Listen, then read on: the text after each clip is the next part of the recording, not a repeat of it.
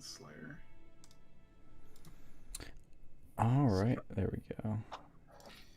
We are set up and ready to rock and roll. So welcome back, everyone, to another night of real news. We're here bringing you all the hot, spicy takes and all the hot, spicy news that's coming down the pipeline. And I think the big thing we'll start with, because there's a lot of things going on that are just, it's kind of the same old recycled bullshit, like more COVID bullshit coming down onto everyone, more lockdowns, mask mandates, crap like that.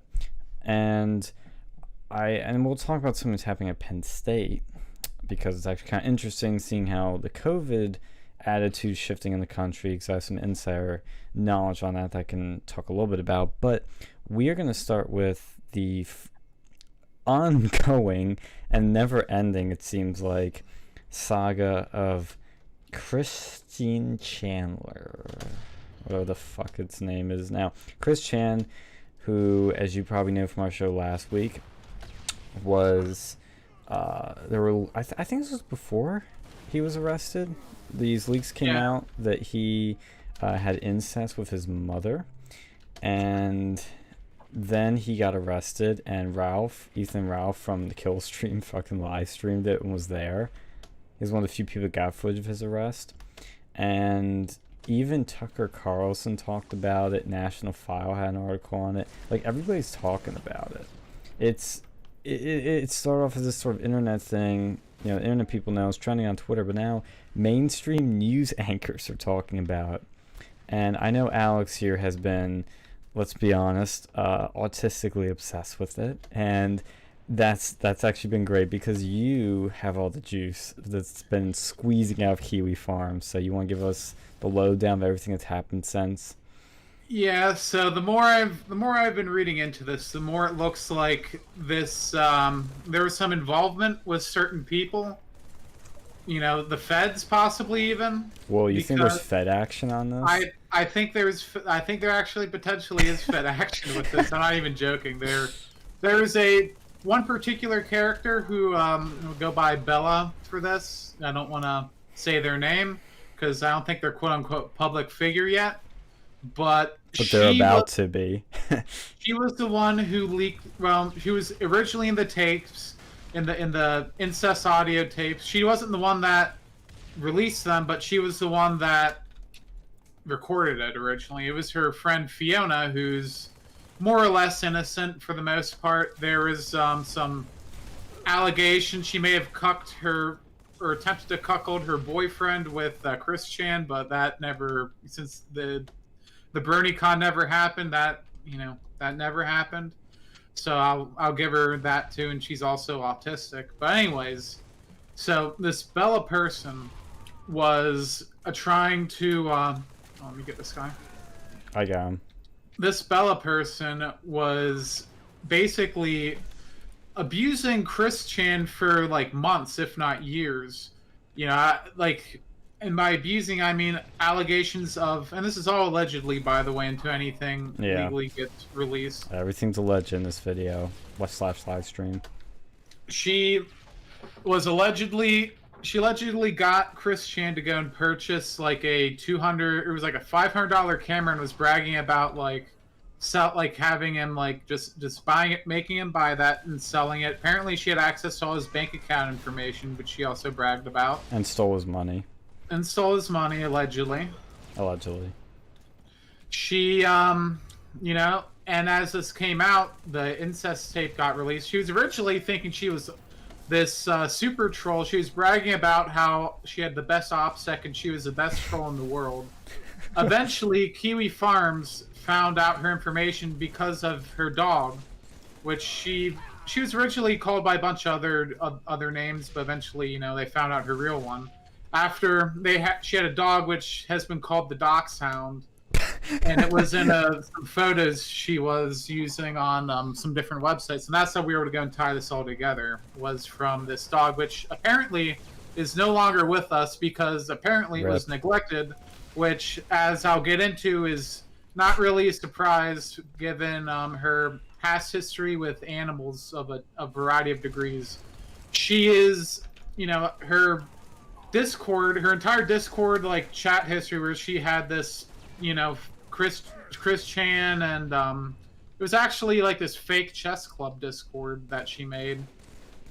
And in there, she talked about like a lot of discussing pornography, specifically like furry porn. She was talking about the animated porn with kids in it. Hentai. Hentai, like furry porn, BC, like talking about bestiality. I don't think she had any bestiality porn in there. But apparently, another thing too is in Texas, there's laws against cartoon depictions of children. So she might have violated some laws with that. But yeah, she released that, threw Fiona under the bus, when people started to ask questions. And she also released a number of documents, including fake texts that alleged that Chris Chan was basically participating in BDSM with his mother. And from what I understand, and from what I've seen so far, those were determined to be fake. She did not actually. Christine did not do the BDSM.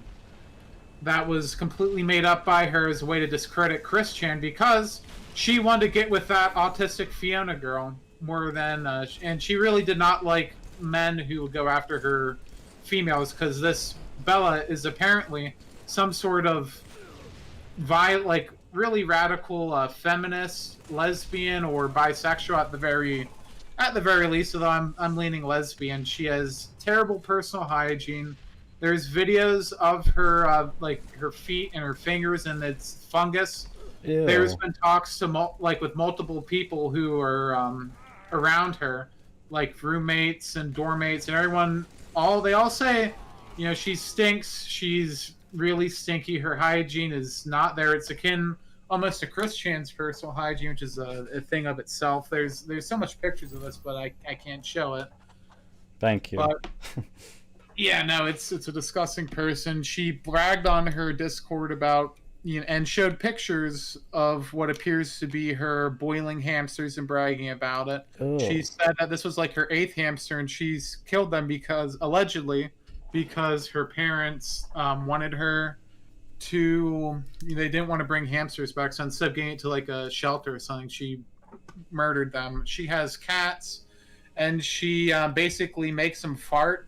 Because she has a fart fetish as well. She'll like feed them this diet meant to make them fart, and she'll like squeeze them until it farts. And according to allegations from this person, I think it was the ex-lover or someone who was harassing her. Apparently, she made the cat sniff her ass as well. So there's some more fucked up things with this person. So what did she do to Chris Chan that, like, later on? Didn't she do other stuff?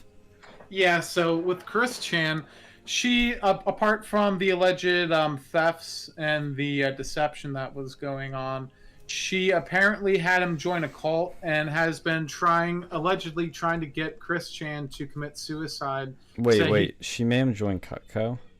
Well, no, he did that on his own free will, and that was years ago. That's another thing too. For our Cutco fans out here, you literally had fucking Chris Chan in your stupid fucking, scam marketing company. He was in their fleet. Yeah. Why won't this guy? There we go. Yeah. See, that was honestly, a lot of this is just crazy. That was quick. Oh no, yeah, but there was a suicide. And apparently, she did make him join some sort of other cult. And she has been working to get rid of his support network for a while, because Chris used to have this support network. I think they were called the Predators or the Watchdogs or Watchmen, and they were basically trying to go and make sure that Chris wouldn't fuck his life up. Mm-hmm. That was their whole sort of goal, and she fucked with them and basically doxed them, bragged about doxing them in her Discord server. Get them to quit. It's it's pretty sad actually.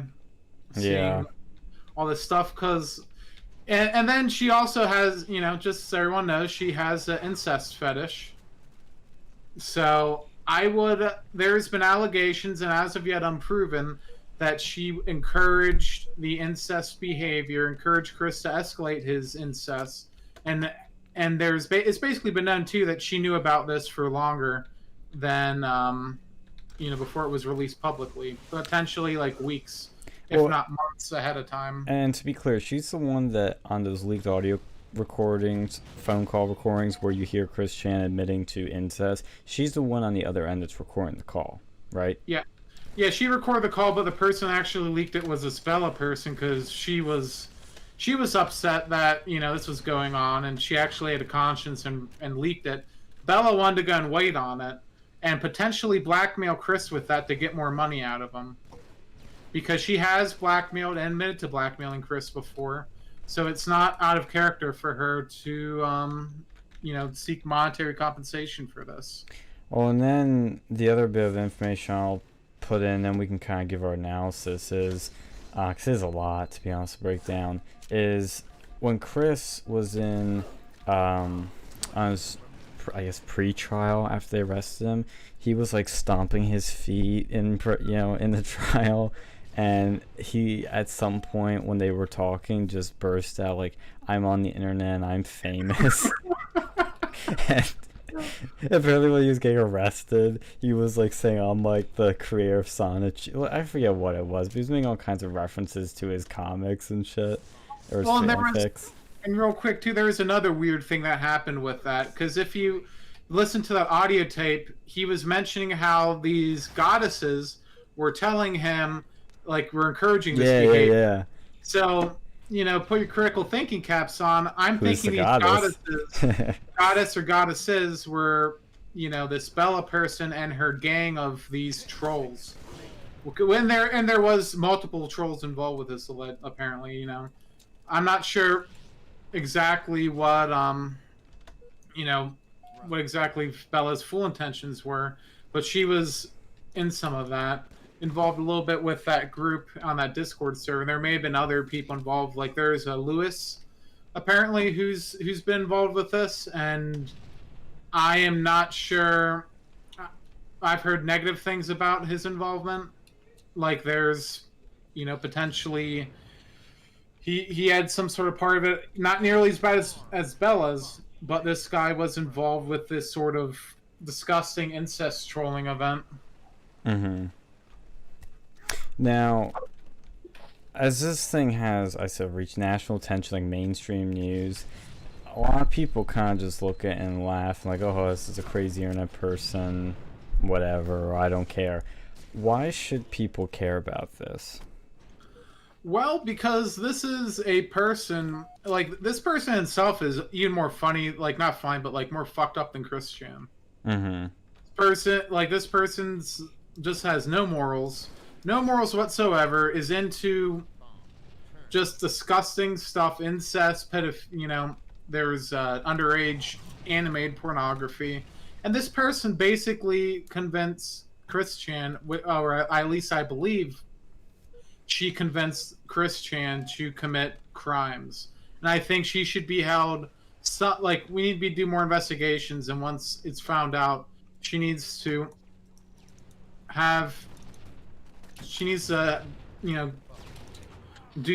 get some sort of punishment for this. She should not come out and escape. She did some horrible things. She's tormented this autistic girl. She's tormented Christian before the incest stuff came out, and likely encouraged it. She is, even if she didn't do anything illegal, which I don't know if she did yet or not. I think she did some illegal things. By the way, what are we supposed to be doing in this mode? We're supposed to bring the bomb over to the hole. Oh, yeah, I grabbed it, I see. Well, but yeah, I think she needs to be punished. I think she's culpable, and someone needs to bring this up. The mainstream media has not talked about her, but she has become a public figure, I feel.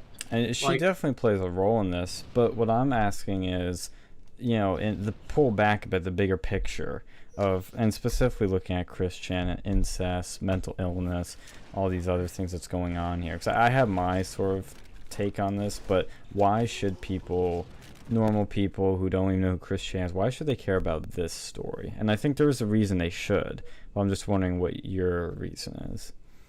Well, I think, at what point are people who are mentally disabled, if someone knows a person is mentally disabled, at what point are they culpable for encouraging those actions legally? At what point is that culpable? You know, and even then, like, do you have a duty to reveal this information as well, like a legal obligation to reveal that this person is playing, like, was raping their mother allegedly? Because she did not go to that. It was Fiona who did, and then she sort of went in after the fact and said some stuff.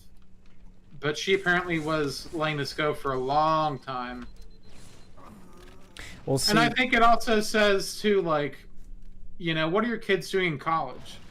Because I'm sure her parents did not, you know, they weren't aware of this stuff until now, you know?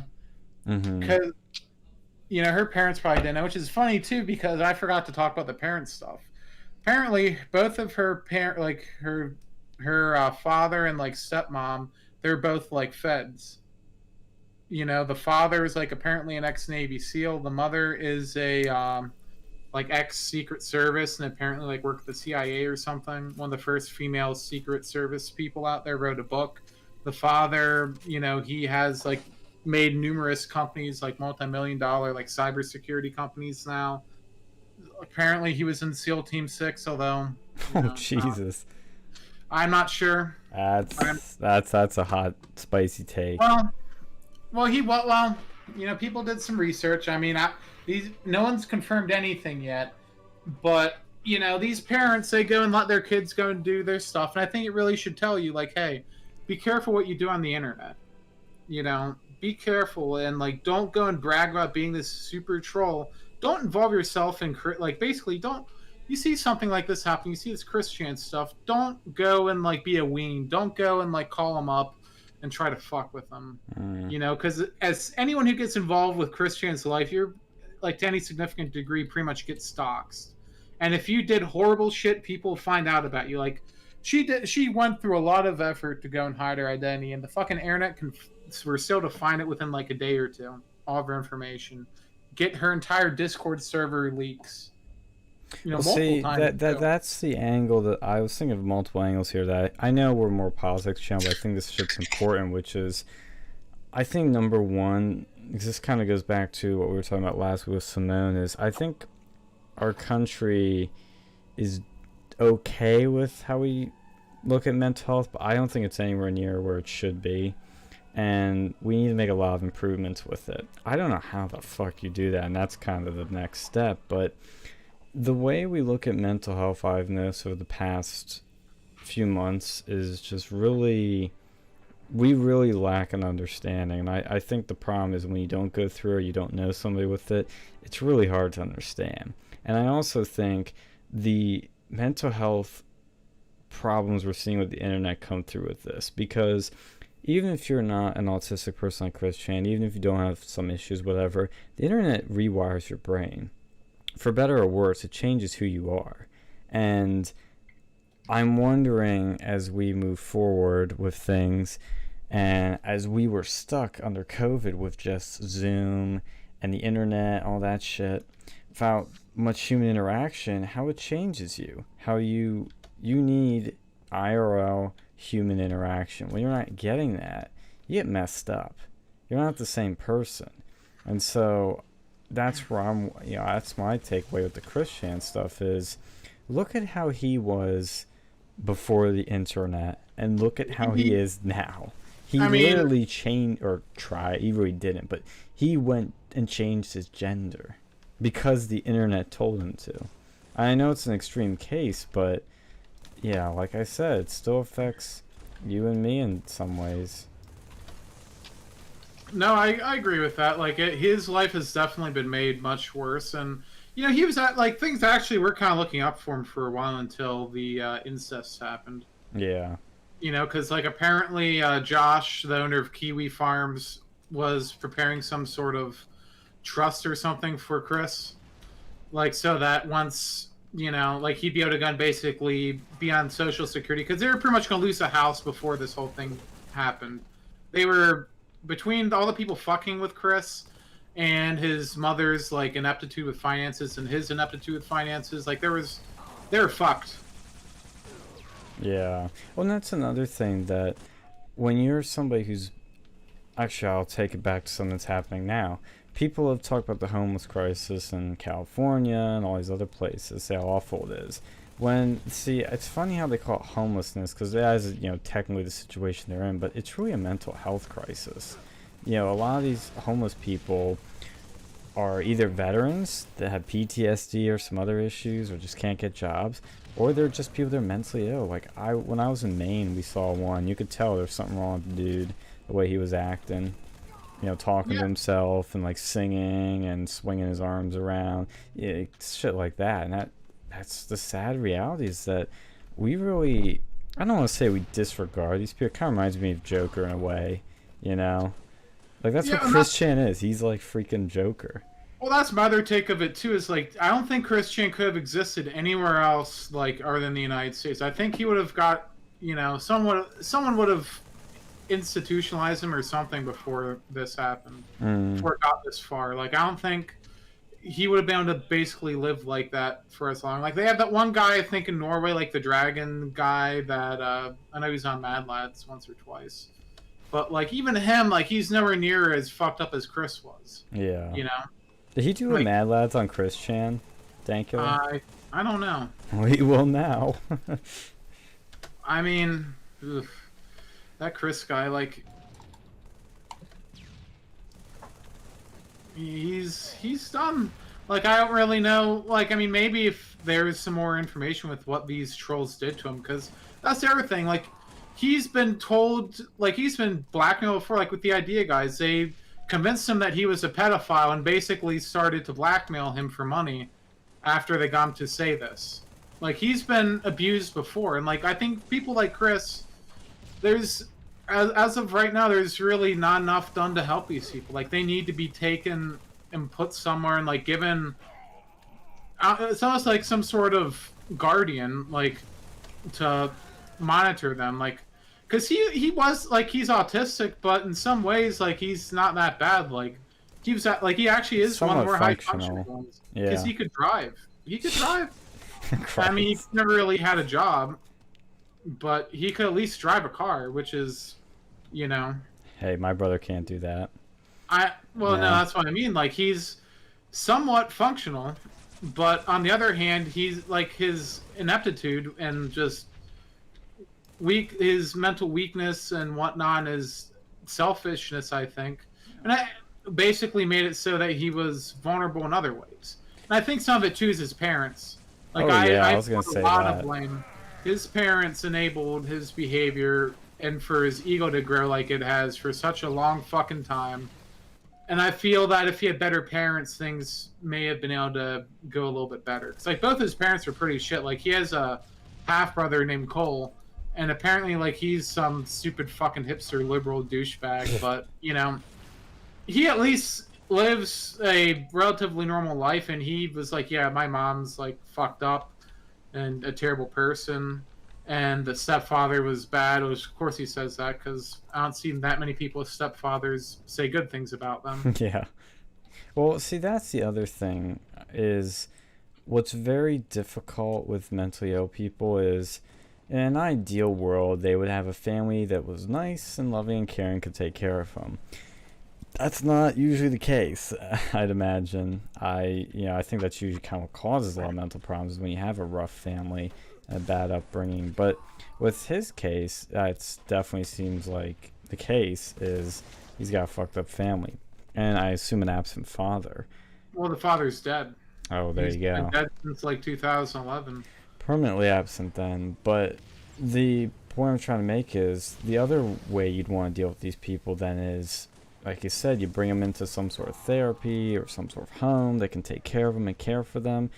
But they have to and ideally they'd voluntarily do that, but they're not usually functionally capable of doing that. So a lot of people 302 them, as it's called, or do something where they get their mentally ill relative or friend institutionalized, and that's really hard to do.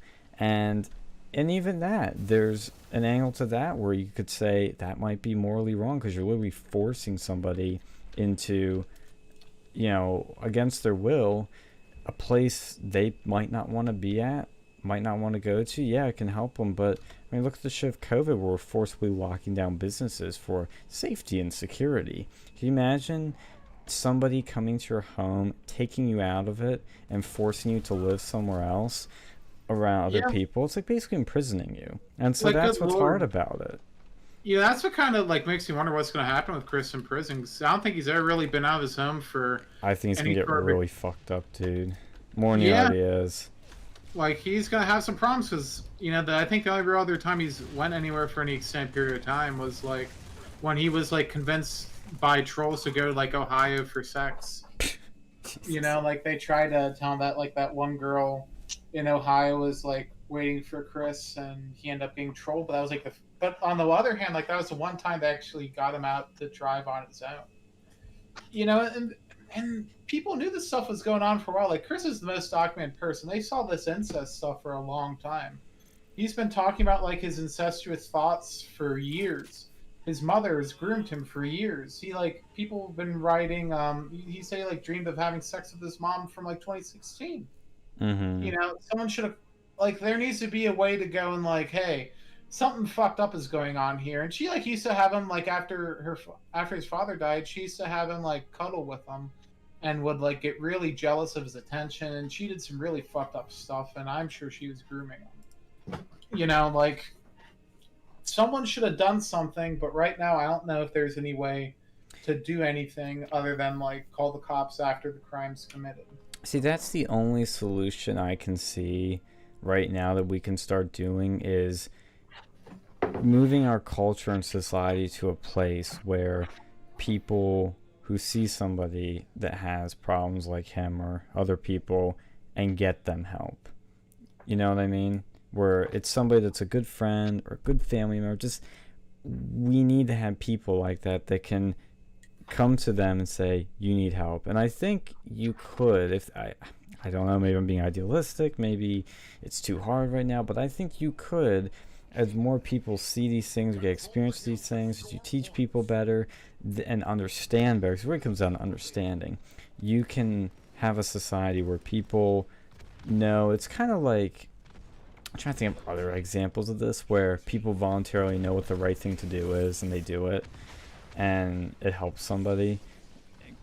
Something like an old lady, like when you see somebody that's old and you can tell that they have like dementia or something, or they can't walk across the street, and you help them out. That's something where we've as a society grown to where we know, okay, old person is having old person problems and it's very sad and we should help them, and you do. It's almost like a form of manners maybe for mentally ill people, you know what I mean? Like, I think that's the best thing we can do, because I think it's very difficult when you try to impose drugs or forced therapy. I think it's a very difficult thing. Well, I think maybe not enforce it, but like maybe as a condition, because he was living off of SSI for years. Maybe as a condition of having SSI, well, like Social Security. Oh, Social Security. Like, I think if you're, disabled like that, you should be like maybe not like just have to go and talk to someone once in a while. Like maybe not make it like an everyday like therapy thing, but like at least have someone look into you once in a while to go and check up on you. Like a social worker.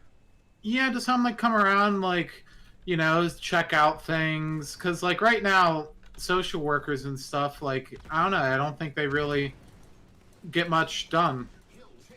Yeah, I don't know, honestly. That's one thing I've noticed recently. Maybe it's because of my own personal experiences, but I've just noticed that mental health is so untreated in this country. And maybe it's the same way for the rest of the world. I don't know. But I can tell you where we live, that's one thing that's kind of my eyes been opened up to, is that it's just so untreated. I know Phil has way more experience with this than us, but it just kind of blows my mind. Because the other thing I realized, I think a lot of people have issues they don't even notice or realize. I remember my girlfriend once said to me that, I think we were talking about like somebody or someone like, wow, so-and-so's really fucked up. Why do we keep running into so many fucked up people? And she was like, well, most people are probably fucked up. I'm like, no. And then now I'm kind of like, oh, I think so. I mean, this is one of those things where you have a personal debate about what we should do with mental health, and the problem is, I mean, it's a number of problems. First off, Yeah. I mean, and you could say that, well, you know, we've basically privatized mental health institutions and whatnot, and I mean that can be. Well, I mean, we're also, by talking about that, we're probably going against the, you know, conservative grain, but That's fine. Done that a few times. yeah. Well, my thing with, like, I think this is different than like when you talk about mental health, that's a really big thing with Chris in particular. This is, you know, it's like disability, like almost like retardation health, because it's different than like you just talk about mental health. It's like bipolar, depression, stuff like that. But Chris's case is. Well, I feel like, I mean, I was talking more along the lines of like the extreme of the extreme, you know, not like not so much like the, you know, the mental health disorders or the personality disorders where somebody can still function, like, but more so like, you know, some of the ones like a Chris Chan, like you know, people that you don't think can truly, honestly function in a society, especially without a guardian type, a guardian figure. That's one of those issues that really should, I mean, I feel like it should be addressed more so, but again, you're gonna run into like health insurance, privatization of mental institutions. Well, you know, like he is getting SSI though. I think that could have been a condition. Like, hey, you know, if you want to get this money every month, like I don't think he should have been living with his parents. But I mean, it's like you're saying to a mentally ill person, hey, either do this or I do this, and then they don't Want to. somebody that really doesn't understand the spectrum of the this or that. Like it's a much more difficult thing than that. You also have, I mean, we go through this in several different, you know, parts of, you know, mental health, like medication compliance, right? You know, that's a tough one. That's a tough one for mental health. Like saying, oh, somebody should be on their medication, and some people don't want to take it. Yeah. You got some people that cheat, you know, you got some people that, you know, avoid it. I mean, it's just one of those things where it's a hard one to really put a thumb on, because it's each individual mental health case is so broad in scope that more should definitely be done. More should definitely be done on the extreme case. And the other thing with the meds too is, I mean, you read them, they have like packets of side effects that come like stapled or glued to them, and you have people that'll be prescribed meds that make them throw up, that make them go crazy, they make them get addicted to them in the extreme cases, and they don't want to take them, but then you have somebody that says you have to take them, you know. See, I think a lot of this Christian stuff, if he was like independently living, or at least away from his parents, a lot of this stuff probably would have not have been an issue. Like, he should have been sent to a halfway house or something beforehand, but, you know, like maybe after his first run with the law, like have that be a condition of his release, because he's had a few run-ins with the law. Like, Yeah. Like the infamous GameStop's macing. Well, not before that too. Like, he tried to run over him, and his mom tried to run over the guy who ran that game store that kicked him out. Jesus Christ. You know, like, he's had this stuff happen before, and you know, part of it too is like the justice system sort of ignored this behavior for so long, and now he sort of thinks he can do whatever he wants because he has his, you know, autism card. Well, I mean, there's a lot. That's a broad conversation too, like with the Justice Department handling of cases, whatever. It's like, well, there's a lot of other, and people keep saying, and I don't mean to throw, you know, these accusations of racism into the justice system, but like, but I'm saying just like in the, you know, just like that with the mental health stuff, there's a whole lot of there is a whole lot of outside factors that determine what a person's outcome is going to be when it comes to justice, you know, punishment or whatever. A lot of it, does he have a lawyer? Does he have it? What kind of judge does he have? What kind of, you know, what kind of trial is he on? What kind of, you know, resources does an individual have that they can mitigate or some whatever comes their way. There's a whole lot that determines what they can get from a, you know, how an individual case is even met with. And that's one of the, I mean, that's ultimately one of the reasons why I was never really a systemic racism kind of thing. I'm like, well, there's too many, there's just too many. Each individual life instance has too many decisions going toward it, that are too many different factors that go into one particular decision or a particular outcome, or whatever, that you can't even begin to say something like, oh, systemic whatever. And I'm like, but I mean, unfortunately, you got mental health, or the mental health and the justice system are kind of like the same way. And I mean, you've got you've got cops that don't know how to deal with mental health issues. You've got, like the incident know, in Penn State. You've got judges that don't know how to handle individuals from a, you know, mental health standpoint. You got prosecutors, lawyers. You got there's so many people that are in charge of one individual case, and not a whole lot of them have extensive experience in a mental health variety. So, and you just gotta, I don't know. It's a tough one to even talk about, much less try to figure out what the answer is. Yeah. So. That's unfortunately the conclusion I've come to, is that it's one of those where people will say, we should do this, and I'm just like, I don't know what we can do. I don't even know what we should do. I hate being, you know, somebody that doesn't have any solutions. Then you're like, because then you start thinking of shit like, oh, well, maybe we should just build a fucking tent city and put them all in mood stabilizers, and then just, you know, handle that. But then it's like, well, you know, not mood stabilizers might not work for everybody, or maybe that's not the most humane way to look at it, or maybe that's, you know, maybe there's a broader need for individuals. You know, there's so many things that you would have to talk about before you could even create an answer. Like, it's a tough one. Yeah.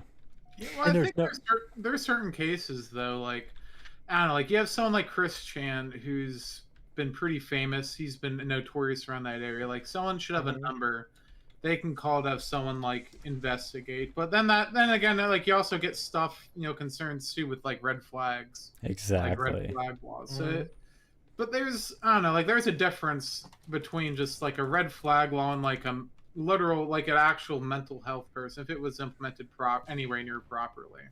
Well, you know, they should be able to, but, you know. Well, the one thing this is, I mean, I've always believed this, but this, you know, it's kind of a talking point that we kind of, you know, trickles down our circles, but it has proved more and more to me that transgender people are mentally ill. And we need to keep saying that and treating it that way, because if you let it keep going, you're going to get more, maybe not exactly, but Chris Chan types.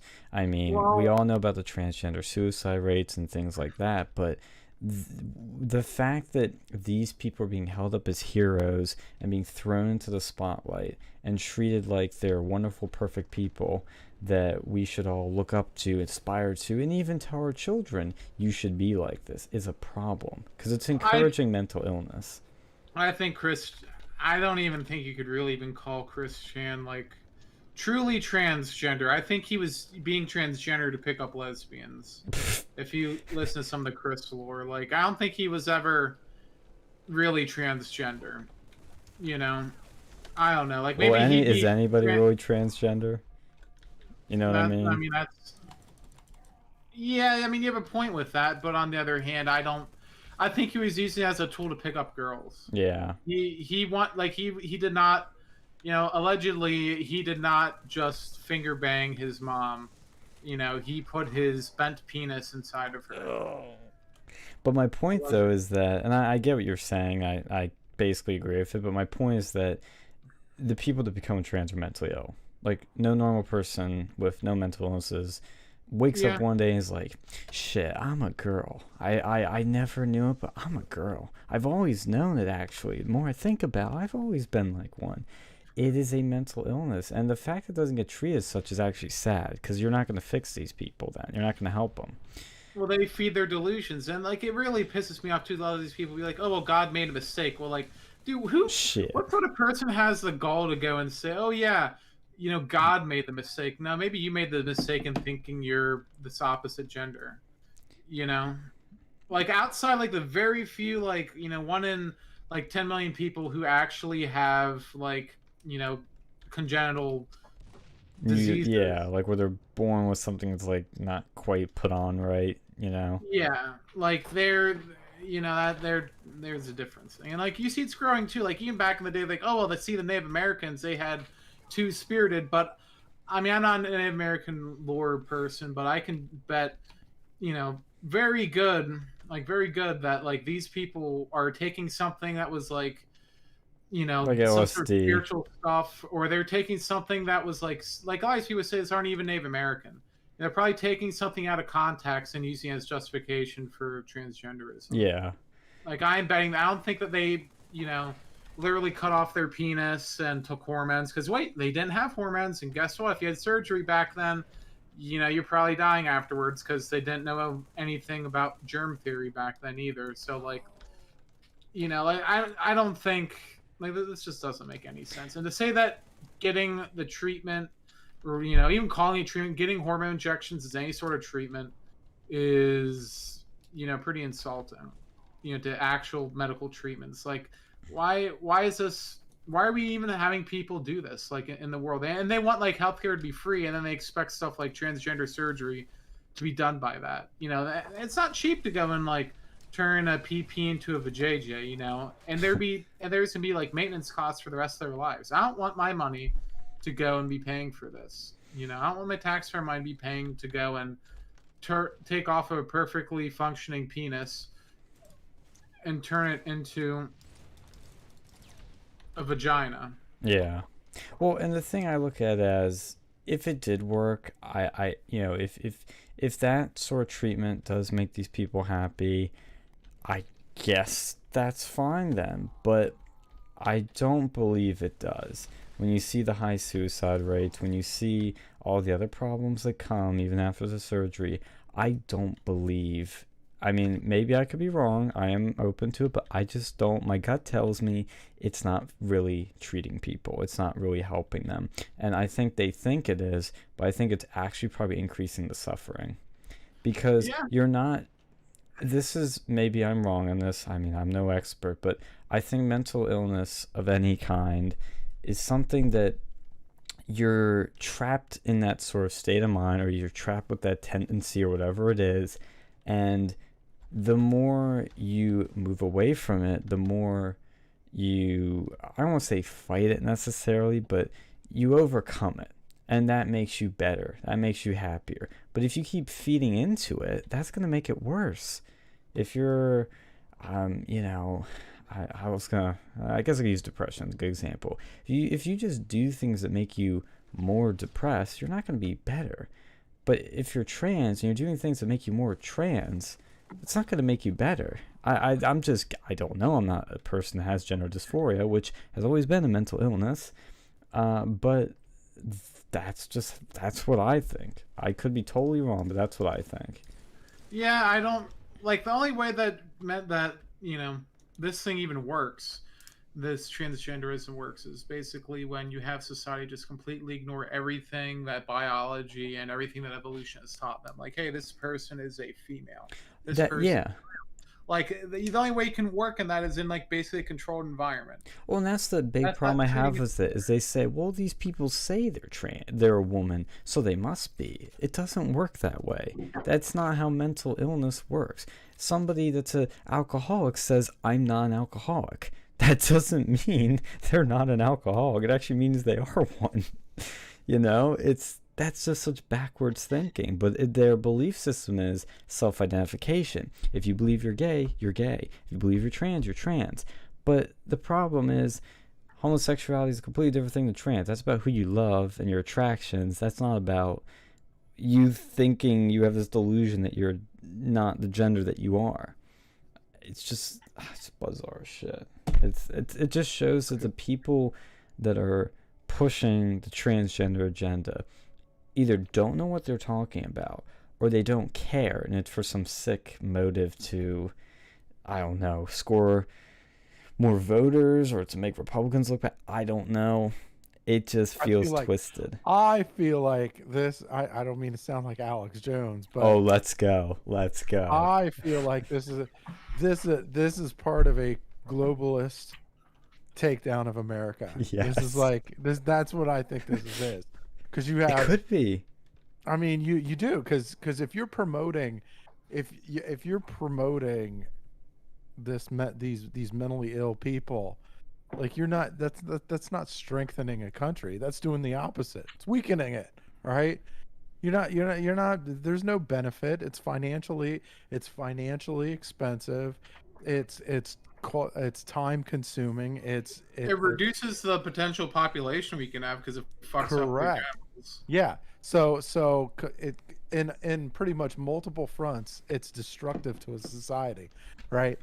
So, you know, and so of course these who are funding it, all these globalist corporations, all these globalist companies, right? Chi-coms too. Yeah, like, well, I mean, that's part of it. Like you're talking about, like you can't say you can't put globalist and pro-America in the same sentence at all. Right. Like there's really no globalist outlook that is pro-America. Like when they say globalist, it comes at the expense of the United States, right? And so I mean, yeah, look who's pushing these narratives. Like look who's pushing these narratives. It's all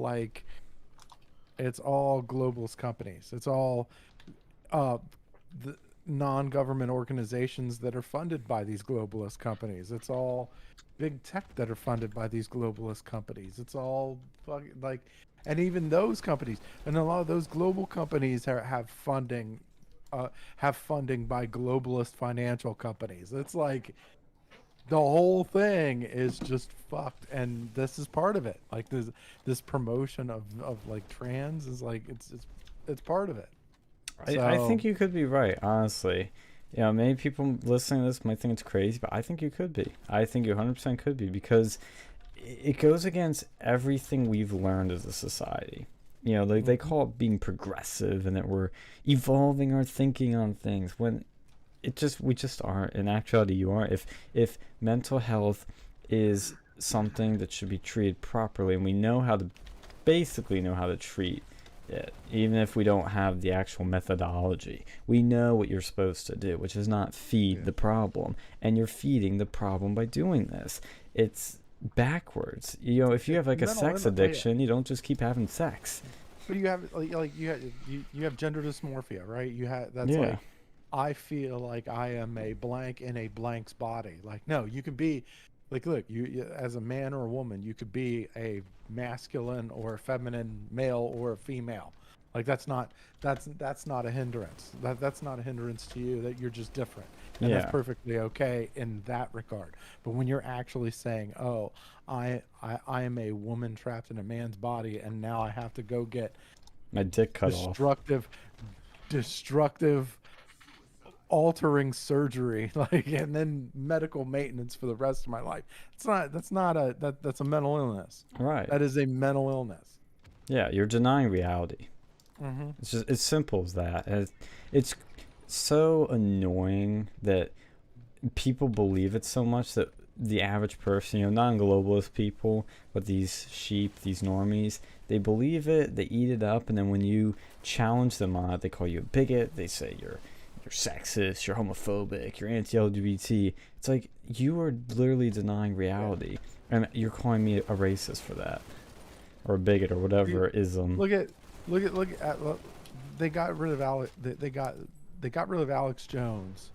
Not so much because he said weird shit. Okay, there's a bunch of it's the internet. It's a fucking internet. Yeah, Chris Chan's still on the internet. I could go on Twitter right now, type anything, and I could find a bunch of weird shit on Twitter. Right? No, they got rid of him. Like, all the platforms got rid of him because he was going after globalists. He was going after China, and that's what took him down. Yeah. Like that. They're going after anybody that goes after the globalist agenda. Yes. Right? That is what they're going after. Well, I think this transgenderism thing, like, I think you're right to a degree, but I think some of it is, they already fought for gay rights. They already fought for everything else. You have these social justice warriors, and they need to go and find the new thing to fight about. That's true too. And I don't even care about. I don't need I'm not. I'm perfectly okay with the gay and lesbian thing. Like, yeah, if you want to be a gay or a lesbian or whatever, that's what. Hey, go for it. But it's like, for me, it's like because I've served with gays and lesbians. I mean, that's like they're good people. Oh. I could, yeah. I mean, and that's fine. But like with a transgender person, like, you have to alter your, like, there's nothing strengthening about, like, even in the military, transgenders in the military, like, that's not strength. That's not a strength, because the whole point of you being in the military is to be able to deploy, right? If you can't deploy in the military, you're fucking worthless, basically. So, if you're a trans person and you're trying to go through a trans process in the military, first off, you're getting this invasive surgery. Can't deploy during that time. Can't deploy during the recovery period. And then you got medical maintenance, right? For some people, you can't deploy if you're going through that medical maintenance, because you're not going to get that medical maintenance if you're in a combat situation a lot of the time. So you're like, it's not a strength. It's a weakness, right? So who would want that? Well, anti-Americans would want that. Like, if I hate if these people hate America, hell yeah, they're gonna fund it. Mm-hmm. Well, I think it's just another case of the left finding these, like, little, like, 0.01% people and using it to make justifications for everything else. Yeah. Oh, this cop was racist over here. That means all cops are racist. Oh, this person was born with a penis and a vagina. That means that everyone could be transgender.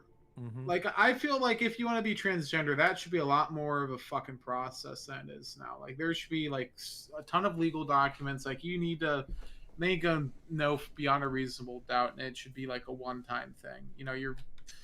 Because a lot of these people are like, oh, I'm trans, or I'm, like, gender queer. I don't have a gender. That's the thing too. Is like, we went from, like 2016 or whatever, like, hey, gay people can get married, to, hey, wax my balls or you're a bigot. We went from the gay wedding, from gay marriage to gay wedding cake to wax my feminine penis in less than a fucking decade. Like, what is wrong with society? Well, I think that's why you notice the gay thing, everybody's kind of cool with it. Well, yeah, there was debates, like, don't get me wrong, and there was division, but at the end of the day, when it happened, when the Supreme Court ruled, people were like, okay, we won that battle, great. And then other people are like, we lost that one, great. It wasn't like cities got burned down. But with the trans thing, that's when people were like, whoa. You ain't putting a dude in my daughter's bathroom at her school. Hold on there. This is where the line's getting drawn. It should be. But I think, and this is the other theory behind why this is all happening, is and I've heard this multiple times, and I think I figured it out recently, and I think there are multiple reasons why this stuff's getting pushed. Like, we could kind of all be right at the same time, but I think other people are pushing it because they want to destroy the American family, and by destroying the family, you destroy the West.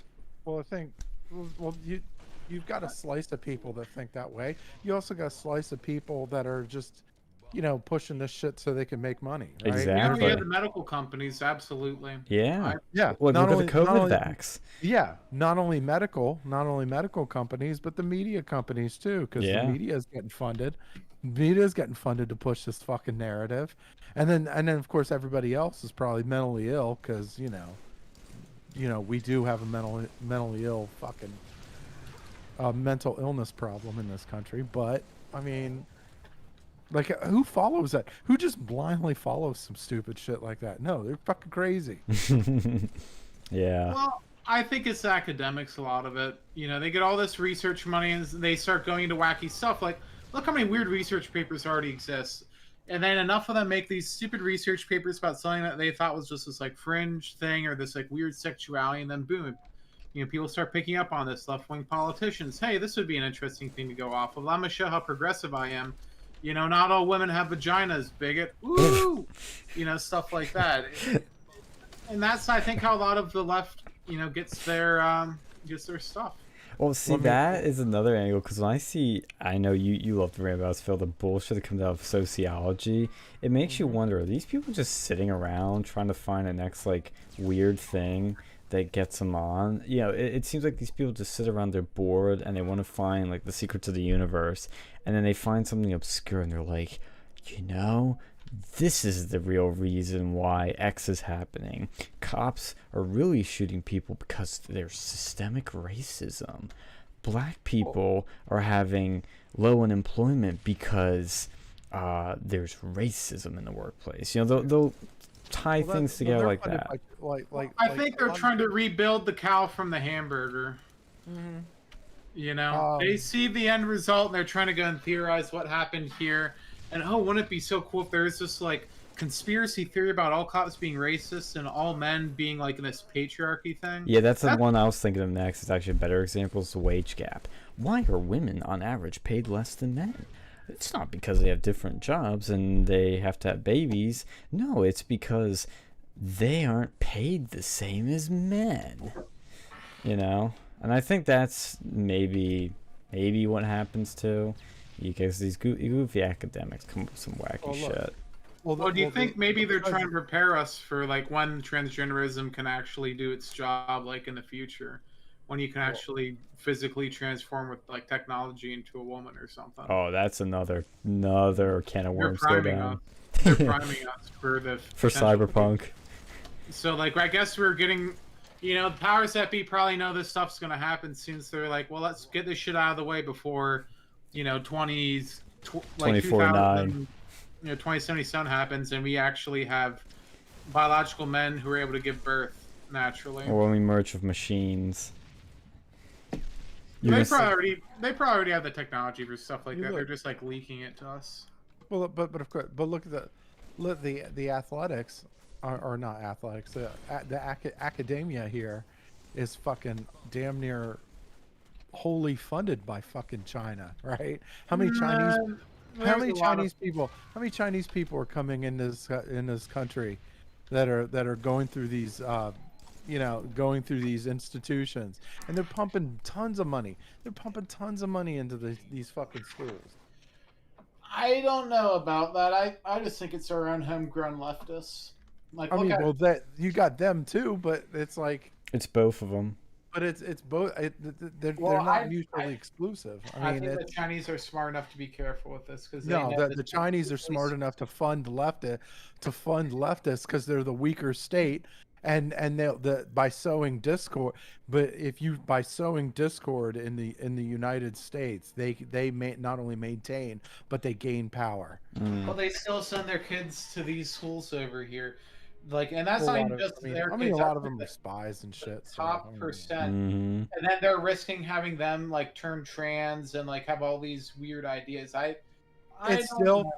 Yeah, no, because even if they spend all of that money, and yeah, it might seem like a lot of money to pump hundreds of billions of dollars into sowing discord in the American fabric, but that's way cheaper than going to war with the United States. Yeah, they're Even destroying running us. away.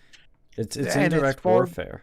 I think far more effective. I Yeah. think they can do it fine just with economics. They don't have to go and like weaken America. No, they You do. know? They want to because No, they you want to. listen to what China's, I think it's a 30-year, 100-year plan. I forget the number already. They basically say they want to be the superpower, the supreme country that's far superior than any other country. And to do that, they have to destroy America. Even if they don't directly say that, we know China wants to destroy America. And that doesn't mean literally. They don't have to come over here and drop an atomic bomb. No, they do it through information warfare, through destroying the family, through creating division, through meddling in elections, through all kinds of shit. They're just doing everything they can to destroy the West, and specifically America. And like I said, it's multiple ways to do that, but it's all through this indirect warfare. There's a better term for it. I'm not coming up with that. I know, pretty sad to me, but there is a better term to describe Information something. warfare. No, I think it's like soft, not soft, and maybe it is soft powered way to describe it. Soft diplomacy or something. Yeah, it's kind of that sort of thing where it's you're not directly doing something like bombing or pointing a gun at somebody, but you still have power and influence through other powerful means. I think soft power is the closest term I can come up with off the top of my head, but you get my idea. But speaking of Alex Jones and this crazy shit, did you guys see, because it was trending on Twitter, that there's a Twitter account, by the way, called Alex Jones Was Right, and it's like, comes up with all these things whenever there's a news article that breaks where showing that Alex Jones was right on something crazy.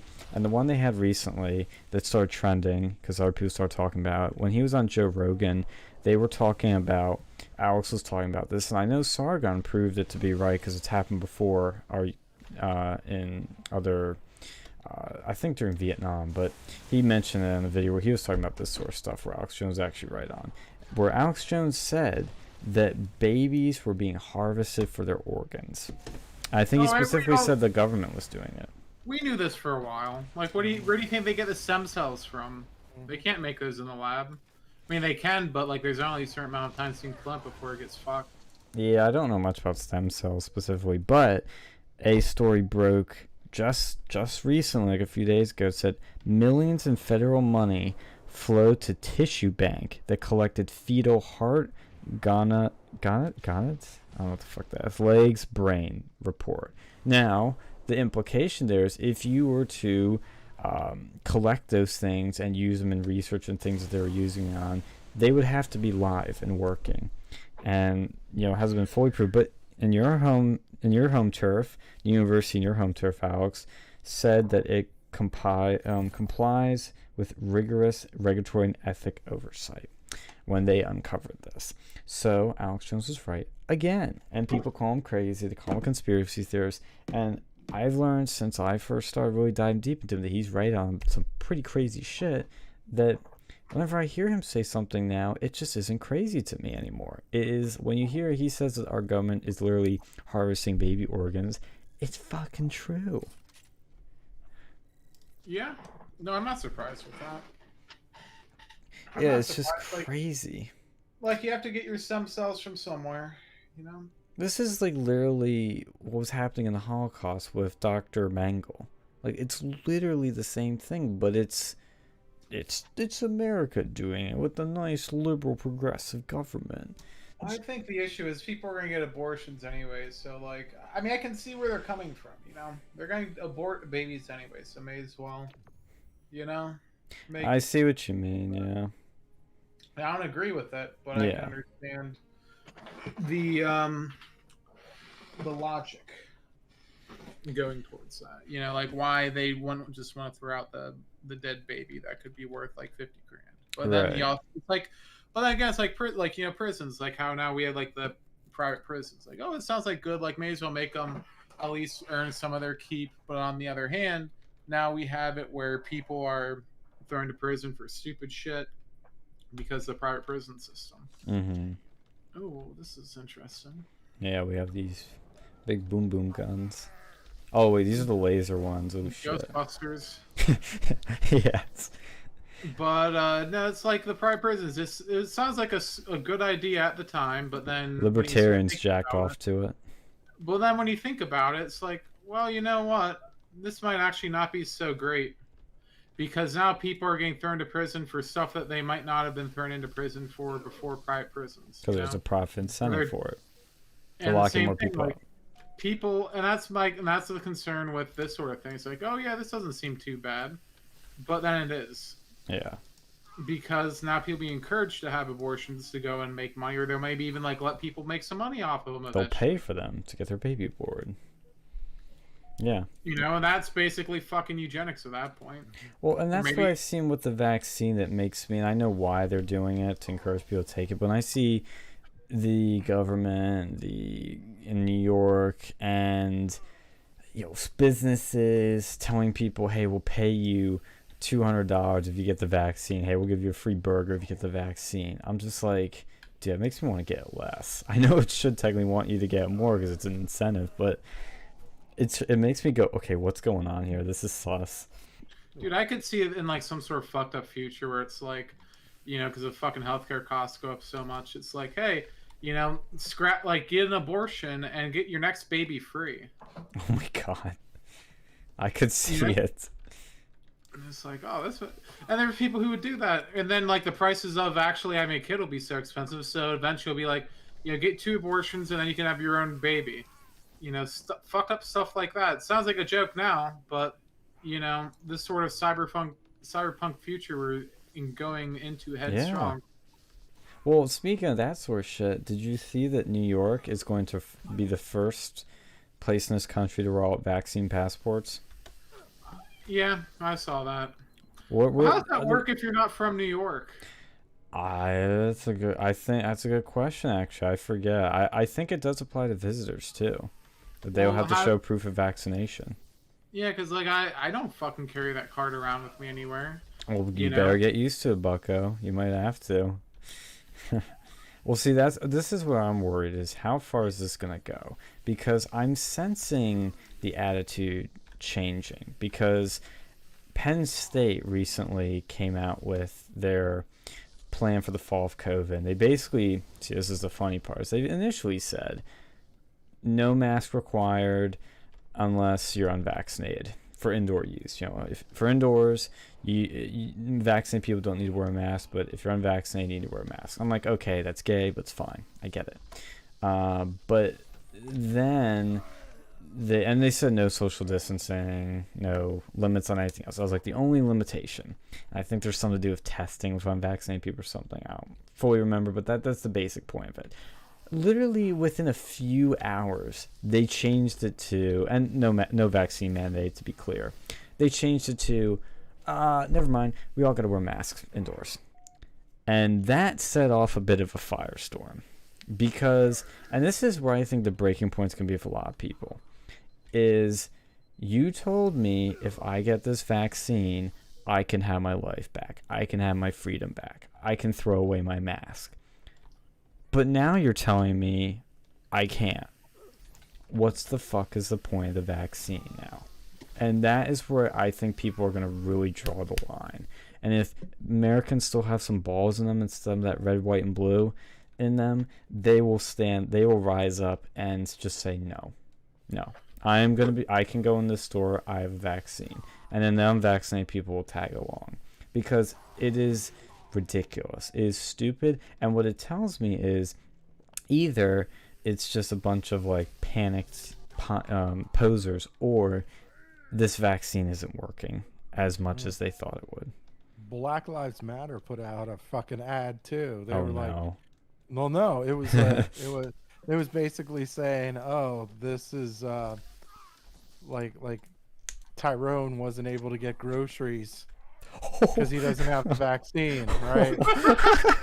And they're saying, "Oh, these vaccine mandates are racist." I agree. The majority of the people who aren't getting vaccines are African Americans. We talked about this. Let's Yes. play this. Let's play We this. all talked about that shit.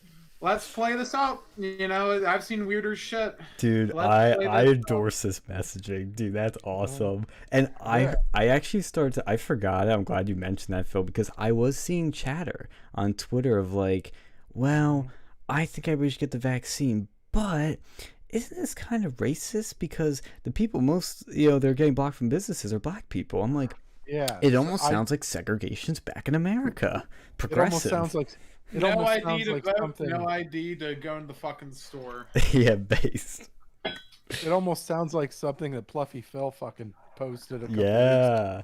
It Dude, we almost should make- does. We should make a fucking fake like leftist website that goes and like does these things. See, that's something the right should have like jumped on immediately, was it? And I know you did tweet about this, Phil, but they should have been like, we are against vaccine mandates or because it is racist.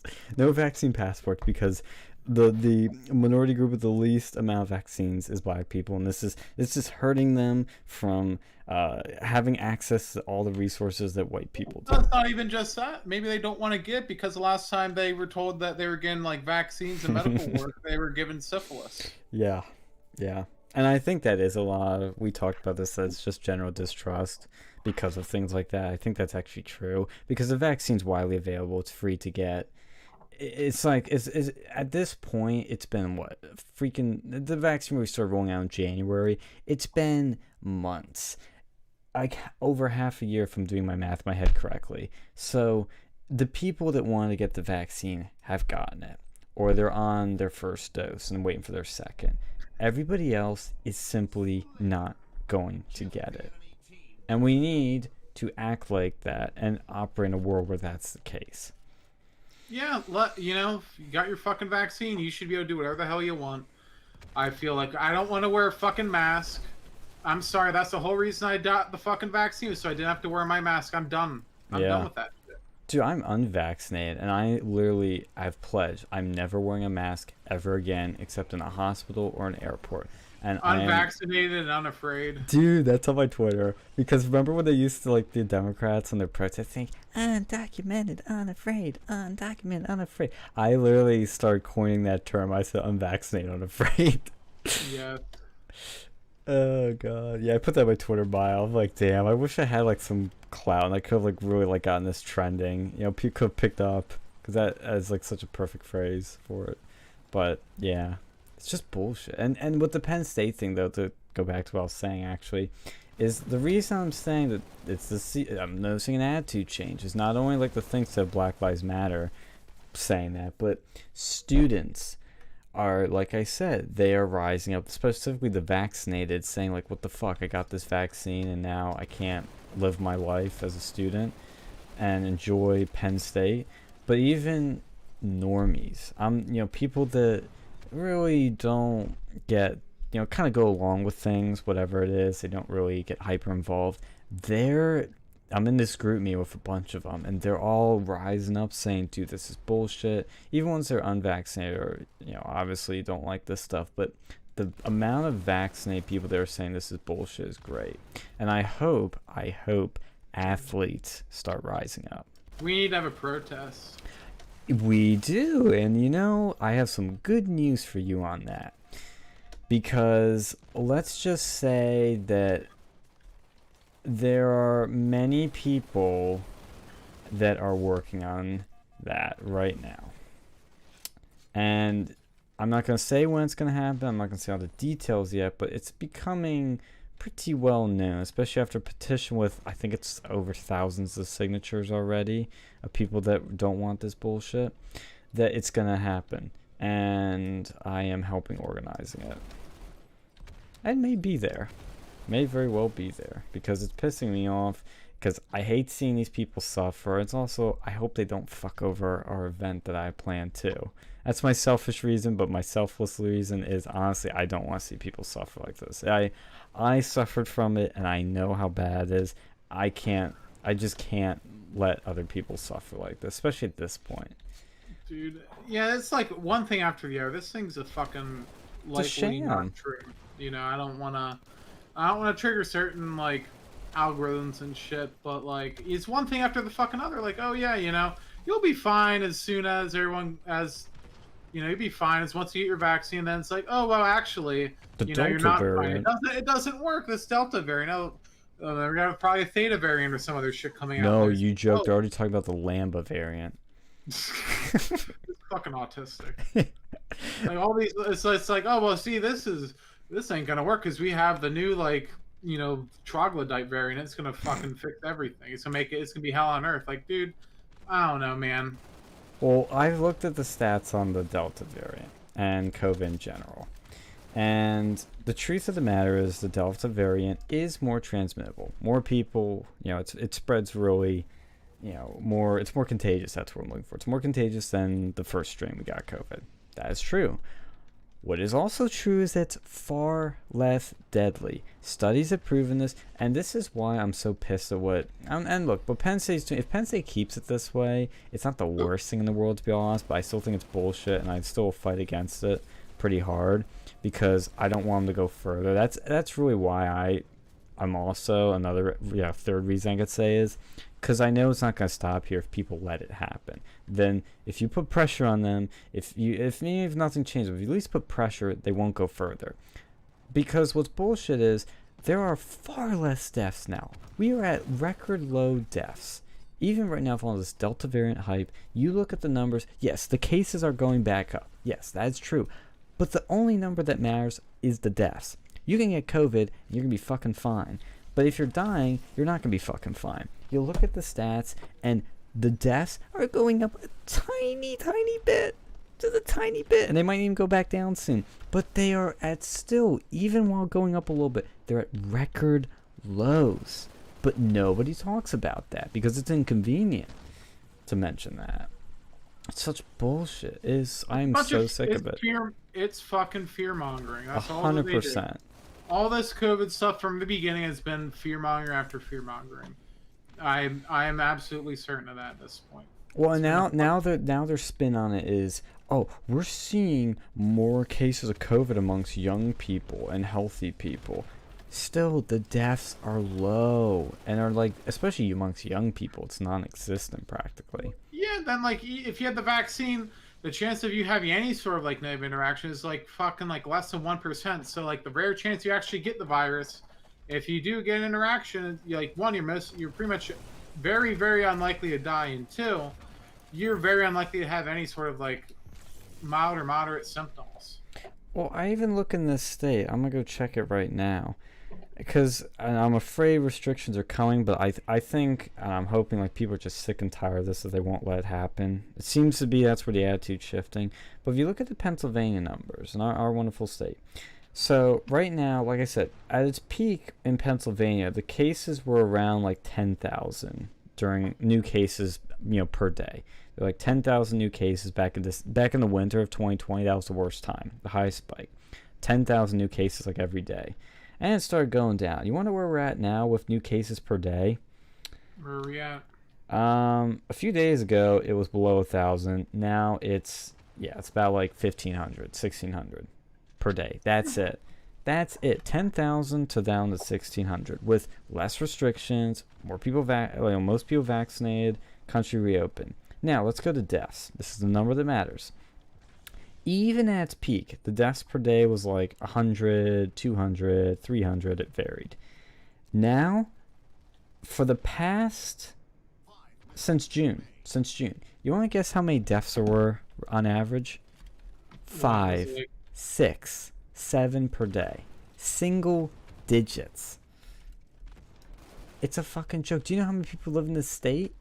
Oh yeah, there are millions. Millions! And only 8 deaths a day. 5 deaths a day from this virus. It's a fucking scam at this point. It's a total fear-mongering hoax. It's a grift. Yeah, dude. And we don't even know. We don't even know if that's accurate because there's True. no flu deaths. There's no flu deaths or whatever. Apparently. Yeah, apparently the flu has just stopped killing people. Mm-hmm. Well, my other issue too is with the fucking COVID virus. It's not even just that the virus itself wasn't approved by the FDA. Also, these fucking COVID tests aren't even approved. They're fucking giving false positives all the time. I think that happened at my work, dude. because we had somebody that supposedly had COVID. I don't even know if he showed symptoms. I assume he did, and that's why he got a test.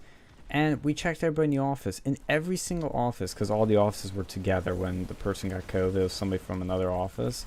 Every other office. We have 3 offices. Total about, I think, like 300 people. Not a single person had a positive test result. Only this one person. So I think it was a false positive, honestly. Very well possible. And some people are speculating. I don't know enough to say for sure, but some people are speculating that the variants, because we're seeing the outbreaks with the variants amongst the vaccinated. That's really who's getting it mostly. Some people think that the vaccine is mixing with COVID when somebody contracts it and mutating and creating these variants. I could see it. I've seen a lot of stuff about like this vaccine shedding. I'm not sure what that even fucking means, but I heard this a lot. Really?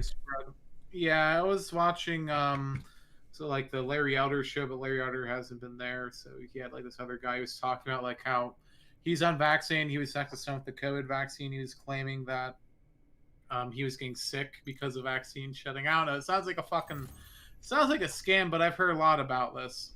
Like I don't know a lot about, but I've heard this a lot, so I'm not sure. And you don't know if it's something else causing it, to be honest. So it's like I don't know about that stuff. That's why my if I were to make a recommendation, and I'm not, but if I were in a position to, I would say if you're in the vulnerable population, you're old, you're fat, you have pre-existing conditions, definitely take the vaccine. Benefits outweigh the costs.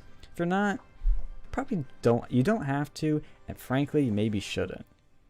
That's what I'd say, and that's why I don't take it. I was looking at the news, and they were propping up this obviously obese person that wished he got the virus. Like, yeah, he's like, they were like, oh, and we have people that now wish they had the virus. Was that the one I posted right now?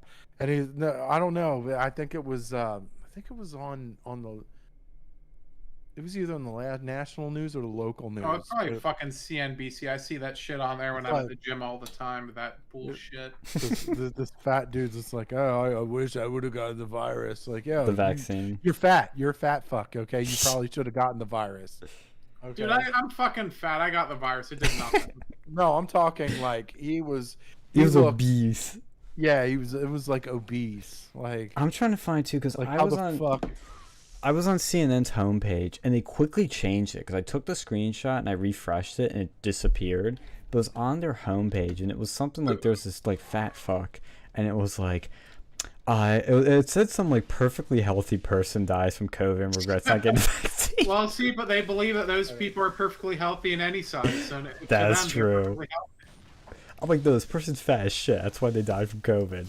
Dude, I'm telling you, and they're not talking about this. I think it depends on your blood type.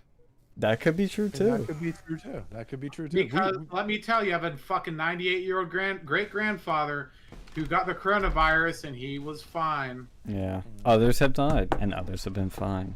Yeah, and I think it's because we both had the golden goose blood type. Yes.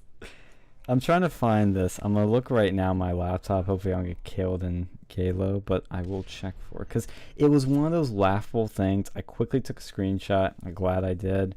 But it is insane, the reaction is fast. I'm so done with it. I honestly, I think we're going to look back and realize the lockdowns were a mistake, created the worst mental health crisis in this country, and killed people's lives and businesses.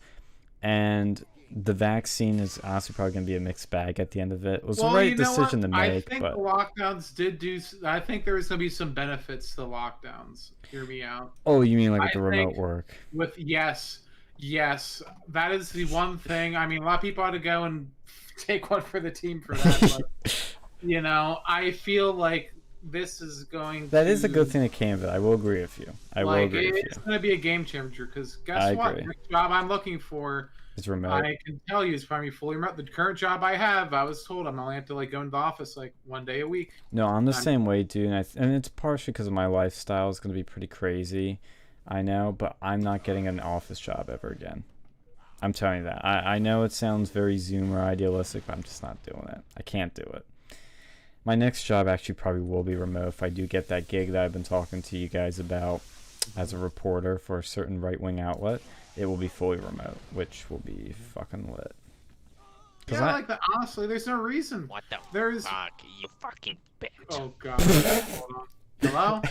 How do I go into fucking voice? Hey! Shut the fuck Oh up! shit, people are actually talking this game?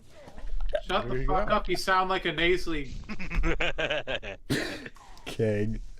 I was gonna call him something. I'm very offended by the nasal comment. People actually talk this game. I've been trying for like a long time.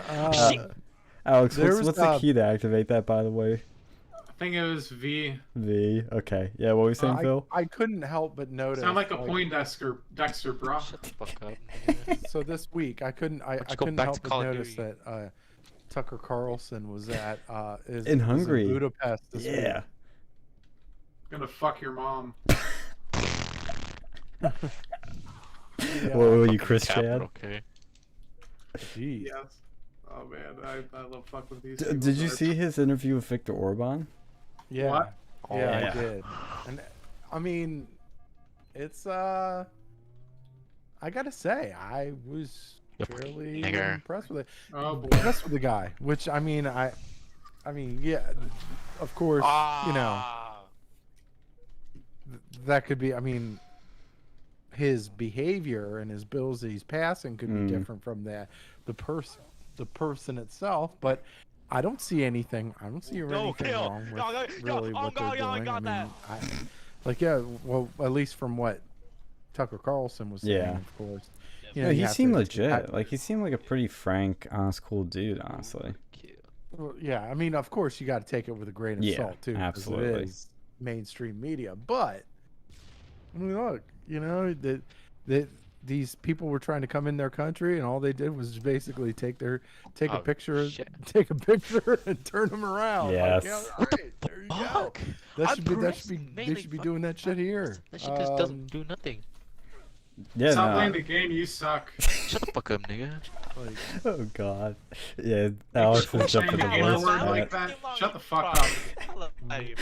But you know, I've think Nah, I've been get watching over his that daily anger, monologues right? for the past. Ever since he did that one on replacement migration, I've become a daily monologue watcher of Tucker because his are just perfect. They are Piece of shit. top What's up, tier must-watch television. But I've now started Oh. this week watching his show every night, and I'm one of those people that quit Fox after the election. Piece of shit. But he is the only one that's worth giving your viewership to. Nobody else. How do we allow the red to Yeah. overtake us? he's also, I mean, he's obviously also probably their most Guys, popular. We can do better than this. Oh, he is every Uh, night. Your His- team sucks. Yeah, Oh yeah, what the fuck you saying? because like, yeah, and I mean, so he's got a lot of pull. He could get Yeah, away. I guess you won, you piece of shit. Oh, shut the fuck up, bitch ass nigga. I'll beat you up in real life, nigga. Beat you He's up, probably nigga. the one. Him and Lauren Ingram are probably the ones that like can get away with the most. Oh yeah. Well, that's why I said the replacement migration when I was Bitch-ass like, nigga. only he could get away with that. Yeah. Oh my God. I And of found course, the. liberals Yeah, sorry. were losing their fucking minds. Oh, I know, dude. It was all over Twitter. It's like, Oh, you interview this dictator. And they even said it on. They were saying on. Dude, they fucking interviewed Richard Spencer. They haven't never. Yeah. No, of course not. He's And a Putin. CNN contributor. Yeah. Yeah. Major CNN contributor. Hmm. Yeah. They don't give a shit. They're like. They were saying something like. And I had to work. I was looking at. I was actually. Now this tastes like vinegar coming out, but I actually watched Real Time with Bill Maher. Ugh. oh, this for last- Benji. look, so Ben Shapiro was on. I wanted to That's talk why I about didn't- that. Oh, I yeah, have but some we things to both- say. I don't give a fuck about Bill Maher. I don't know who I hate more, Bill Maher or fucking. So- Benji. Well, Yeah, at least so- Bill Maher, I will give him this. He does bring on right wingers every now and then. He brought Yeah. on Milo, he brought on Benji, brought on Bannon, Roger Stone. I give him credit where credit's due. He's sane on free speech, sane on Yeah. Islam. That's about it. Yeah, and there are a couple points that I'm like, okay, all right, Yeah. I can digest that one. Yeah. But I liked I gotta say, I liked Ben Shapiro's. Hey guys, you want to definite jump Ben- in the Chad's chat? Are there Oh. people in there? Are there other I I people? thought we Possibly. are in Chad's. No, we're in host in case we have. Oh. Okay, we'll jump there, and then Uh, Phil can continue the Bill Maher no thing. chat. Okay. Good evening, infidels. Yeah, this one. Oh fuck! Is it doing that? Damn it! What? Hold on. Oh, Oh my god! I think it's doing So that I- issue again. I like Ben Shapiro's explanation of critical race theory. I did like that, and I liked how I mean Malcolm Nance. That was the other guy that he had on the show. The leftist, the liberal. Grossly leftist, yeah. Yeah. Like totally garbage human being, but Who didn't know what the fuck he Um, was talking about. Damn it, Look, I yeah. can't get back into Halo now. Fuck. clearly Ben Shapiro embarrassed him. He was embarrassed. Mm-hmm. And you could tell because Bill Maher was trying to intervene when they were debating, and it was like, and Ben Shapiro was actually kind of respectful, and then it was like, oh, he threw the first shot, and then it was or Malcolm Nance threw the first shot, and it was like, okay, you're done. You're done because Ben Shapiro is really good at debating people. He didn't even So- debate, really. Like, Yeah. that was the thing that happened at Convos. They didn't say anything Yeah, much. But if you're gonna attack, like, look, if you're gonna attack somebody, that's a debate. That's Yeah. a debate. You just now participated in a debate, and you're on the wrong. And Malcolm Nance will always be on the wrong end of the debate with Ben Shapiro. Always, always, always, always, always. And it looked like it. Like Malcolm Nance didn't know what he's talking. Even the critical race theory is like, oh, I agree with everything he said. It was like, wasn't like he was. It wasn't like he was like a little cop out. It wasn't. Well, and then he looking says, at I don't. anything. He said I didn't defend critical race theory a few minutes later. Did you Yeah, notice that? I'm like, you're full of shit. Yeah. Like, no, you basically. But yeah, he didn't. He didn't fight like. And so anyway, digression, right? The when he was Hey, what's talking up? about Tucker Carlson being over in Oh, yeah. over in Budapest, Bill Maher was saying something like, "Oh, like look, this is can the right like this is only coming from the right." And then of course Ben Shapiro was like, Barack Obama, he was holding hands with the brother of Fidel Castro, right?" And like, I mean, it was like, so Bill Maher ended up getting owned. Malcolm Nance was pretty much owned, and it was just like, See, I didn't see that part because they didn't upload, and this might be deliberate, they didn't upload the full Well, thing to YouTube. They only uploaded the Really? part on Yeah. CRT, on critical Well, race theory. I have. They probably knew they could get money that way. Well, I mean, I already have Xfinity, so. Oh, yeah, when I have Against HBO, so I can Halo. just look online. Hey, wait, who else? Who do we got? You We think? got- Gamers in chat?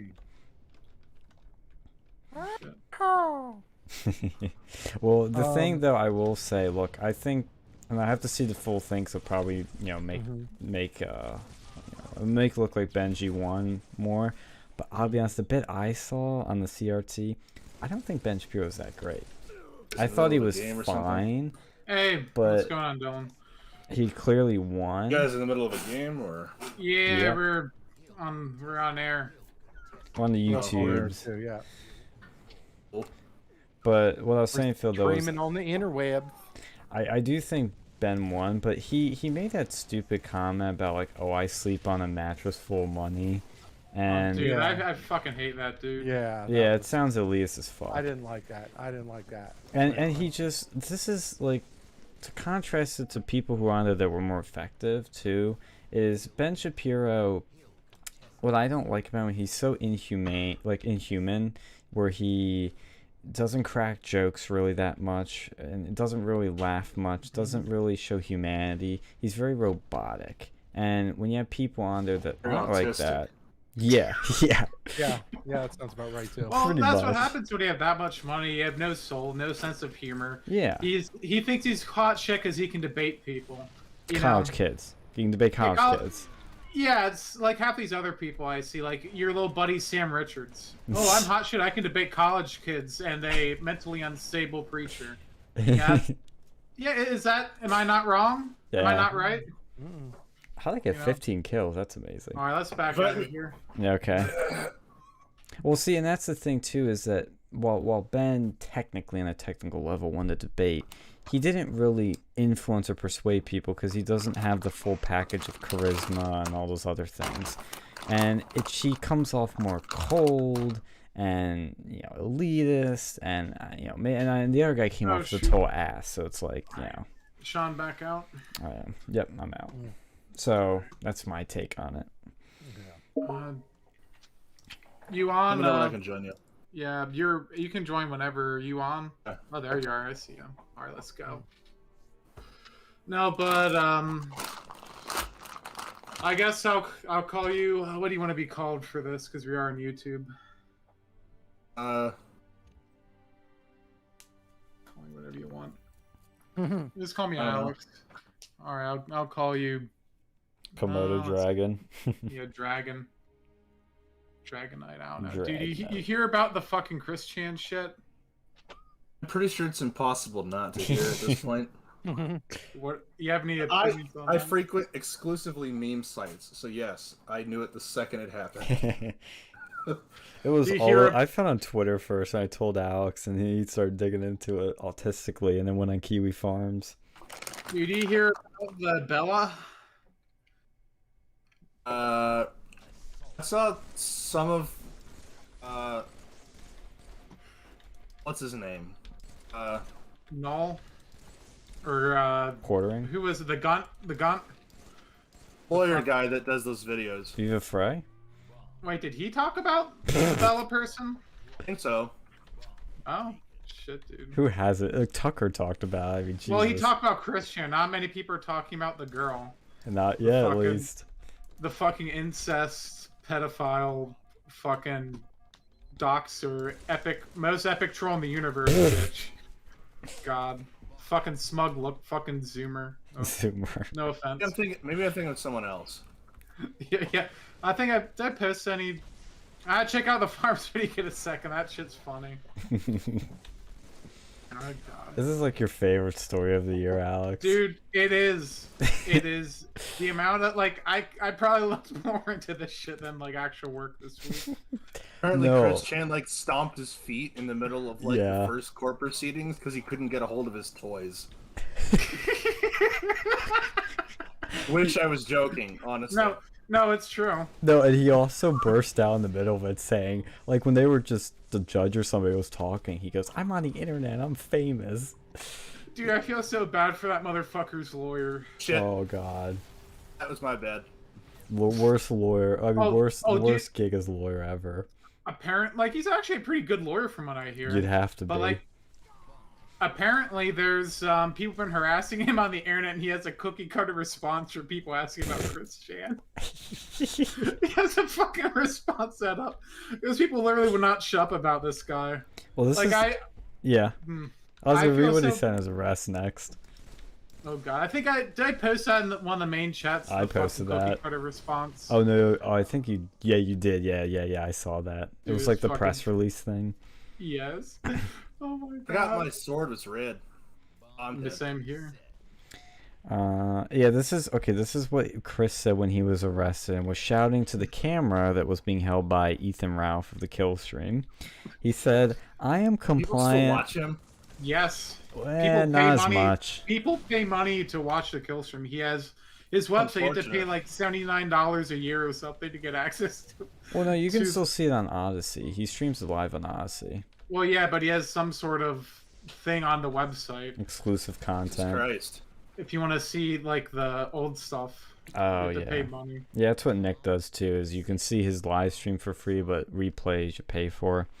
But Chris said when he was being arrested, "I am compliant. I am good like this. I am Chris Chan Sonichu, your goddess blue heart, and I continue to stand strong, and I maintain everything with my CWCville Sonichu and Rose Chu and everybody."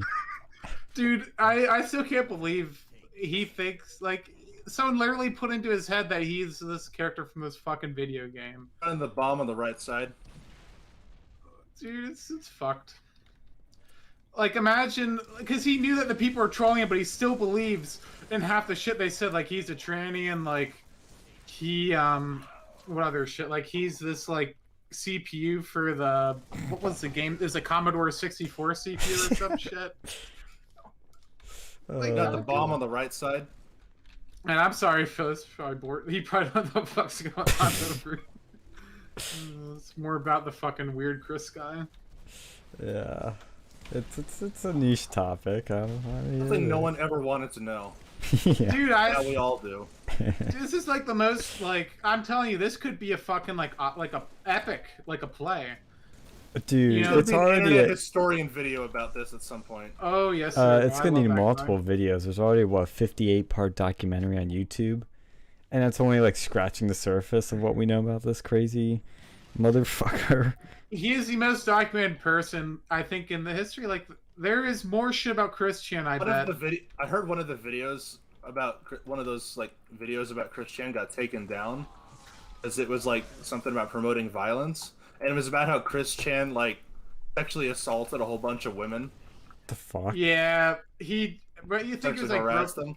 he was like groping people, I think, at the comic book convention or something, or the Brony convention. I don't remember which one it was. That was no, it was episode 6. I think it was when that blue spike or whatever was fucking with him. It was like for bullying. Oh, I think. dude, that dude was. Oh my god. Dude, he was bad. Like Bella's way worse, but this guy was like the second worst guy on there. Well, he somehow hacked and got his. Oh, I found the video. Oh no! Oh, the I Black found Lives the Matter vaccine one. video. The fat fuck that didn't give that. Wish he had the vaccine. Yes. Oh, put it on- I found the headline that I saw for that before you pull up the video, and this is what it said on CNN with the fat bitch. It literally says it has this obese person that's like taking up the entire fucking frame, and the quote on the main headline is "Never in a million years do you think it's going to happen to you," and then the subheadline reads "Unvaccinated nursing instructor felt because of her rural location lifestyle, her COVID risk was low. Then she got sick." Yeah, she looks at low risk. She's morbidly obese. Yeah. No, I just posted the same thing. I just posted a similar. The dude that I guess that I was looking at is like, oh, he's Oh, like, I see it. yeah, He becomes an advocate from his ICU bed. Ooh. yeah. Dude, this Yeah. COVID stuff's pissing me off. It's pissed me You know, off too. they want me to go and wear my shit again after all this time of like Yeah. not wearing this stuff for like the past month because I got the goddamn vaccine. You know, they made a big deal. Get the vaccine. Don't have to go and wear the mask. And then, Yep. oh, that was a fucking lie. Resist. Hashtag resist. I don't know. Like, Dude, you know what I did? You know what I did? Because I'm so pissed at this. And one, because I don't want more of our students to suffer and I want to have our fucking event. I ordered in the mail, it's coming in a few days from B&H Photo, a fucking megaphone. I think you need a permit to use that. I'll get one. Yeah, I'm gonna check 'Cause- the Penn State rules, but I know I'm gonna use it down the road. Because I remember when we had the The wall. yeah, a certain person was using a megaphone and speaking in Spanish, and that was apparent. Like, he didn't get any trouble, but like he was told he had to cut it out because he had to have a permit to use amplified voice. Wow. Yeah, I'm gonna have to check with that. If I've you always don't put your wanted voice one. in it, what if you just use like an air horn in it? I think you have to have a permit to use the air horn or whatever too. I think that'd be considered like a noise device. Oh, God damn it! I got That beat off by sucks. this dude. I'm still honestly I was gonna get one for our event anyway because I figured I might need it for that. So and for other things I do in the Disarm future. that So shit. it'll be good to have it. Lost this one. Oh yeah. Didn't get to it in time. Fuck it. Fuck the optics. Oh wait, we did. Going in. We got it. We got him, boys. Oh, they were. Oh, that was ours. Oh. Yeah. Oh, shit. We got him. No, I mean, like, I don't know. Like, I was told that, like, Penn State, like, they're only doing that right now. I heard that they have potential, like, I don't think they're playing on it, but they have a system where they have, like, a backup plan where they will be going back full remote if it needs to be done. Fuck. Jesus. Oh, this is fucking red information. I hate their sub. I hate most subreddits, but fucking Penn State's shit. Everyone on there is like a COVID Cuck. fucking pest. COVID cuck. Yeah. That's the term I use. No, I mean, I mean, of course they're going to have like a plan C for if we go for remote, but I can tell you, they certainly do not. Because I don't think what they want is the to. one thing that Penn State cares about above anything else? I'm not just saying money. Cash. What was Well, that? yes. Old But hard what? cash. And where what- does that what? come from? Football. Football. And yes. And China. Yes.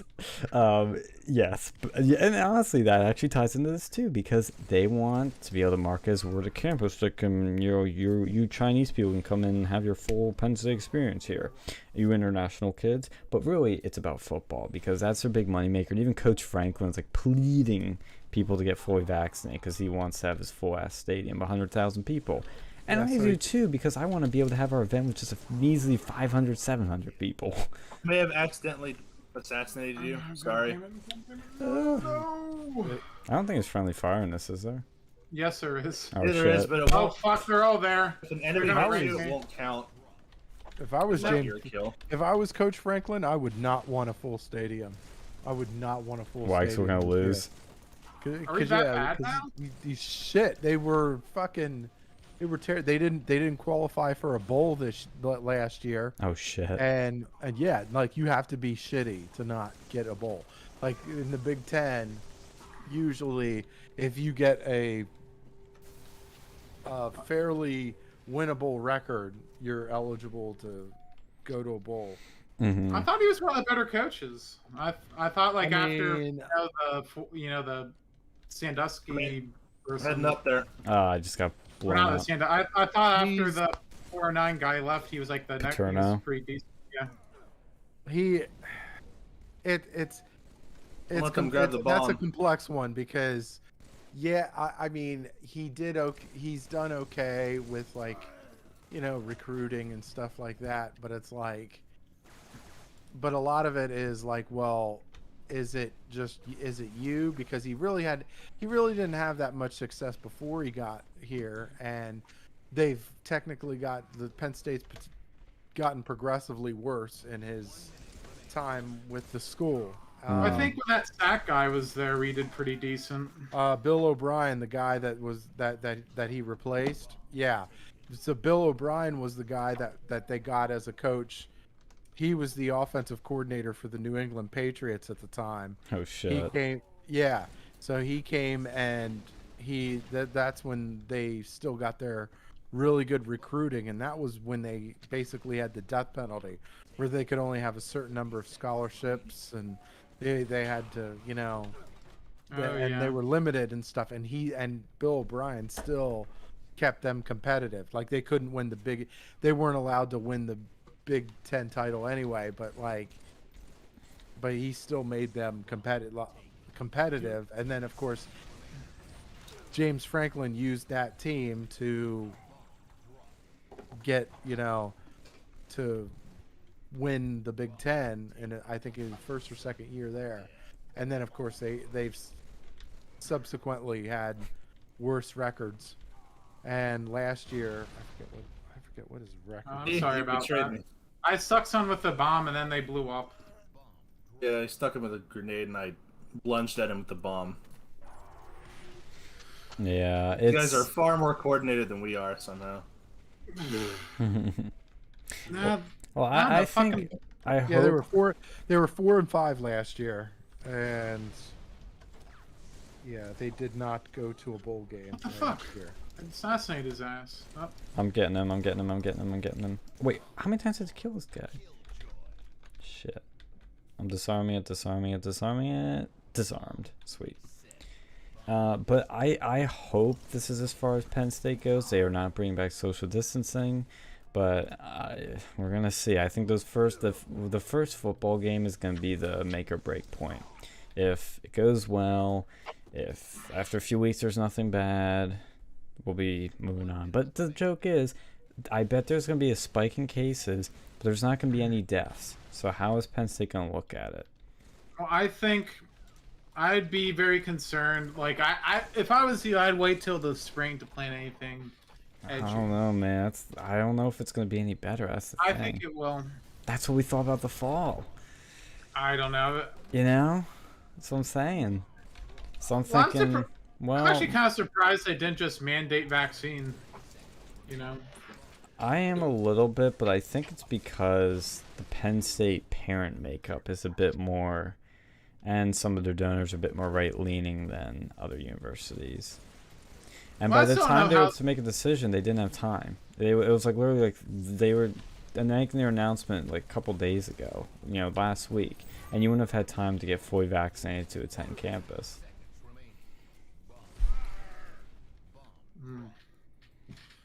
But we're planning right now for October 27th. If for some reason things go bad, then spring it is. But the reason I'm gunning on is because it's best to do as soon as possible to get this thing going.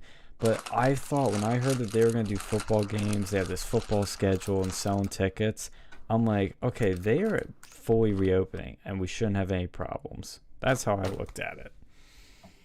We'll see. I mean. Yeah, we'll see is right. And Penn State's fucked. But they're not as fucked as other universities, like Michigan, requiring the vaccine. Other universities are fully open. I'm surprised no one took them to court over that, because how can you require someone to take a non-FDA approved drug? They did with other universities. I forget which one, if it was LSU or Texas. I forget. There was one university where they were taken to court, and they did rule they couldn't mandate the vaccine. Could not. Yeah, because, like, honestly, like, see, this is why I wish I was a lawyer sometimes. I'd love to do shit like this. Yeah. Like, take these cases. Like, goddamn, I wish my parents had more fucking money. Because I know it's sure Don't shit we I all? ain't paying for law school, man. Fuck that. Yeah. You know, I like that's... this map. Oh, Snowbound. Looks like a dick. Ooh, Fiesta. My favorite game mode. This guy's a Looks dick like with a a leaf dick. on it. Could look like a vagina from another angle. Hmm. Yeah, maybe Chris's vagina. God, that's just... man... Oh. I've never played this map before. Oh, I played this one before back in the good old days. The good old days, yes. One of them DLC maps. Is this really? This wasn't a DLC map. I thought this was base. Yeah, it was. Was it? The first DLC, you got this with it. Oh, that's probably why. Yeah. If you got ODST, you didn't need to pay DLC. I bought all this shit for both of these fucking games. I probably have like more. I probably have like 4 copies of Halo 3 somewhere. How do you have 4 copies? I don't know. I have Where's like the other 3? I have 3 copies of like I think I have like 2 or 3 copies of Halo 1 for the PC. Jesus Christ. You just like forgot you had one day. I was like, I don't know if I have this game. I think I did. Hey, did we talk about the fucking Cuomo bullshit? Oh yeah. Oh shit. Forgot about that dude. He's getting He's fucked. He's done. Yeah. removed from office. No longer useful, that's why. Yeah. Yeah, Trump's no longer in office, so what's he? It's left versus left, and Yeah. he's Well, a white They guy. couldn't get rid of him due to the whole killing grandma in the old folks' home. We'll see. Because that aligns with their values, so they had to get him on like harassing women or something. Well, see, that's my theory is that because when this started happening was when they were starting to look into those nursing homes, and that was becoming a big scandal, and the FBI was looking into it, and the FBI probably won't actually look into it, but it was building and getting bad, and all the other governors were doing the same shit. Democrat governors, Whitmer, Wolf, you name it, they were doing it. And speaking of Chris Chan, we had God. Rachel. Oh, dude, I was thinking like, Guy. I think Guy here got put in nursing homes. I think that was what people were talking about. That's like a fucking Chris Chan harem at this point. I know, but the thing is that was building to be it should have been a big scam because even the mainstream media was starting to pick it up.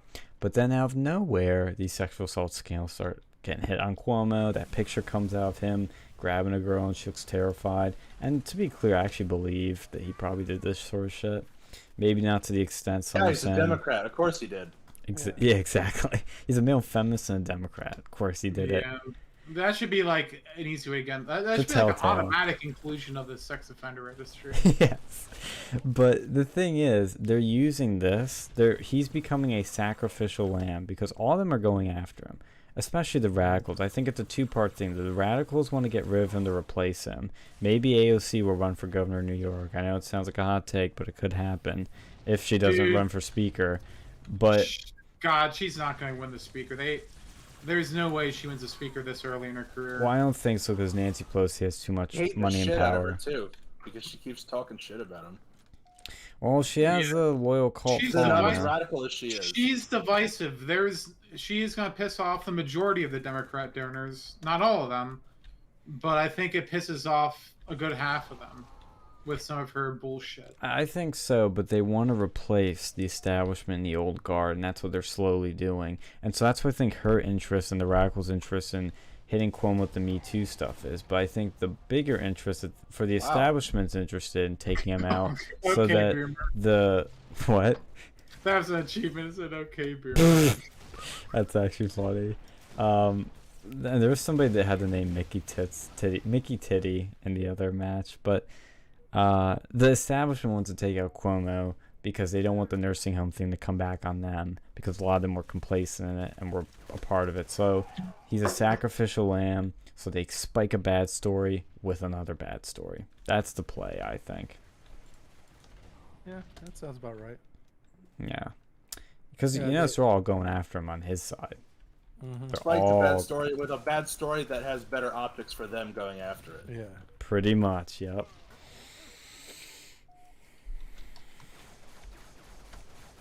God. Fucking. I'd like to visit New York one day, but I could never live there. It's. No. I'd like to No, visit it there, but now I can't because I can't go in any buildings, any restaurants, any entertainment facilities without showing the card of death. Yeah, you're fucking like Auschwitz card. Yeah. There's things I like, you know, as far as like visiting New York. but, Yeah. Like, Pizza. you know, yeah, pizza. Better pizza. Only Junior- marginally better than everywhere else. Dude, I Junior- got some fucking pizza today, man. I'm pissed off. Another shit pizza experience from. No, I like. There's certain things that I like over there that I can't get here. Like certain pizzas, not just pizza in general, but there's like certain pizzas that I can get that like Lombardi's, like with their margarita pizza, like that's fucking epic. I love a good margarita pizza, man. Yeah, and that's probably the best one I've ever had. It was in Lombardi's. And then you got places like L&B Spumoni, which is like the sauce top Sicilian, where they cook the cheese on top of the bread and then they put the sauce on top of the cheese. Fantastic stuff. I don't know, man. I just want to get one of their shitty hot dogs. Yeah, yeah. I mean, I don't even like hot dogs. I just want to say I had a fucking overpriced New York hot dog. yeah. A $50 hot I had dog. one of those too. You're better off just going to Sam's. Oh, dude, I need to get a Sam's Club membership. That's another. We fucking actually adult- just got one for You don't need Costco. to go. You don't need to get a Sam's Club membership to get the hot dogs. Really? Oh yeah, but there's reasons why I'd want to get that. Yeah. Like I love buying shit in bulk. I love saving money. I mean, I think I'm. Do you actually save money at those places though? Depends. It depends what you buy, but like If they you Yeah. buy like a pallet of Monster Energy from there, it's cheaper than buying the equivalent amount at like a regular store. I don't need no But technically, you I don't need none of that the shit. Boomer Juice, man. I actually like the white cans. Yeah, you They actually taste Boomer good. juice. I haven't You taken. just have to have fucking space. You energy just have to have drink. space in your house for all the shit. Yeah. Dude, I just want to get their. I just want to get their like fucking rotisserie chicken. I heard they lose like $1 on every one they sell. Mm-hmm. Isn't that pre-cooked? Yeah, it's just like any other rotisserie I chicken, don't Rotisserie trust chicken, you get pre-cooked. it like a giant. but they're big. I think they're big, plumpy fucking chicken. I don't know. I remember I used to go to work and there was a Costco and a Sam's right near us, and we'd always get like the pizza for like $10. It's That's- getting a little late. I'm gonna get off for the night because Alright, tomorrow me and the boys are going to Fogo, and it's gonna be great. There you go. Good Ah. shit. Talk to you guys later. See All ya. right, have a good one, man. See ya. Okay, I know I'm autistic, but what the fuck is Fogo? Fogo de Chao. It's all you can eat. Like good. Yeah, man. It's a experience. Yeah, Oh, it's a did- Brazilian. It's a Brazilian steakhouse. It's all you can eat. I actually have a food experience to tell you guys. You sitting down Okay. for this? Oh God, did you get like fucked by the fucking chef? Did he like chop off like a rat or something and sell it to you as Chinese food? No, I'm talking about a new food experience I tried. It wasn't Okay. Sean's typical burgers and milk and, you know, pizza. Don't say that shit out in public, dude. What anyway? What was your new experience? My new experience was, girlfriends are good for this. I took her technically because I told her to pick a place for her birthday, and we went to a Jared's. No, disavow. We went to a place in Philly that was, I believe, Chinese. It was called Hot Pot. Do you guys know what that is? I love hot pot. Yeah, Hot that's Pot's- yeah. they're fun. I've never done it before because I'm me, and I liked it. Dude, No. that's one of those places I haven't been to in a long. Like, I only recently saw one of those, and like, was it one of the all-you-can-eat ones? Oh, by the way, Evil Eric in chat just said Indiana. Don't know what that means.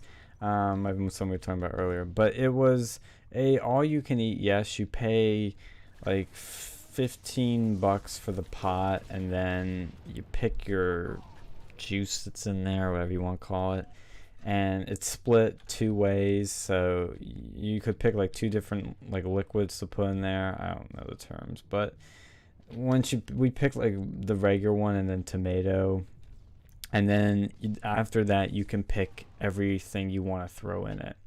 So we just kind of tried everything, and I liked almost everything I had. It's not like a thing I do all the time. I don't love it, but it was good. I liked it.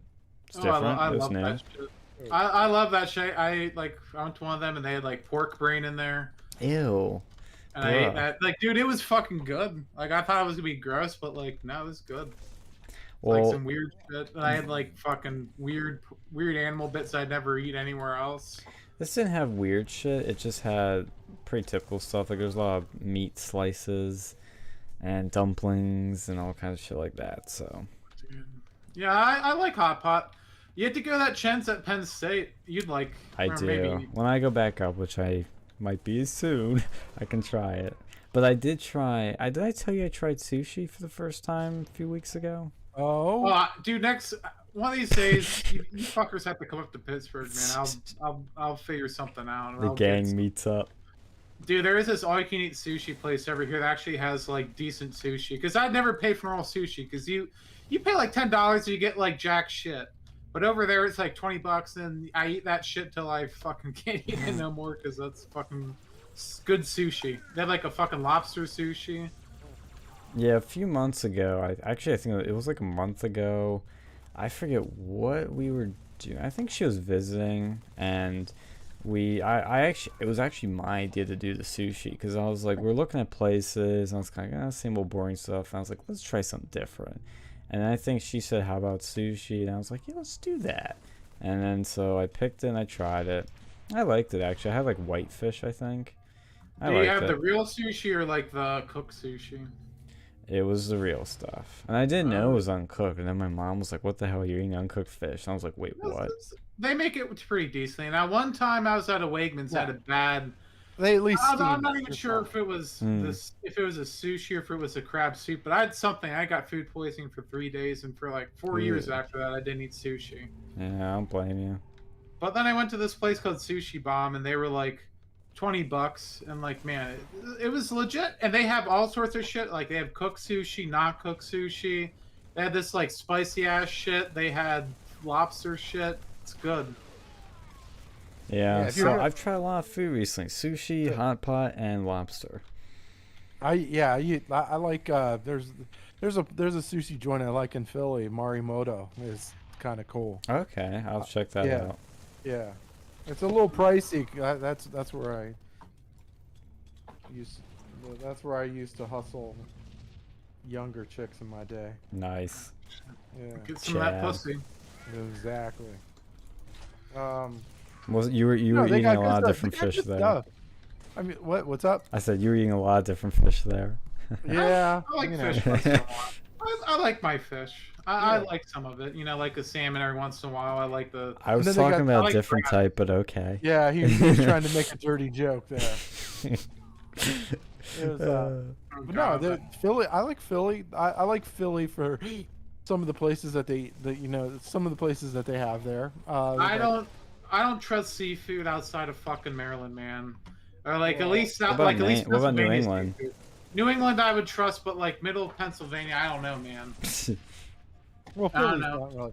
Philly's not really middle Pennsylvania. Well, it's still Pennsylvania. Like fucking, at least the crabs over here suck ass. They say they're Maryland style crab. That's a fucking lie. I have not seen a single place in PA that's like makes real Maryland style crab cakes. They all lie, with the exception of like maybe one or two like right on the fucking line. Mm. Well, Most yeah, of them look, suck. I mean, look, that's how I determine how great a city is. Like, where did I eat, and did I have a good time? Did I have a good time at the place that I ate at? You know? yeah. Look, hey, one of my favorite burger joints is from Pittsburgh. Okay, so Oh. you know, Which is that? Burgatory. Oh, I love Burgatory. Yeah, see, But they're a fucking overpriced hipster place, but damn it, they're not good. they're pretty good burgers. Yeah, I don't. The scene there isn't all there, but look, sometimes you got it. They have that fucking sushi bomb. They have some really bomb pierogi places. Yeah, But other than that, like, and they had a couple semi-decent Indian places. I still love that Indian Pavilion at Penn State. I know you do. You dragged me to that. That's my shit. And then they have Chen's. God, I fucking love Chen's. I need to go there again. I think my girlfriend's birthday's coming, so I'm gonna go fucking There you go go. back to Chen's. Tell me whenever you go up. Like obviously you guys can have your one-on-one date, but I'll come up. I'm gonna be unemployed soon or doing a remote job, so I can have fun. Let's do it. Let's go to fucking Chen's. Because that pissed me off. Because the first day I was at Penn State, I was helping my Korean buddy who went on the episode that never aired. Oh yeah, on the the lost YouTube episode. channel. Yeah, good old buddy. And we were supposed to go to Chen's, but they were shut down, so we ended up eating at some shitty diner. But man, I wish I would have saw Chen's. Holy fuck, that is like, I love that place, man. I'm so glad I never discovered it though, because I'd probably be like 20 pounds heavier now. But I didn't get the chance, but I will. I don't know if I told you this, but remember when we first went to BRGR Penn State, and I was not impressed because they overcooked my burger.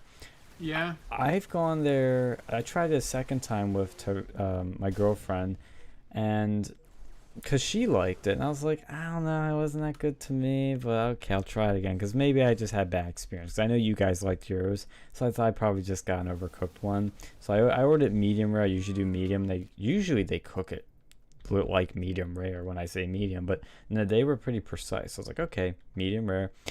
I liked it. It's probably, I'd say Champs might have a better burger. I don't know, because their takeout, they kind of overdo the cheese, even for my taste. But it's pretty solid. It's one of my top ones at Penn State. But what was best about there, it surprised me. I wouldn't have thought about, because we sometimes have desserts. I ordered a milkshake, a chocolate milkshake. Holy fucking shit. I mean, they probably have the best milkshake in State College. They're Wouldn't pretty have decent. thought. I like that other hipster place's milkshake a lot that we went to that one time. The Solly Boys. Yeah, the Solid Sally Boys. Boys. Solid Boys. Better Call Saul. Yeah, yes. No, they had a really good milkshake there, but like, what you call it? There's this one place, I think it's Red Robin. They had a fucking beer float, like a straight up like fucking beer float with like Blue Moon like vanilla ice cream. I love that shit. Well, what I miss more than anything, because it was like the perfect of like it was an overall banging place with great pricing, is fucking Babies. And it's Yeah. still up for sale. I'm like, dude, I wish I was rich. I'd buy the shit out of that. I like Babies. They were good. What I like about them is it's solid food. Like it's 8 out of 10 food, but the prices are like 10 out of 10. Like it's cheap. It's not Probably why they expensive. went out of business. Yeah. Well, it's the pandemic. They shut them down and put them out of business. Yeah, I don't know. Maybe those prices were too good to be true. Well, we enjoyed it while it lasted, at least. Smoke them while you got them. Yeah, but Yeah, that fucking saying, man. Every time I think about it, I think of fucking what's his face? Chris Fucking Chan. no, not Chris Chan. The fucking dude who did the fake TED Talk. Oh, Sam Hyde. Yeah, I keep thinking about that. So, like, Well, see, I will say though, I don't think Penn State has good food overall. Maybe I'm wrong on that, but I honestly think they don't have a lot of good rest. They don't have that many food places to begin with, and a lot of them aren't that good. they have a decent bit of restaurants. Some of them are all right. Some of them, like, they got a lot of Asian food. And their Asian food isn't even the best. A lot of these places, like, at least not with the white people menu. They have a separate one if you're Chinese. You can ask for. Well, it should be specific. The downtown, not. Well, there was this. Where was it? They had like they had some really expensive places, but I never went there because I'm not fucking rich. I like that Solly Boys. I legitimately like that Solly Boys. I do like. They have a pretty decent pizza joint there, Faccia Luna's. I like them. I don't know if I've actually heard that one. Where is that? No, they're that's on what, Atherton, I think. Because I know about Canyon, and it's Canyon, so I don't like it. Canyon shit. That's just meant for if you're drunk. Shit. If you're like a freshman and you're drunk, you just go there. I haven't found good pizza at Penn State. Well, Faccia Luna's that's the brick oven pizza. You go to Papa John's. That's the closest decent pizza place you got. Papa J's, man. He did nothing wrong. Like, dude, my roommate, I swear to God, we would get pizza like every other day. Like, he'd get it. It was Papa J's? Yes. Let's go. It was like literally, like, I had to pay for food for like between that and like when I was at the fucking ice cream place. I just kept taking their sandwiches. What's that place called again, Phil? I'm gonna search it up. Faccia Luna. Okay. I'm typing like Fauci Luna. Faccia Luna. Oh, I see it now. Luna. Okay. I've been to Luna before. Wait, have I been here? I might have been at this one. I need a street photo. I might have been. Oh, it's out there. Oh, no, I have not eaten at that one. Yeah. Because it's not in the downtown. Yeah, I've not eaten there. I gotta try that next time I'm up there. Because I was at one pizza place. I went with my girlfriend once down there, downtown. I forget what it's called, but it's the one where they usually have their like doors wide open and people be sitting outside. Oh, the Cafe 210? No, I tried that for the first time actually too, and it was good. I don't think it was like all it's hyped out to be. But it's a pizza. The pizza place is around there. It's on that main street that faces campus. And it was ass. It was thin. It wasn't even well cooked. There was hardly anything on it, and it was fucking expensive. I'm like, this is like everything wrong. And we never went back to that. I forget what it was called, but yeah, my go-to places are like the Was Babies. BRGR is kind of the go-to now. Champs is also. And the Allen Street Grill's good. It's if you want that more formal setting, but I honestly I can get better food at other places.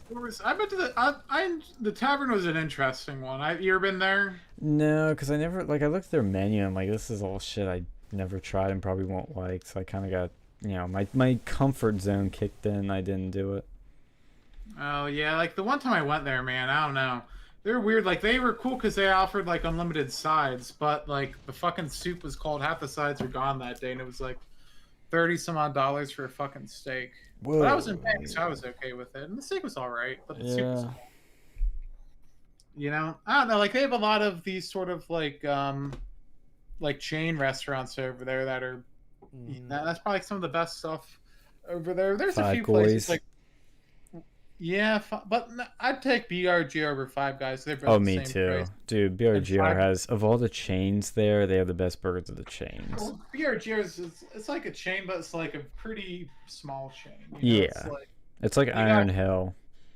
Like back when I went to Five Guys like years ago, like back when there was like a handful back before they started coming up everywhere, and like they were really good back then. They were cheap, and then they started getting overpriced, and it's just a fucking grease ball. Like it's a good burger, but it's just fucking grease. Well, it's fast food. Well, yeah, but like, it's not even that fast. Yeah. You know, like BRGR, it's the same price, and the burgers are actually decent. Burgatory, I think it might be a hair more expensive, but like, fuck, you get a shit ton of burgers. I love that place. Well, with And if you got BRGR too, customers- it's not just a good burger, but it doesn't taste like a fast food burger. It tastes like a quality burger. I don't even know if it really is, but it does taste like one. And then you get the fries, you get the good milkshake, and it's reasonably priced. I mean, it's more expensive. Like, say, like, than a burger toys. Like, if you're paying over $10 for a burger, but then again, this whole fucking pandemic fucked everything up. Yeah. But like, I like Red Robin too. Like, they're good. I've never been to one, actually. They had unlimited fries, and they had like the beer milkshakes. Mm-hmm. And the unlimited fries is a pretty good stuff. Because I remember back in the day, Ruby Tuesdays used to have unlimited fries too.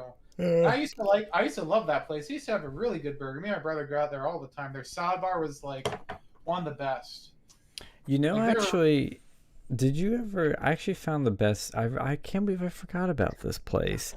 But I would say actually has the best burger in State College. Have you ever been to Local Whiskey? No, that sounds like a place I need to go to next time I come It's like an Irish pub place. My girlfriend and I went there one night. I don't know how we found it, but we kind of just went, let's try this. It was late at night. It's probably one of the few things open, which is why we did it. Because that's the one thing that's really stupid with State College is places close too fucking early. Like, well, and if you go during the summer, like half the places are fucking no, closed. I'm talking about during the school year. Places would close like stupidly early, like the normal Dude, school year. They had that fucking cookie place. That was I like open the field, too. 24/7. And they had the other place I Insomnia, you you forgot to think of? mention.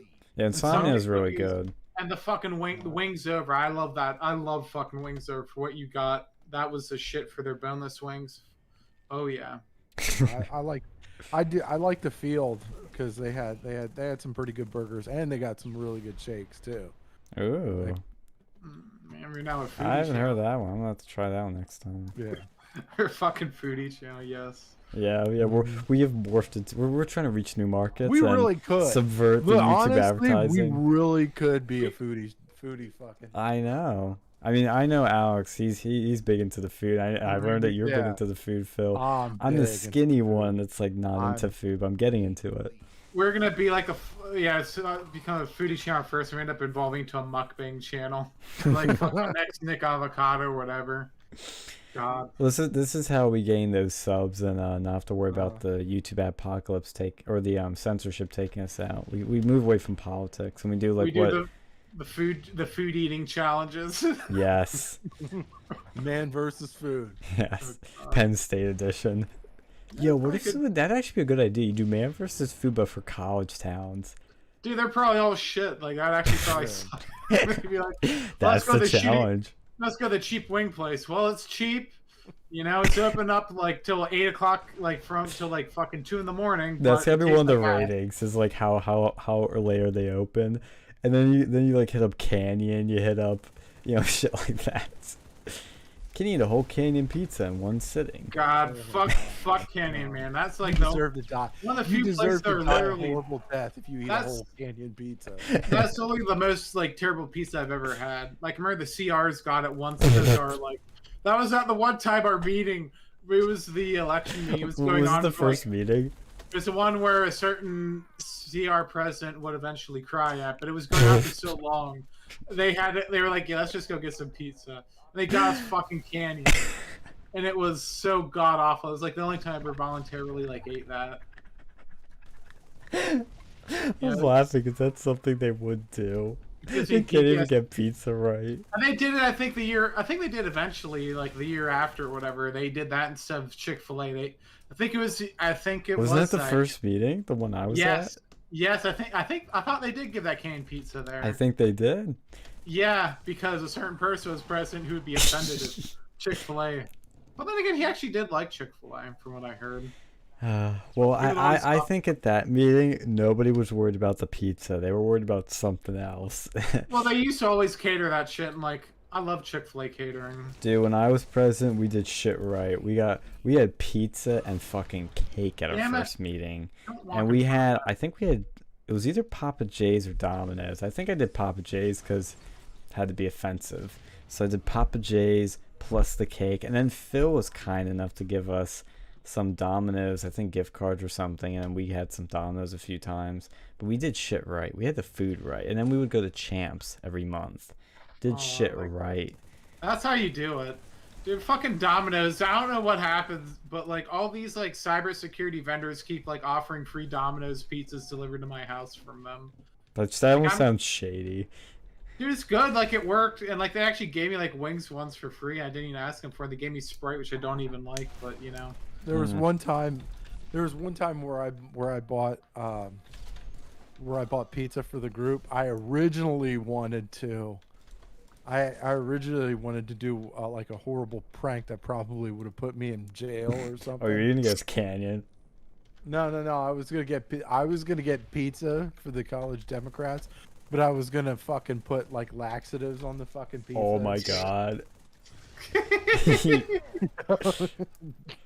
I was literally because I was looking and I was trying to find a good like a tasteless laxative that I could put on the pizza. Oh no. And I did find one, but yeah, I was like, dude, I'd have to pull it off, and then I'd need somebody to act like I'd need somebody to pull it to put on the, not put it on, but like to deliver it. Because the main guy, there's no way in hell the actual employee would fucking deliver that shit. So like, you need a man on the inside. Right, you would need somebody. Well, you would need somebody that at least had a fucking Papa John shirt or some shit like that. And you have to pay for it like fucking like here you crypto. go, got your pizza. Here you go. Well, going back to that place I mentioned though, well, next time we're all up there, local whiskey, like I said, it's like an Irish pub. The food is reasonably priced. Like it's I wouldn't go as far as say it's cheap like fast food, but it's like, you know, you're not paying $20 for a burger. I think it's like $13. So it's very reasonable, but the food is so good because it's like that bar food that's, you know, it's not pristinely gourmet food. It's like a little sloppy. It's got some character, but it's so fucking good. You know, it feels like that homemade sort of shit. And probably the best burgers for the value. It's probably I can't believe I forgot about it, but they're probably the best burgers. They give you good fries. I don't think they have shakes though. I would have to check, but obviously they have alcohol, so you get that instead. There's this place I went to not too long ago, and they had what you call it, like there was this hipster bar. It was like Industrial Public House, and they I've were really heard of that fucking before. Isn't that a chain? They were up. I don't think they are. They're in Pittsburgh. Oh, maybe I've heard of something similar then. But they would change their menu up all the time. They're really fucking good, but like, god damn if they weren't expensive. Like for what you're getting, it's like I don't know, but they're fucking decent. Like I got the fish and chips from there once, and like it would have like I think the whole order would have been like expensive as shit. But they kept fucking up my friend's order. And like my friend's the worst luck. He always goes and puts like because he was on that keto diet, and he said, "Oh, no croutons," and they gave him extra croutons. Like, it was literally like nothing but croutons. So we ended up getting our meals for free. So I was pretty happy. But you know, I don't know. He had such shit luck. So we go to Chipotle and they keep doing that. They give him the wrong fucking thing. Like, oh yeah, no meat, no rice, and it was extra rice, or like shit like that. Yeah. It's funny. Well, I think about Penn State's food's actually like I don't want to say it's like overall the food seems good, but it's not as bad as I thought it was. It's not that bad. Like compared to a small town, like a small town, you might have like one good place, but there's a few different decent places, and they have a bunch of places like that are open up late. Like Wings Over, I think they're open up till like at least like 3 or something crazy like that. You know, not every place is open late, but there are some places that were open up like insanely late. Oh yeah, like isn't Are You Hungry open up super late? Yeah, you get like the fat bitch burger and stuff like that. Yeah, I love that. My girlfriend hates that food. She says she thinks it's just so greasy and grimy and nasty. I'm like, why? I love it. I know it is kind of like really fattening. I stopped kind of eating it, but mostly because she wouldn't eat it. But you know. I think the only time I went there was one you took me there that time. Really? Yeah, See, I took you to something new. I returned the favor. I mean, it was just like, you know, late night food for a college town. What do you expect? It's not bad. It's a guilty pleasure, I think, for me. I think I kind of like that shit. They were decent. It's cheap as shit. That's the thing, too. They were decent, but I did love that Wings Over. Like, I remember one time I won like $100 from some beer pong thing from Order Up back when that was existing. Yo, we have somebody in chat, Travis Sharon, because the internet can be poison to a weak mind, even a strong mind. There's like 55 plus hours of documentary in that, dude. I'm on episode 10. King. Yeah, it's gonna be a while. Like, just the amount of time people waste on this, dude. It's insane. Let me grab another beer real quick. Oh, another one? Cracking them open. Yeah, I always like, cause you know, the people from Philly. Anytime I run into a person from Philly, I'm always like, so I always say, hey, Geno's or Pat's, because like, you know, there's the like for the cheesesteak, and if you could tell the people that aren't from Philly always say either Geno's or Pat's. Like, yeah, like most people that eat a like say that the best Philly cheesesteak is neither Geno's or Pat's or Tony Luke's, right? You'll say some place like, you know, Delisandro's or Gooey Louie's or whatever. Yeah, it's that girl. A girl I work with at work keeps saying, I think Delisandro's, and she's from Philly. Fantastic cheesesteaks. Yep. I'm telling you, we need to go make this foodie shit. We need to make a second channel, the foodie shit. Base food. Take the food pill. Yep. We could fucking do it. Yes. Okay, I would admit, Phil, I've not eaten a lot of Philly food, but what do you think of the food scene in Philly? Is it good, bad, ugly, average? Yeah, I think it's above average. I'm gonna say there's more, you know, obviously there are more cities that have a better food scene. You know, you got like your San Francisco, Boston, Seattle, DC. You know, Miami has a good scene. That's another place I want to visit. New Orleans has a great scene. I love the fucking Cajun shit. Yeah, like, but Philly ain't bad. Philly's above average for a city. Yeah, absolutely. Well, that was a debate I got into with my girlfriend, was because she likes Philly, and I'm like, I don't like Philly, even if the food's good. Yeah. What holds me back is that I've been to, you know, I obviously haven't been to all the cities in the country, but I've been to enough cities where I kind of have quickly realized that there's so many better cities than Philly. I honestly, I hate Philly. I hate going into it. I hate dealing with it. It's disgusting. It's Pennsylvania city. What do you expect? But it's Philly. It's like, honestly, because I've been there multiple times, I would much rather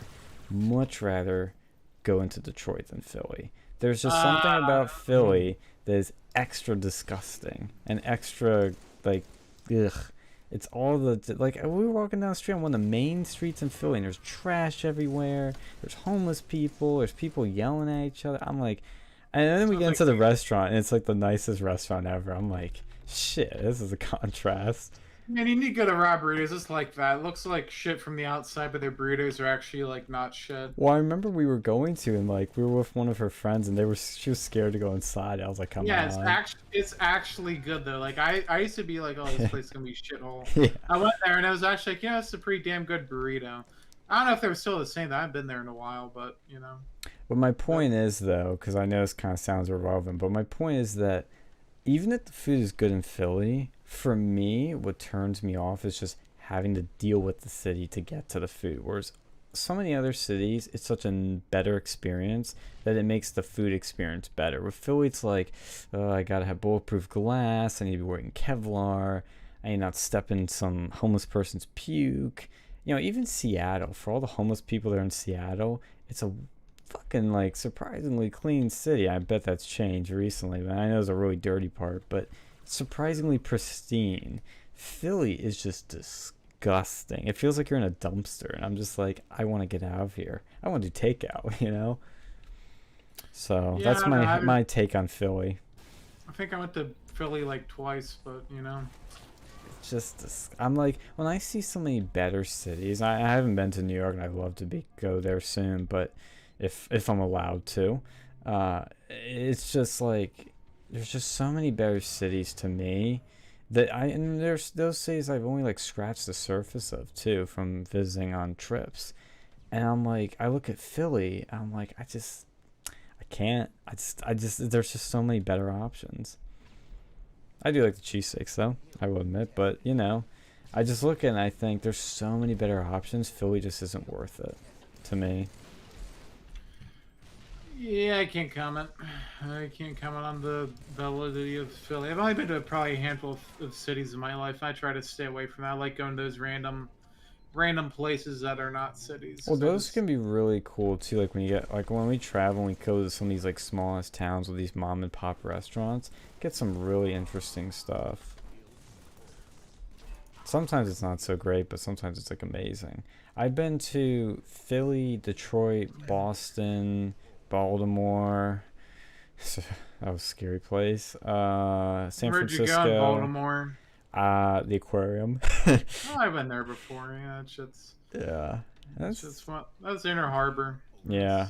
So I've been nice. there. I've been San Francisco, San Diego, Las Vegas.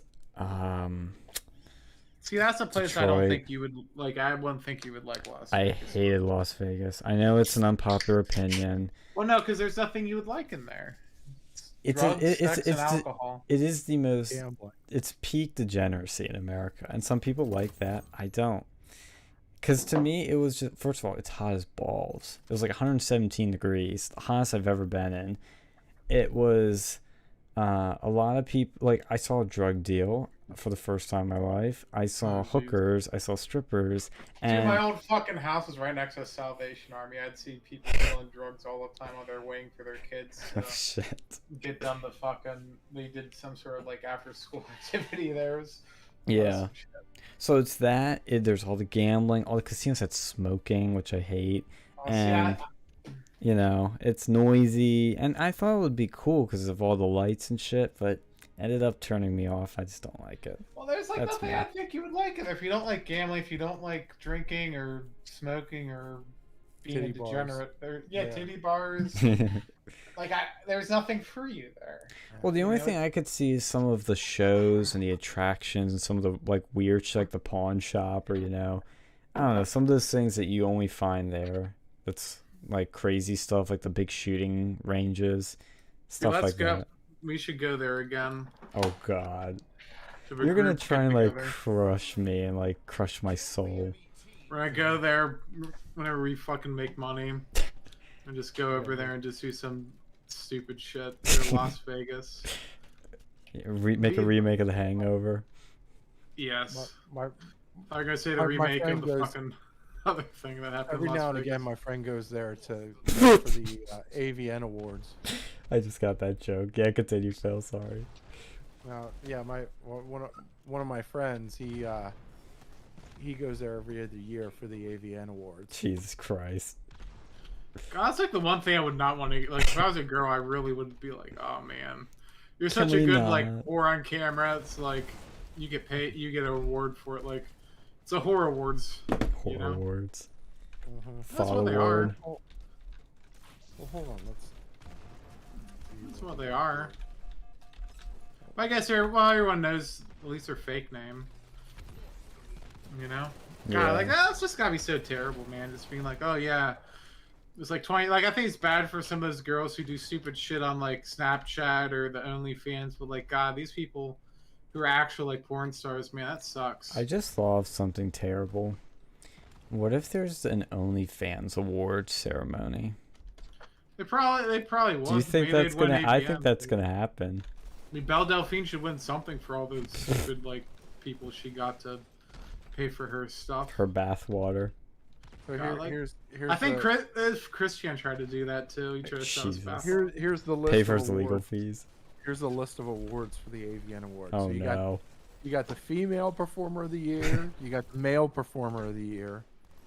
You got the director of the year, which of course MILF performer of the year. There you go. Veteran status achieved.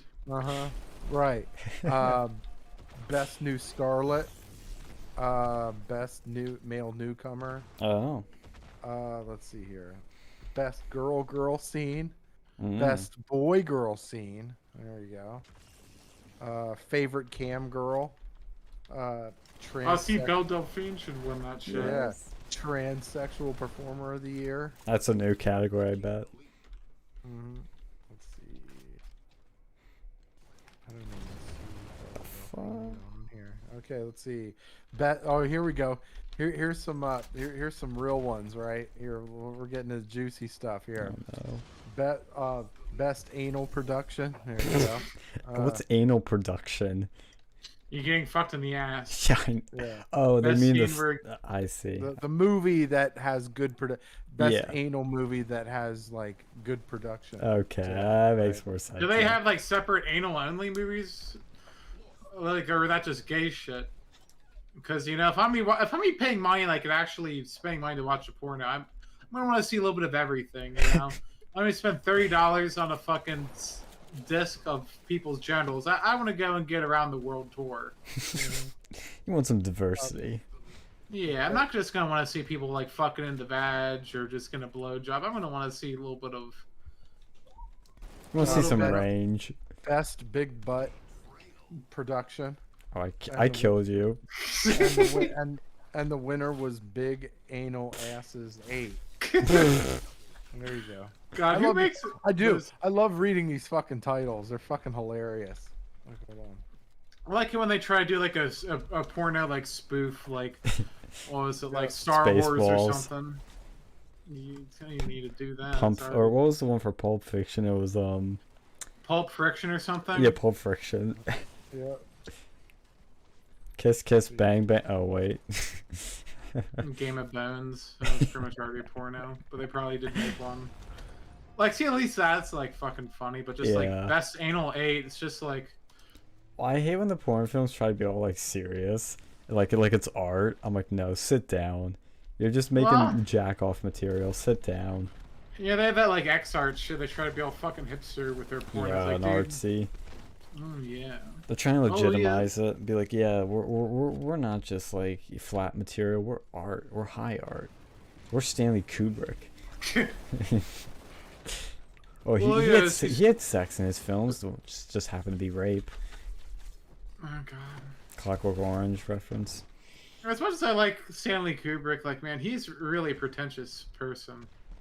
He's really pretentious artist out. You know? There is a level of pretentiousness to his films, but it's not overly done that it turns me off like some stuff does. I mean, he's good. Like he has the skills to pay the bills. My god, if he isn't pretentious. Yeah, but It's you not like as- him. You love him. I like him, but he's fucking pretentious.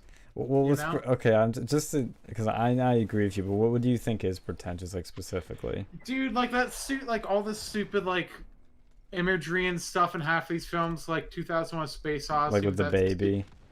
like with the end scene, like it was like the acid trip bullshit, and then they had beginning part where it was with the. Well, the beginning's cool. No, that's not. Well, it's just stupid. Like the ending part was really bad, but like it just felt. You all... mean like with the dude in the bed, and then like there's the fucking obelisk? Yeah, the obelisk shit was just fucking weird, and it's just I don't know, man. Yeah, no, just- I get you, but what I liked about the beginning is the apes, because it's the dawn of man. It's like starting from man's beginning, and then it goes to space, which is cool. I don't then get the the ending. baby thing. The ending, like the fucking whole acid trip ending, was just The like acid fuck. trip ending. It's like random shit, and it's just like random colors popping up. It's like, Oh, okay, I know buddy. what you're talking about now. Well, no, he's going through like some like hyperspace type thing. Yeah, it just seems pretentious to me. That like, he wasn't could- pretentious to me. What's pretentious is what comes after that, when there's that dude in the room, that like stark white room, and it's the main astronaut dude, but he's older, and then like a glass breaks or something, and the obelisk is in there. You know, that I didn't get. That was where the movie lost me. Everything else, I was like, oh, this is cool. This is awesome. And I like that movie. It's one of my favorite movies I of all didn't say it time. was a bad movie. I just saying it's a bit pretentious. No, I agree. That's why. And I I'm think saying. what was it, the other one, The Eyes Wide Shut? That whole movie was pretty fucking. Oh, that's a red pill, isn't it? It was a red pill, but the whole thing was like, you know, especially like if you saw how it was advertised back in the day. Oh, really? It was like advertised as like 50 Shades of Grey style movie, and then it's actually this like conspiracy theory movie. Based. So, I mean, I think it's funny. Like, I like that bait and switch, but like, you know, if a random actor tried to do shit like that, they would got like bitch slapped. But, like, dude, what the fuck is this like conspiracy theory garbage? No, that sounds actually. No, that sounds cool. That's the one film of his I haven't seen. I know it was on Netflix for a bit, but I need to see because that's like up my alley. It was decent, but like, you know, if you're not knowing what you're gonna look, if you didn't like know what you're looking at before going into it, it'd be boring. It's like, oh, this guy. I'm not gonna spoil it for you, but I think that's the case with all his movies, frankly. If you don't, if you go into it with some expectations and you don't understand that Stanley Kubrick is the type of director that always kind of breaks those, you're gonna not like him and you're gonna get bored with his movies. And see, I think a Full Metal Jacket, like, I don't know, it seems like a lot of his movies, like the beginning part's like the best part. Like Full Metal Jacket, that's like the perfect example. Like the beginning part, like when they start boot camp up until like Private Pile does his shit. Like that's just like I love that. But then after that, it just kind of bored me. Yeah, that can happen with his films. I And usually same thing don't. with Clockwork Orange. That was another one. Like when he was out going with his droogs and just like being a degenerate and fucking around. Like that was entertaining, but then you know he gets caught, and then the brainwash is just boring. And I read the book too, but like it just felt like the pacing. I don't know. He fucked that up. Like it was more entertaining at the beginning than like the other parts. But then at the beginning, I mean, it was worth. Like I just loved Full Metal Jacket at the beginning, but like everything after that's just kind of like Well, I've noticed that with directors that tend to do slower paced movies or movies that are more, I don't want to say an acquired taste, but they're more artsy, I would say, is that sometimes they can be a little split, where the beginning's more exciting than the rest of it, because you kind of can't handle enough. And sometimes with the Kubrick ones, too, they'll be like two different movies. Like Full Metal Jacket. It's like two different movies in one. I agree with that. Like, it's fine. It's like the anti-Star Wars. Like, Star Wars, I thought the beginnings were boring as shit. But then, like, the action's all at the end movie. The movie. It's like all this, like, fucking precursor bullshit. And then something interesting actually happens, and it just goes like a split. Like, bam. Yeah. Like, I like, I don't know. Pacing needs to be... It's an important part of making a movie. And I feel like a lot of people don't understand that. Like, a lot of these directors... And I think, like, Stanley Kubrick's a great director, or was a great director, but, like, you know, his pacing was just off. I don't think so, honestly. I think it's... You might disagree with this, but I think it's because we're a modern audience. I think that's the problem. We're used to movies being like this. Super quick. Like, perfect example is The Force Awakens. The previous Star Wars movies, they were fast-paced, but they weren't hyper fast. No, they weren't fast. They were not fast-paced. They were pretty slow. No, dude, that ain't slow. Dude, beginnings, compared like... to 2001. 2001's a slow movie, and I love that movie, and it doesn't bore me except at like the 10 minutes of silence. But that's a slow movie. That's the epitome of a slow movie. Blade Runner is a slow movie, but Star Wars is like 3 hours long. It was fucking. It's not 3 forever. hours, dude. It's like 2.5. It feels like it's 3 hours. Have you seen Lord of the Rings, dude? That's 3.5. Dude, 3 hours. I don't know, man. Like, I never was a big fan of Lord of the Rings. It just bored me. I wasn't a big fan either because I don't think it's got a lot of substance, but I still enjoy it. But those are fast-paced movies, even though they're Lord of 3 the hours. Rings. Well, for 3.5 hours, a lot of shit happens. Dude, it's just so fucking boring. Like, at least the old ones, like the Hobbit and shit, was a lot faster paced. But like, I don't know. There's other issues with the Hobbit. I'm trying to think of a super fast-paced movie off the top of my head, but the quickest I can think of is Force Awakens. Dude, fast-paced movie. I saw like Hobbs and Shaw or whatever the fuck it was. Oh yeah, the Fast. That was the most. That was just non-stop action. It was fucking annoying. And not like it was too fast. Yeah. Like they need to have the even tempo. Well, that's usually the sweet spot, is that even tempo, but a lot of movies now are worried about you getting bored, so they make them stupidly fast. Like, Force Awakens is a perfect example, because it's constant shit happening, but and the how you can tell, because I'm somebody that autistically, like, analyzes these, so I know some things that usually go over your head, especially the first time you're viewing it. But in the original Star Wars movies, there'd be a lot of moments of silence or just music filling it. And those films have a lot of music. Like, most of the runtime of the originals is filled with music. I forget the stats on, but it's like literally like 90% of it is like wall-to-wall music. But there would be moments where it's just like there's no dialogue, it's just atmosphere building with music, which is important and gives you time to breathe a bit. Force Awakens is like boom, boom, boom, boom, boom, dialogue, action, blowing up, shit happening. There's no room for the movie to breathe. Joker's a movie that breathes too. That's another good example. I like I like Joker. See, they're more evenly paced. And that's that. I wonder how it is on subsequent views, because usually movies get slower when you view them a second time. But that's one where they do give it time to breathe, and there's music that breathes through it, which is a bit unconventional now, because a lot of movies are just super fast paced. You don't get bored.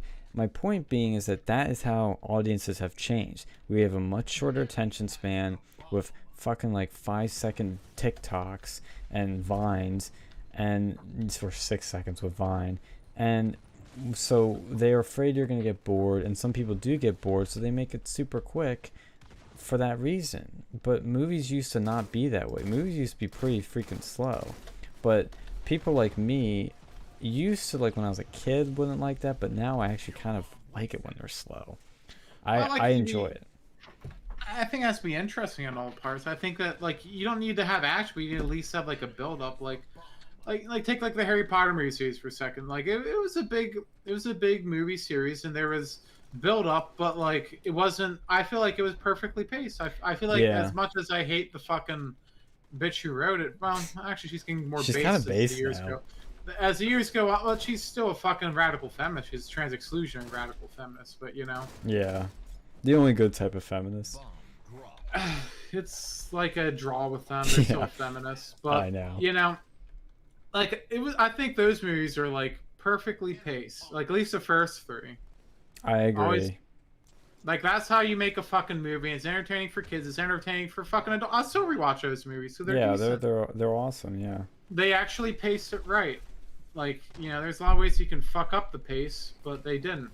Well, and that's what I'm saying, is that it does depend on what movie you're doing, because there's some movies that the slow pacing is a part of what makes it what it is. Like 2001 is slowly paced so that you really sink into that atmosphere of being in space. If it was a fast-paced movie, it'd be an action-adventure flick, but it's not that. It's a moody, artsy, atmospheric piece, and that's why it's paced the way it is. So it depends on the film, and not everybody's going to like that.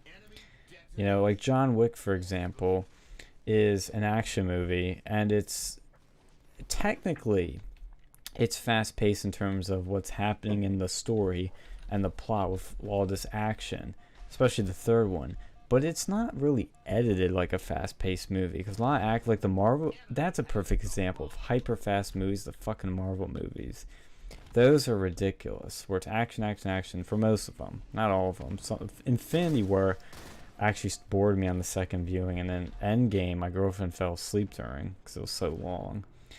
But John Wick has a lot of action, but it's not edited like cut every 1 second. Like if somebody were to punch somebody in a Marvel movie, it's like the fist is coming in, cut, it hits the person, cut, and now the person's falling down, cut. In John Wick, that's just one shot. I think they're writing it like it's in a comic book. That's probably how the comic books do it. No, it's actually because it's easier that way, because they don't have to do much choreography. They can just do an action, cut, do it from a different angle, cut, and then they slice all together.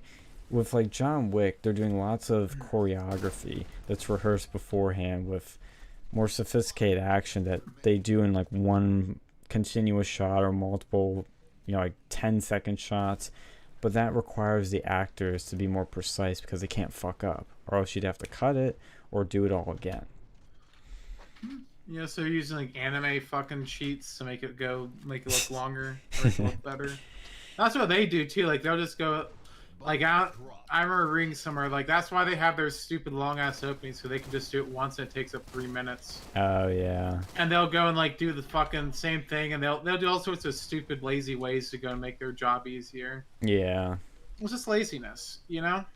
Well, it's not try to all, make the most out of sometimes their it money. is, but sometimes, especially with animation and TV, they're cut on time.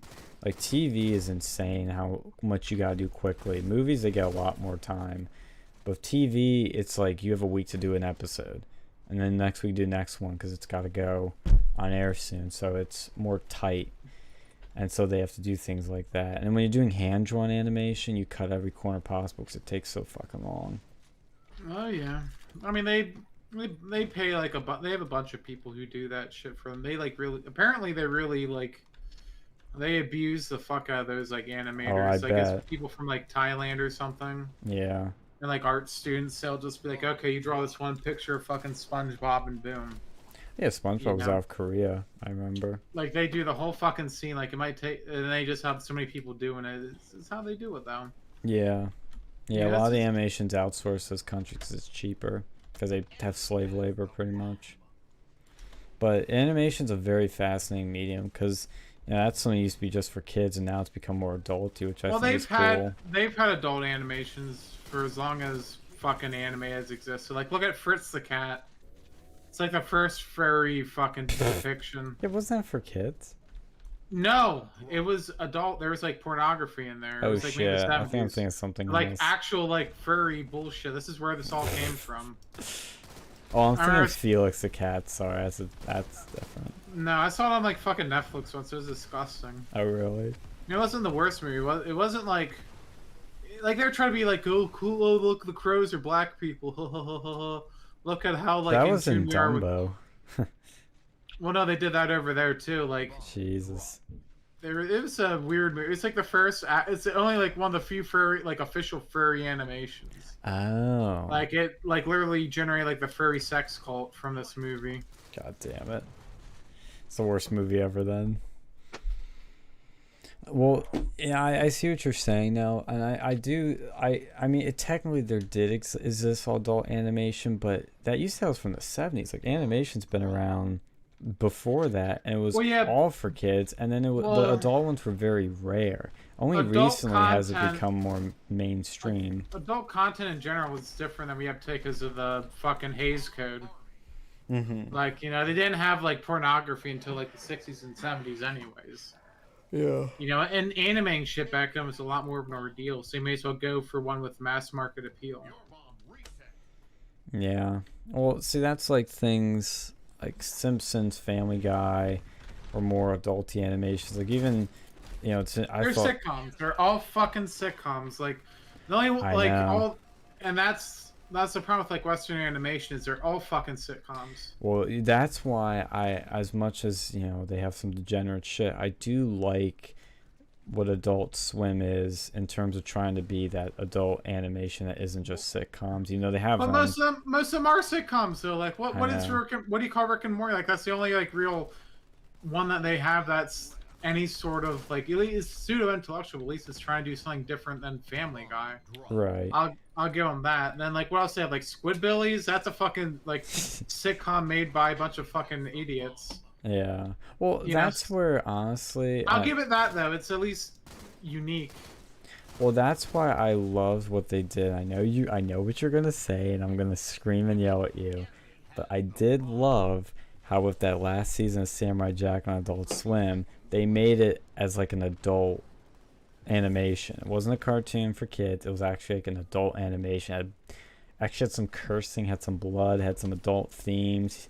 You could tell, and that they did because the audience had grown up, and it was a smart move, especially with how the story went.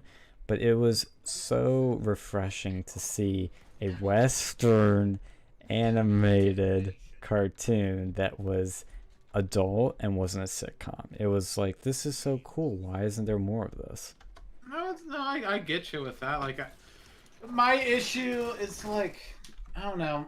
I think that anime and just like the cringy culture, like, associated with anime basically prohibits people from making like decent adult animations. Like even in Japan, like they have your typical like fucking. I think they have like whole different segments. There's like shonen and all this shit. Like shonen's your fucking Naruto and your Bleach and all your other like cringy like anime bullshit. But they have like other ones that are like adult shit. Well, Like, usually the adult animations. but no one watches them. They rather watch your fucking Naruto and stuff because that's popular. Well, yeah, but if you are more into like indie films or these film festivals, there's actually a shit ton of really fascinating adult animation out there that most people don't know about. It's usually the short films. I remember I went to at State College. They had at the movie theater downtown, or not the movie theater, the State Theater. They had every year they do this thing where they show the Oscar nominated short films for animation and live action. And I went to the animation one, and I mean, some of them were like, like there was a Pixar one, some other like, like lighthearted, goofier ones, but there was a few like adult ones that were super adult, like with heavy themes and more adult shit, and they were like really cool. I'm like, this is like an untapped market, I feel. Well, I think well, for the Western market, yes, they do have. There does exist fucking like dark fucking fucking anime and shit. Oh yeah. But Well, Western, I think it's a growing thing, but it's still such a tiny minority. And I think it's because a lot of film studios think people associate animation with kids, so they don't take it so seriously and they don't invest in it because they don't think kids they'll sell. or comedy. Yeah. I agree with that. It's weird too how comedy is like the only adult form of animation. I guess it's because you can do things in animation they can't do IRL. That's why, because you can have Bart Simpson like shoving a flag up his ass. That's funny because it's a haha cartoon character. Haha, like he can do edgy shit because he's a cartoon character. Yeah. But real life, like it wouldn't be as like it's the way you can get away with stuff. It's like the Jester back in the Middle Ages. You can get away with a lot of shit if you have a cartoon character because it's not real. That's why they have the fucking disgusting like CP fucking anime stuff. It's perfectly legal because it's not a real person. That's why that shit exists.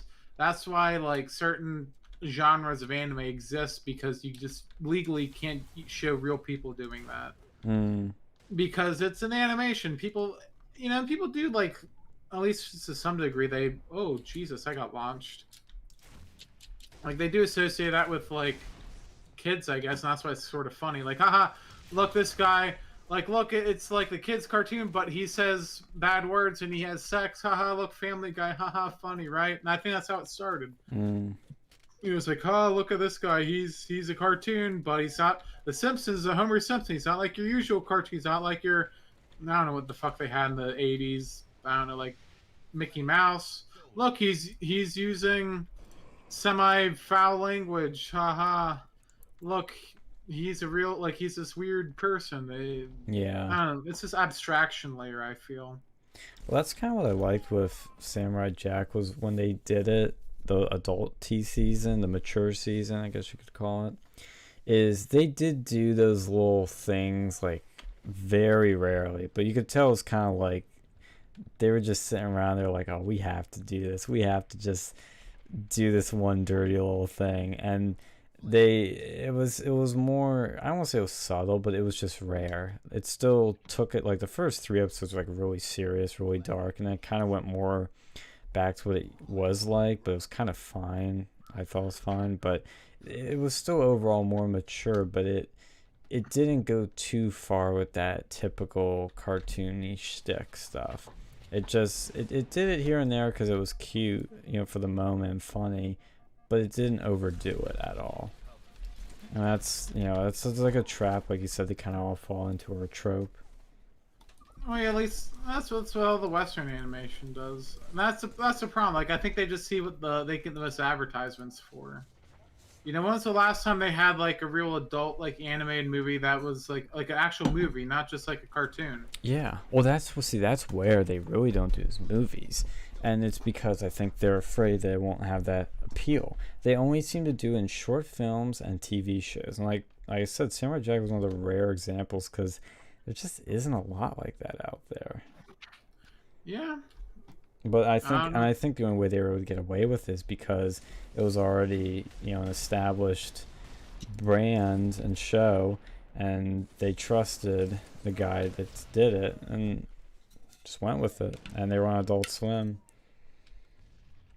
Yeah, as much as I don't like Adult Swim because of what they did to Mm-hmm. $1 Million Extreme, Yeah. I'll give them that. You know, at least they experiment. Like, they're the most experimental network out there. Yeah, you don't have a lot of that anymore, and it's a shame. Even though we have more channels and more shit. Like, experimenting is a rare thing. Usually you have to hunt for it.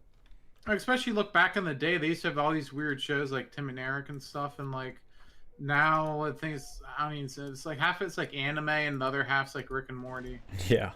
So it's like fucking Reddit. You know? That's a good analogy to Adult Swim. It's fucking Reddit. Yeah, and like they know it. They like fucking the Rick and Morty. They go and acknowledge the fact that they know their fucking fan base is Reddit. You know, it is what it is. So like, at least they try to do different things. I'll give them that.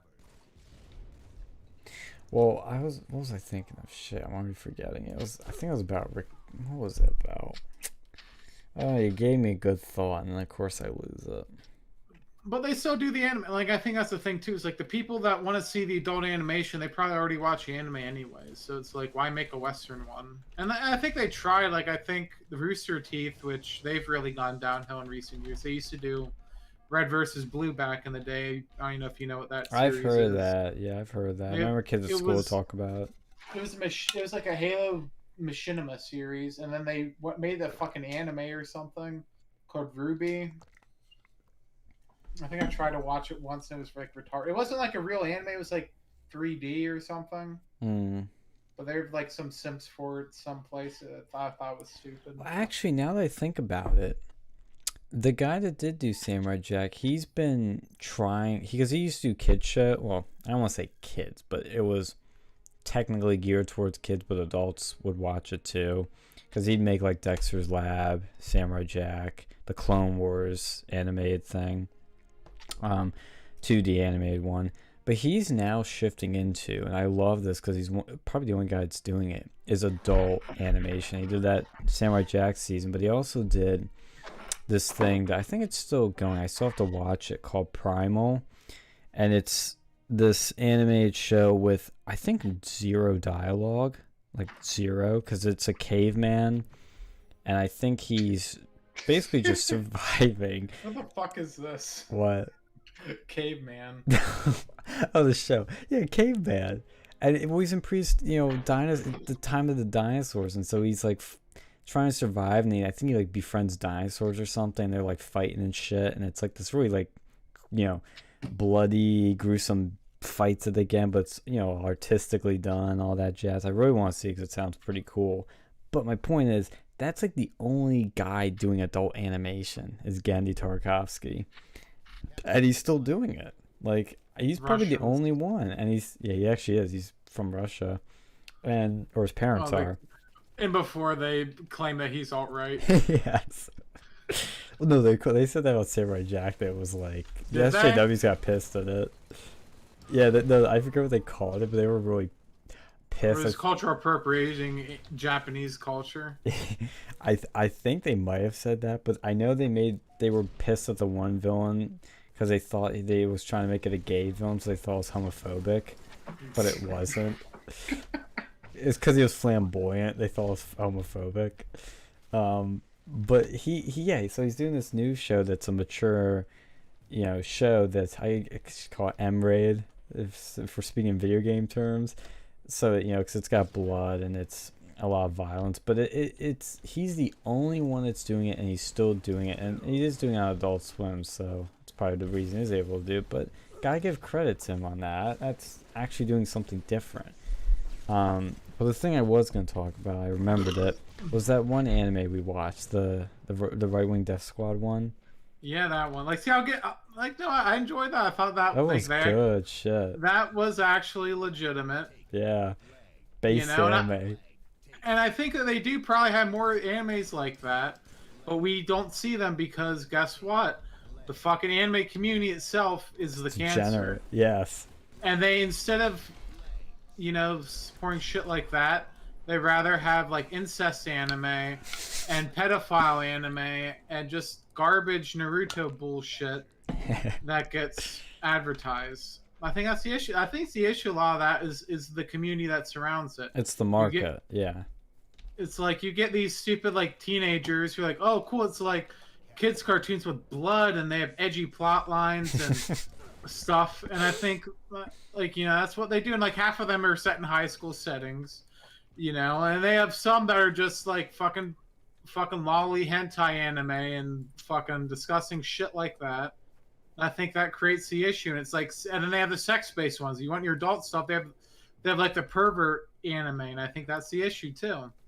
There's a lot of perversion in there. There's a lot of just weird tropes, and I think that's like, I think who is it? The guy who did Hideo Miyazaki or whatever. It was like anime was a mistake. Yes. That guy who didn't even make the quote, but it's fucking true. Because like I think he did say another quote, like, and this was actually real summer. It's like people, when I would go and make my animations, I'd watch real people and see how they interact. Yeah. But the next generation of anime authors would watch anime and see how they react in there, and then it was like this cyclical autism.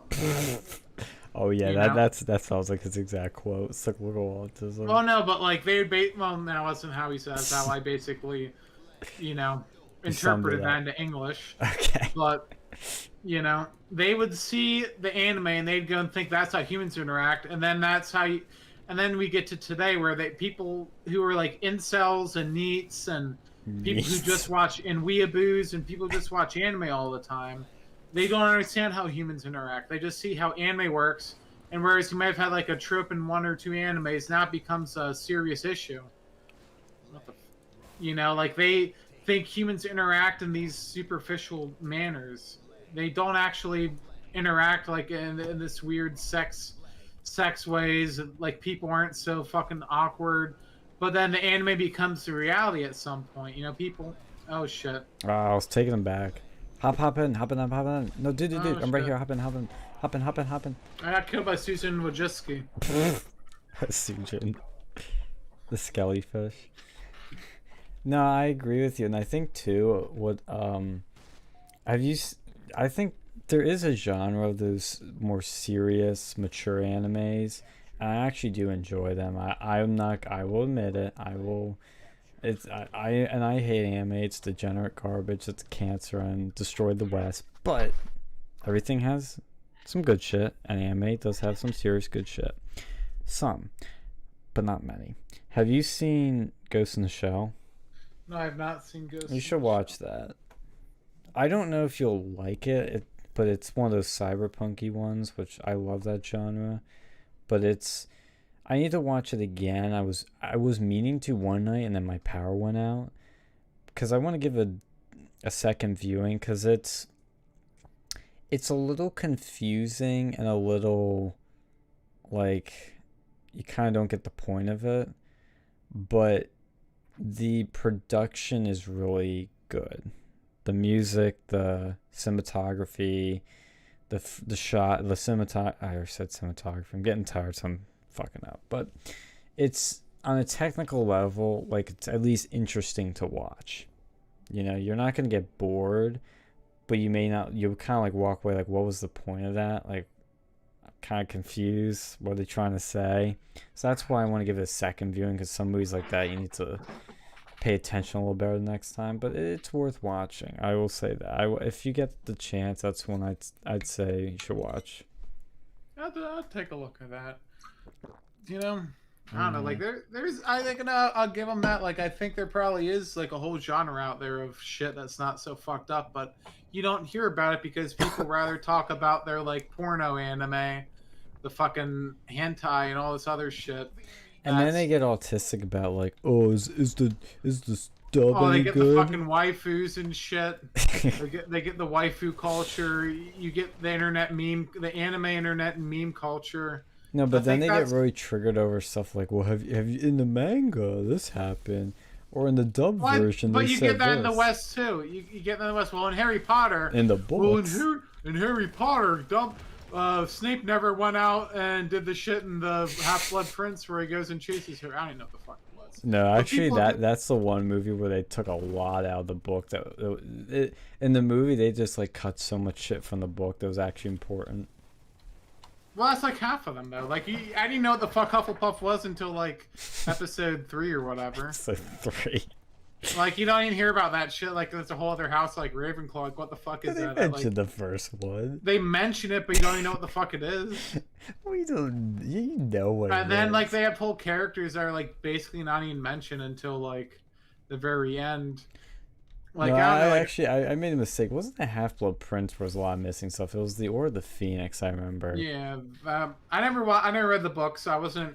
Back then I couldn't read like a 600-page book. They're not even You're right. that long. I remember when I was a kid, I thought they were, but I have them on my shelf right here. They're not actually. The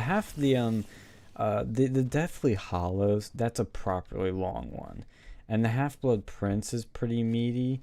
But the ones, and Order of the Phoenix is meaty too. But the ones, the first 4 are not long, especially the first 2. Dude, the first one was pretty long for me as a kid because I tried to. I read the first chapter. I was like, yeah, fuck this shit. I've read all of them when I was young, except Goblet of Fire. That was the only one I didn't because they didn't have it at my school library for some reason.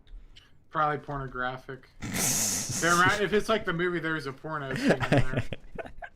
It's not a porno scene. You don't see They it. had the sex. They had the sex scene. They had the They implied. implied it, and they magically came out with like clothes on.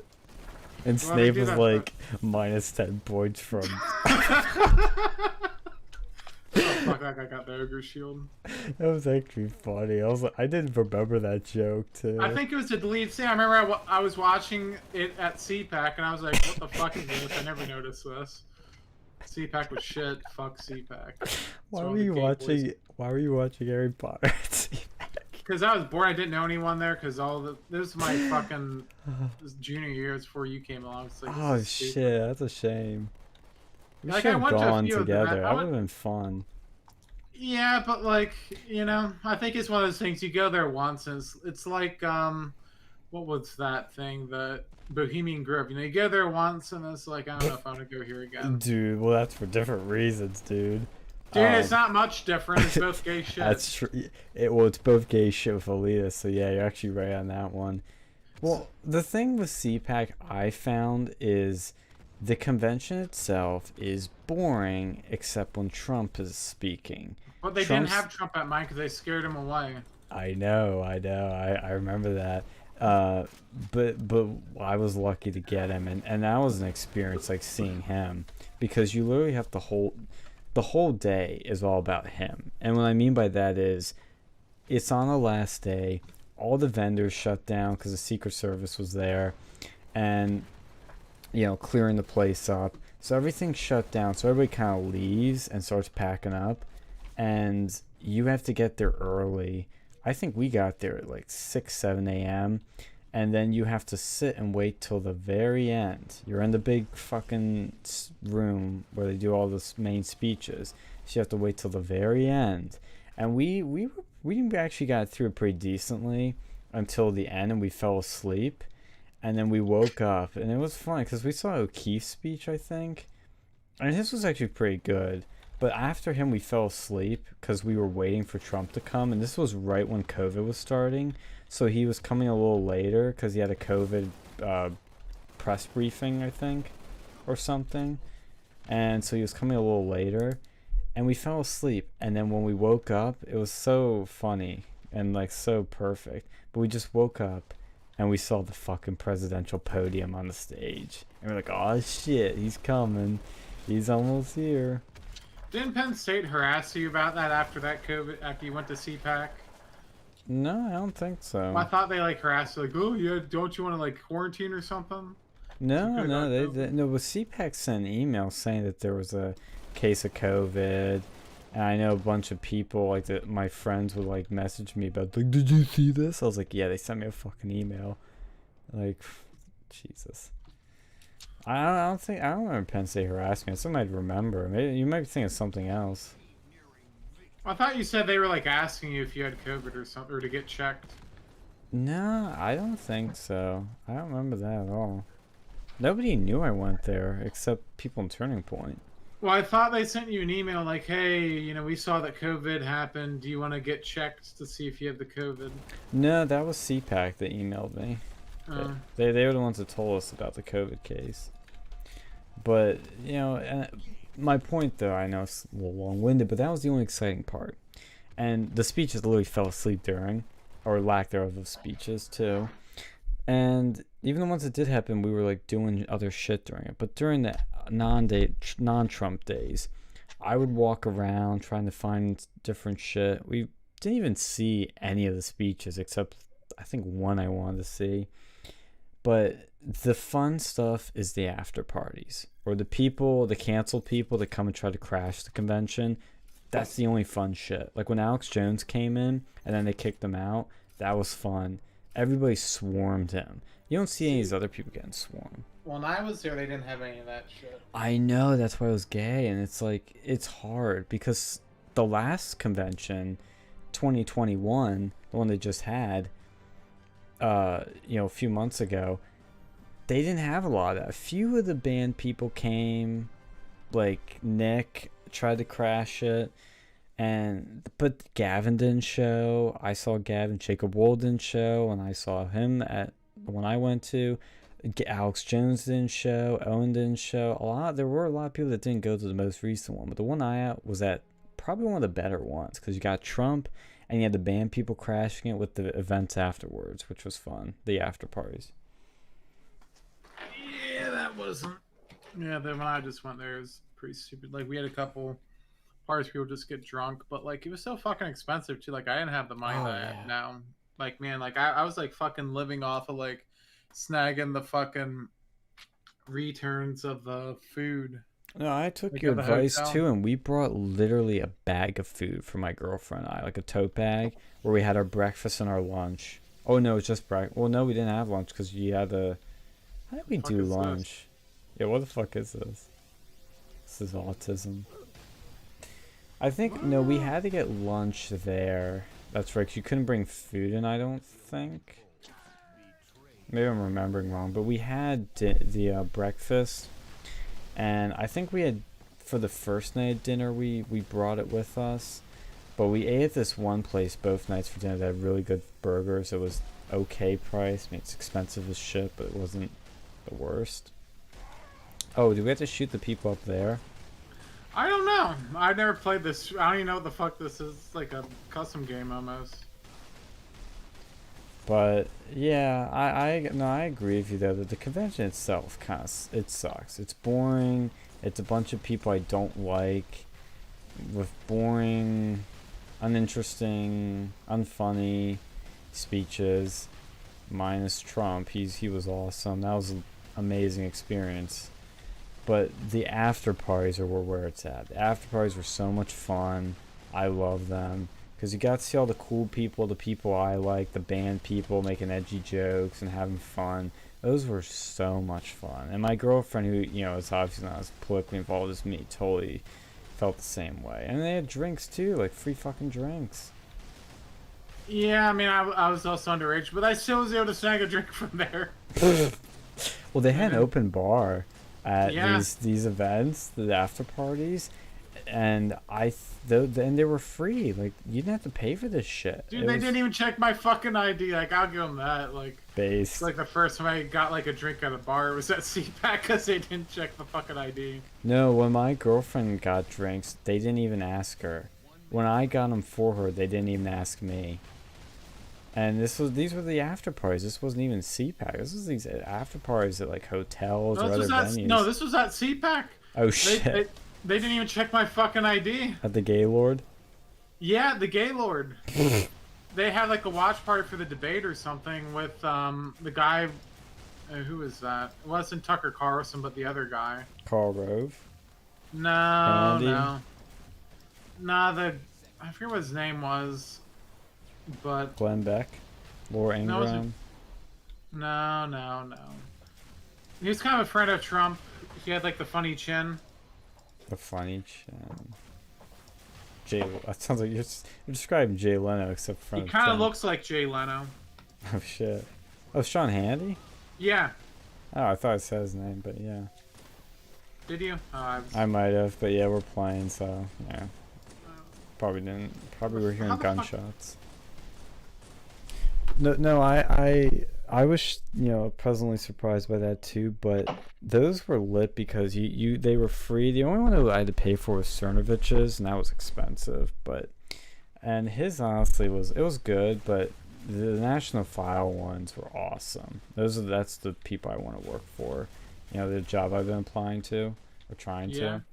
Those are the people that hosted those events with all the cool people. They had like I said, they had Alex Jones, they had Gab McGinnis, they had Laura Loomer, they had Nick, and Owen Schroyer and some other people.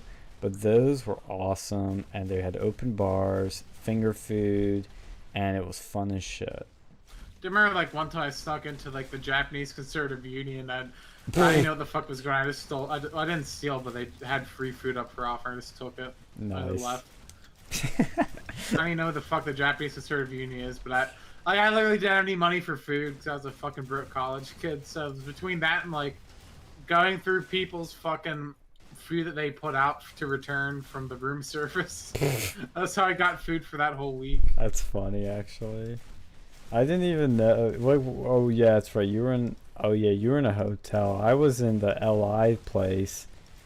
Dude, I like used a lot of my money to go and pay for that shit. Cause they also had us buy these stupid fucking vests. I think I still have it. Or I forget what they call them. But it was stupid. Well, I mean, my girlfriend was like, yeah, the LI place wasn't that great. Because it is like you're literally sleeping in their basement with all these other people in these bunk beds in one room.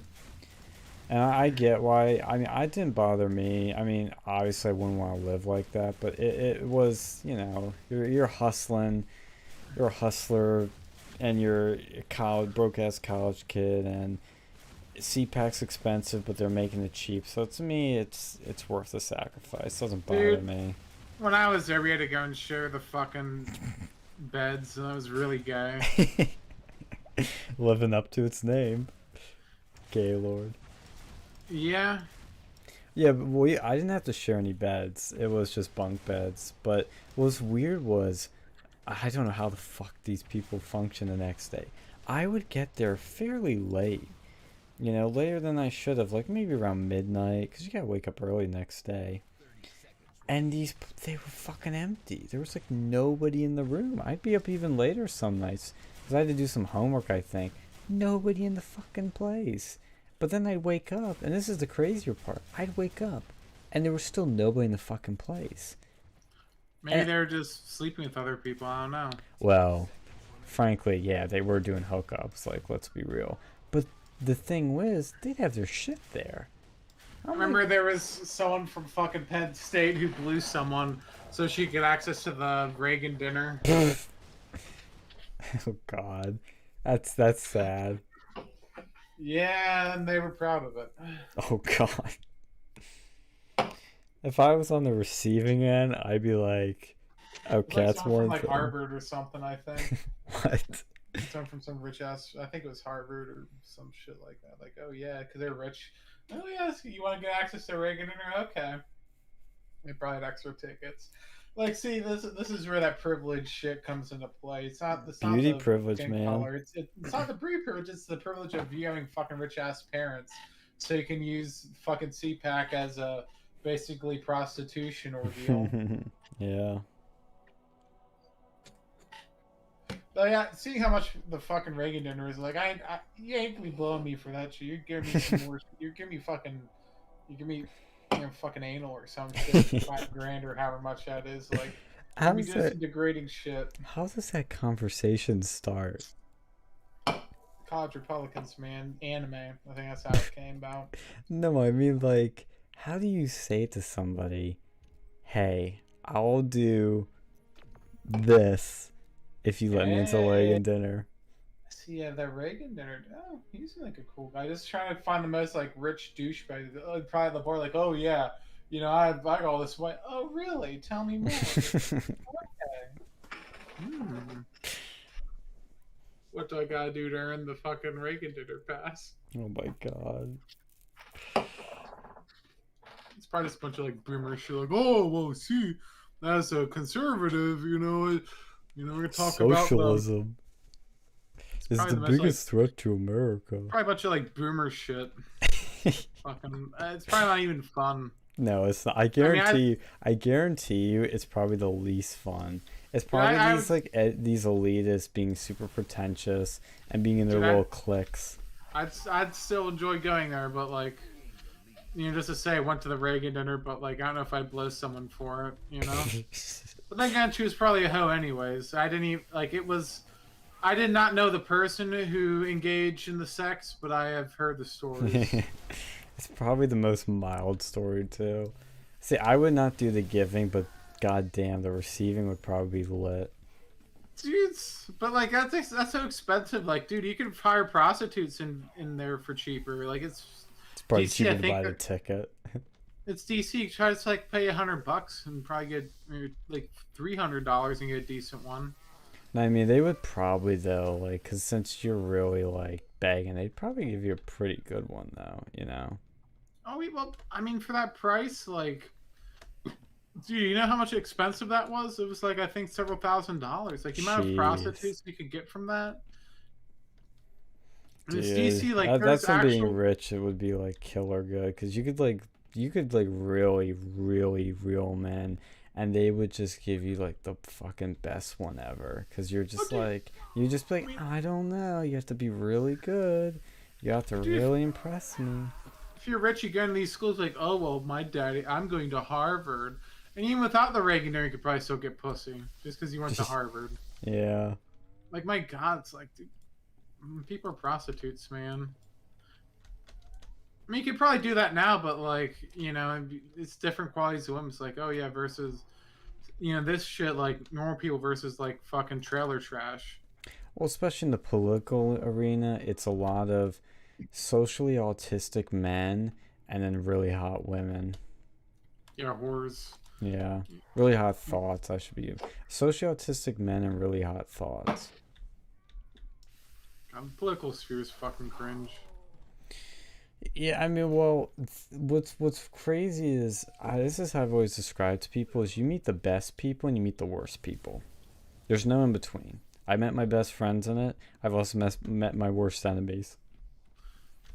Yeah, you get some like these weird autistic people, going these political bullshits. It's like, oh, well, actually, to be concerned, like all these fucking weirdo political things that like use 20 different words to describe their political ideology. Libertarians. Well, actually, I'm like a pseudo fascia, like fascia theologic anarchist. I know, It's like, right? what the fuck is this? Like, it's like fucking right-wing version of like your gender identity. Like, oh, well, I'm like a demisexual, pan-organic bullshit. It's like, well, I actually identify my political belongings as like a crypto technological libertarian. It's like the same shit, just different fucking ideologies. No, it's like when our one used to be friend who was is a libertarian, but he would always say, what? Maybe I thought he had that weird, stupid fucking like monarchist or some shit. No, autistic ideology. I remember that. I have to figure out where we found that, because I forget where we found it, but I do remember that. It's not him, but it's a friend of his. You know who I'm talking about? Probably. The guy I used to be friends with. Was this a Cutco merchant, or is this a person who may have helped me with the legal case? The latter. Okay. Yeah, it's not our Cutco merchant. He was not a friend ever.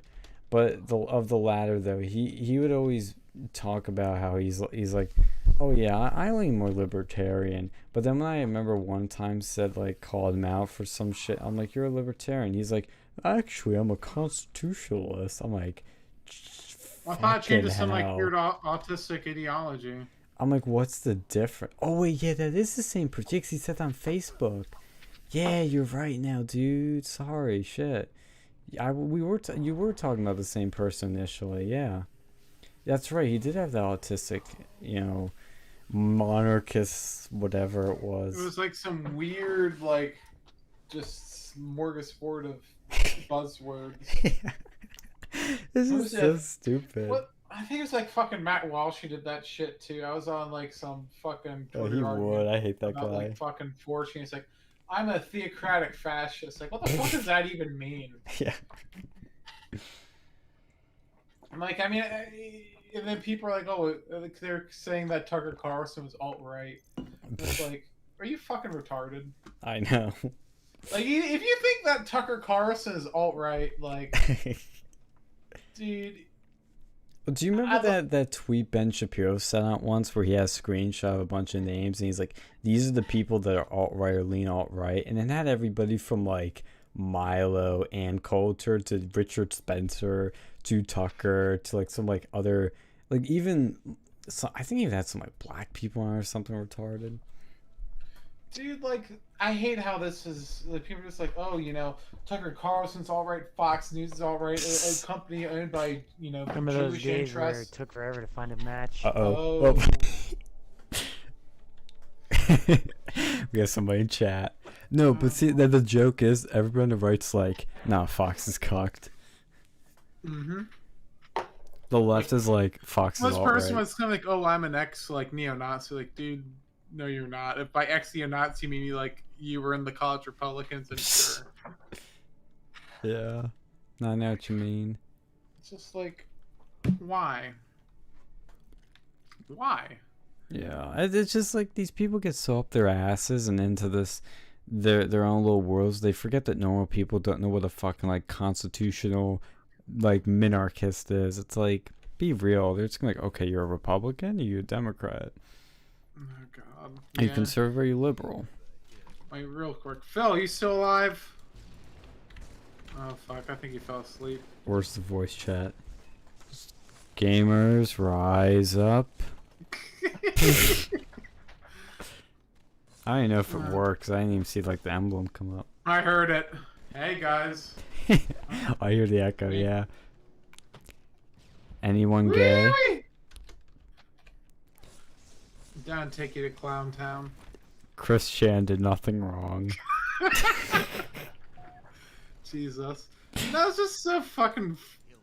Man, these weird political ideologies, it's just so stupid. Like, I mean, people really believe it's like, oh, I'm like libertarian, like crypto-libertarian, techno-futurist, like all this other stuff. Like, it's literally like the same shit the left does. It is. That with their agenders. Like, it's literally the same fucking thing. Well, yeah, So it's this these, is like I said, it's these autistic people. This is a Halo 1 map. What the fuck's going on? This isn't a Halo 2 map. Did they import this into Halo 1? What the fuck? I Or don't Halo know. 2? I don't know. This is weird. What the fuck's going on? I can tell, like, I don't remember ever seeing this as a Halo 2 map. But okay. Maybe it is. I don't know. It's just, people are so fucking stupid half the time, and like... Oh no. Oh no.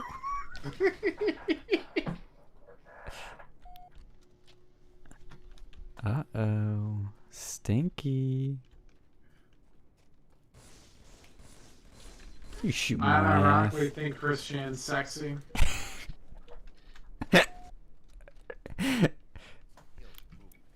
Chris Chan is my waifu. My God, like, see, that's another thing too. Is the fucking anime shit with that Chris Chan guy. Like, I It wonder how would much. be. Like, dude, he is like his whole. He's watched anime. Like, that's the whole thing. Like, he thinks he's this like computer goddess from some like anime video game series or whatever. Anime's Like, fake and gay. He calls himself CPU fucking Blueheart. That's from a fucking anime game. Or like an anime or a series or something. Like, I think it was the idea guys who put that into his head. I don't know, man. Like, is this Halo 1? I think it's Halo No, it's 2, not. dude. It's not. Yeah, 'cause we got the SMG. Why is it that some of like Maybe I have a bad memory, but most of the multiplayer maps were not in the fucking campaign. Well, yeah, they're not. Like the settings are like, where am I? Some of them are different. Some of them are like you can sort of kind of. I think this was from some level in Halo 2. I don't. Some of them are, some of them aren't. Like a lot of them too. Like you get all the DLCs with this. DLCs are just random shit, and like they're kind of like you're not gonna get the full level, or so it's like an artistic or autistic reimagining. And then there's some of them that are just like remakes of Halo 1 levels and shit like that too. Chris Chan is my spirit animal. In Sonichu we trust. Dude. I wonder what's gonna happen, like I really do. I think he's going to prison, dude. I can see that, but I wonder what's gonna happen with Bella. 'Cause I don't think she's getting out of this unscathed at this point. I don't know, dude. I think if his lawyer's good, he'll bring it up and she'll probably do so. I think she's getting like even with the extra legal punishments. I think she's getting probably expelled. Because if you saw her chatting, she was using the gamer word a few times. Oh boy. And like a number of other inappropriate for college language. Inappropriate for college? Oh, you mean like, she might get expelled from her college? Yeah. Oh shit. Because she apparently lied about like a Title IX investigation. Like they asked her, boy. and she like admitted to it in her Discord. That's pretty bad, dude. It was over some like transsexual or something that killed themselves because she probably bullied them allegedly. Oh my god. Like, that's awful. Dude, she was so bad. Like it's not like it's funny on the one hand, but on the other hand, it's like I don't know. When we get in the next match, we gotta really get people out in voice chat. We need to harass people so they actually talk to us. I'm joking when I say harassing, by the way.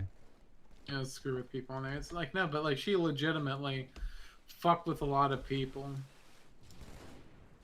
Like, and she was like bragging about like wanting to like rape her like people and stuff, and like on the Discord. And she was talking about like wanting to molest like her hamsters and stuff allegedly. Jesus. I mean, it's really bad. It's legitimately reprehensible bullshit. Like legitimately fucked up.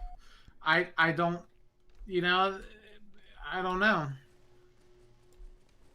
And then like apparently she hired like a private investigator after her docs started to spread. Oh no. Like dude, like there's so much on the Discord, on her Discord leaks. It's bad. And apparently like there's been a DDoS against a Q. I don't even know if it's a DDoS.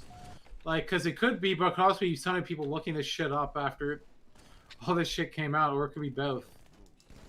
Cause I know like yesterday, Kiwi Farms was down.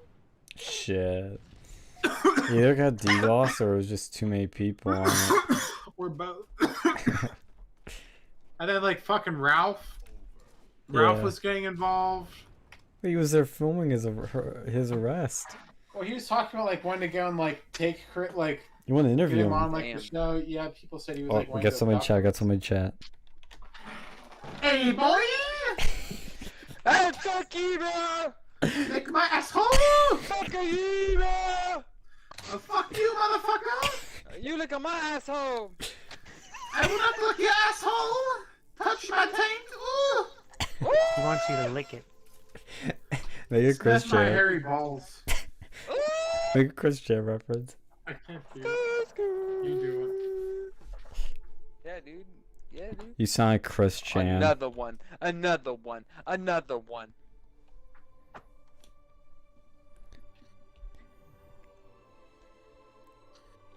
Sniff my balls. Oh, are they gone? I think they are. Damn. Okay, let's get these people. And we get a new one.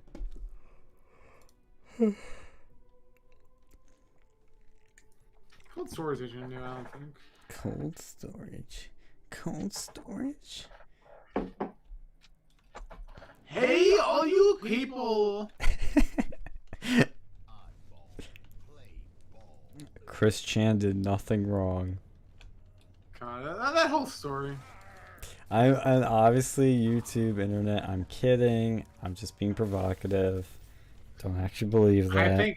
I think he was influenced. Chris Chan was set up. It was an inside job. The feds are responsible for the incest incident. I'm not even joking. I think that's what happened. The daughter of 2 fucking feds was involved with this. Fuck the feds. Fuck the police. Fuck the feds. I actually heard you can go places and spend money to get that done if you want to do it. January 6th was an inside job. Oh my gosh, it should be his t-shirt. Sorry, is that the 6th or the 16th? Six. The 6th. I think this guy's off. Are you autistic? Oh, wait, let me know. Oh. What'd he say? I think he does. Can you repeat that, please? That, please? Do you have the autism? That's the thing where your eyes are misshapen, right? What the fuck did he say? Yeah. Okay, that confirms your question. Who is this guy? Do you watch anime? Do you watch My Little Pony? My favorite anime is Rick and Morty. Based. Oh, it's a Reddit user. Not big brain enough for Rick and Morty. Okay, we're getting raped. I don't care. This is too funny. This is like a taste of what old Xbox used to be. Yeah, man, dude. Must have been lit. Oh, I was gonna make it. I was gonna make a joke and I can't remember what it was.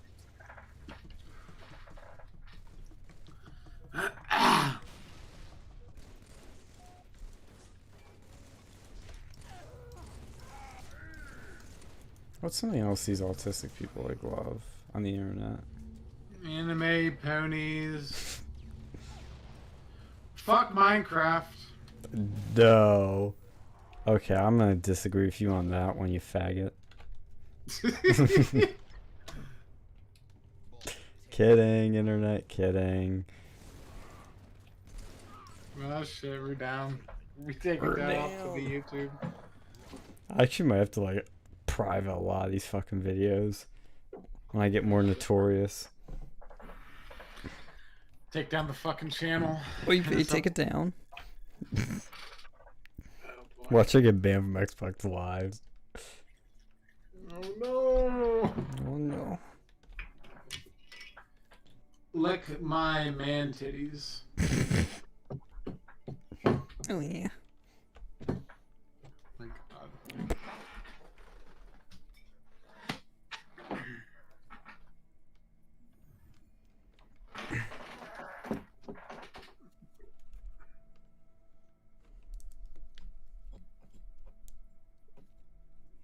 See, it's a weird world we live in, man. Oh yeah.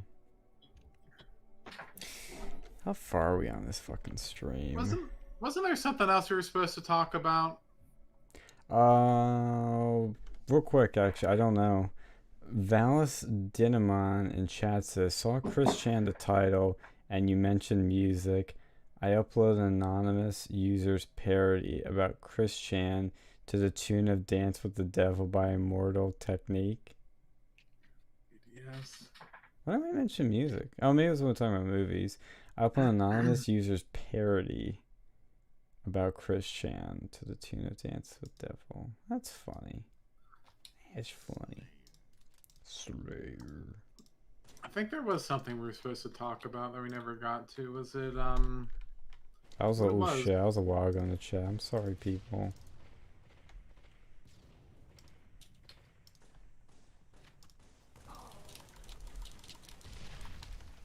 What were we gonna talk? Oh, I mean, we already talked about the COVID bullshit. COVID? Autism. Were we gonna talk about? Aren't they making a database now of like all pro gun people or something? What? I heard they were like making a database and they're saying they were some sort of like potential domestic terrorists or something. I didn't see that. Or no. That's what that wasn't what we're supposed to talk about. We're supposed to talk about the mileage tax. Oh yeah, the infrastructure bill. Yeah. Yeah, that fucking mileage tax, man. That's so retarded. Like that's gonna hit poor people the most. Because rich people can afford to buy their fucking Teslas. Poor people can't. Well, aren't poor people using buses though? If they live in a big city, That's where most poor people are. are they? I mean, there's a lot of poor people in rural areas, you know, that Well, have you're lost gonna their be jobs and shit. But You mean fucking with a lot of poor people, and a lot of them don't live in cities. no, I think it you hurts know? the middle Like, class the most because they're the rural- ones that the- commute to work all the time. Well, the rural poor who have Oh yeah, like, yeah, and truck drivers. Think of that. oh god, yeah, and like it doesn't even make any sense. What about like, Uber 'cause drivers, dude? This Yeah, hurts they're- working class It's people the most. stupid fucking bullshit, and no one's wanting to do it. Why can't we just keep it like it was?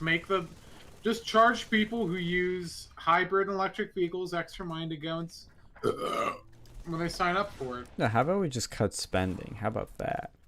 Well, yeah, like if you have an electric or hybrid vehicle, Yo, let's charge them extra at the not to interrupt, register. but there's a rare thing happening. I'm on the top of our team right now. I'm the top Oh, shit. one. Yeah, you are. yeah. It's not gonna last long, that's why I had to point it out. Continue. No, but like the issue is that like the hybrid and electric vehicle owners aren't paying enough gas tax.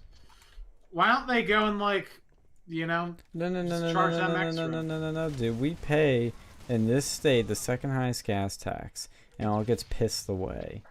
We're paying plenty. I agree with Honestly, that. plenty. Well, like, and look, a shit ton of people buy fucking like SUVs and shit too, and like big trucks. So I don't see what the problem is. Like even if the truck's more efficient, they're still getting like less than 20 fucking miles per gallon for the most part. Most people don't buy like Teslas and economy cars. Most people still buy SUVs and trucks. Yeah. You know, there should not be that big of an issue. Like some of them, the people who would buy cars are buying fucking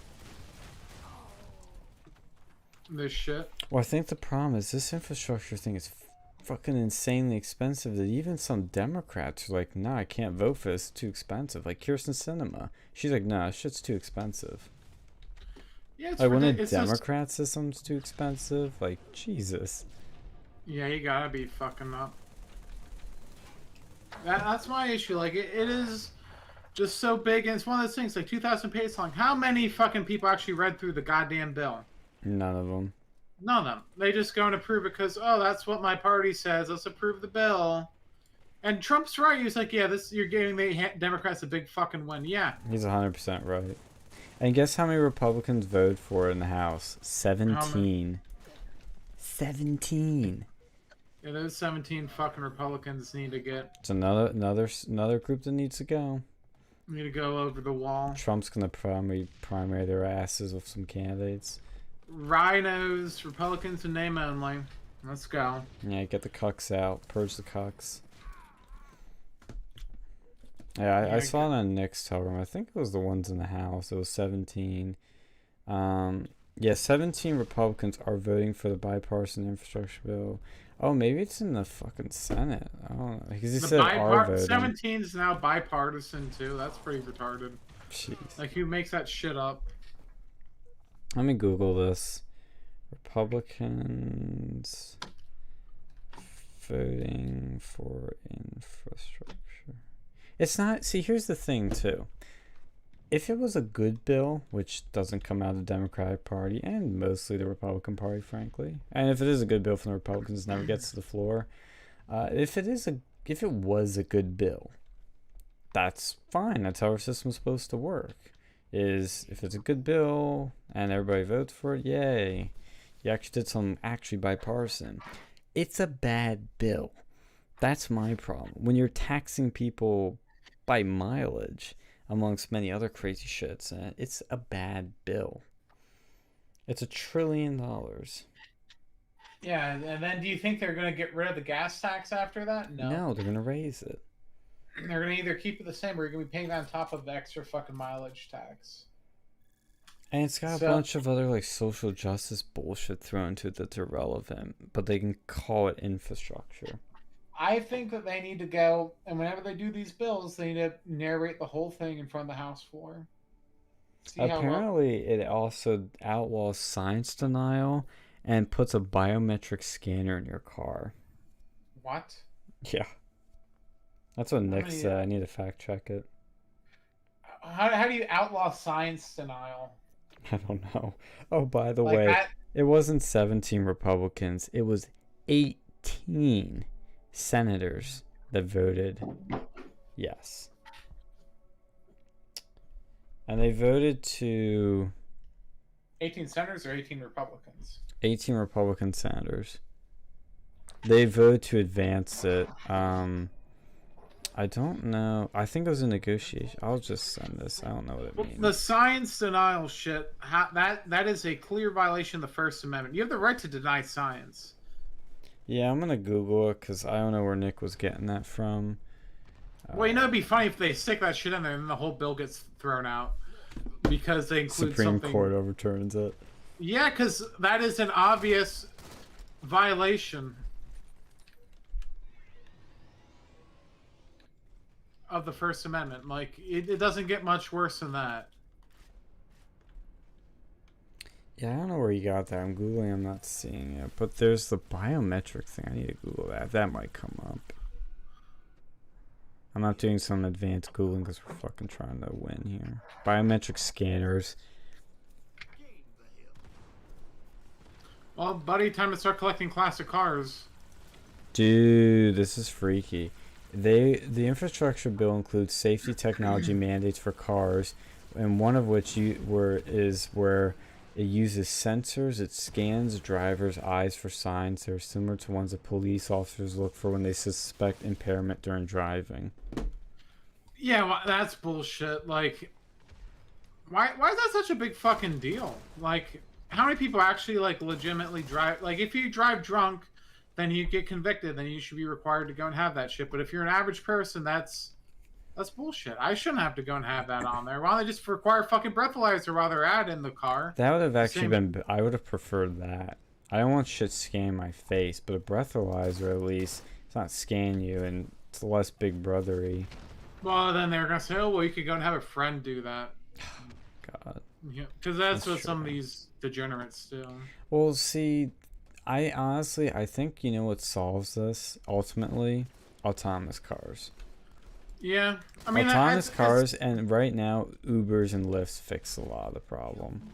Yeah, I don't think it's as big of an issue nearly as what it used to be, and especially these new cars, even if they're not fully autonomous, a lot of them have these new features in them that basically like lane departure assist and all this other shit like that. It's not And like it this was back in the automatic day. stopping.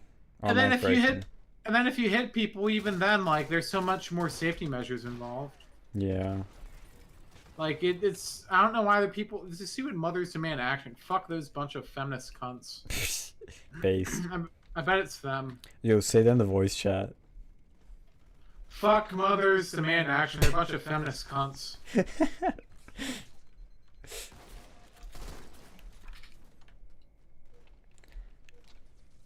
Feminism is cancer. Throwback.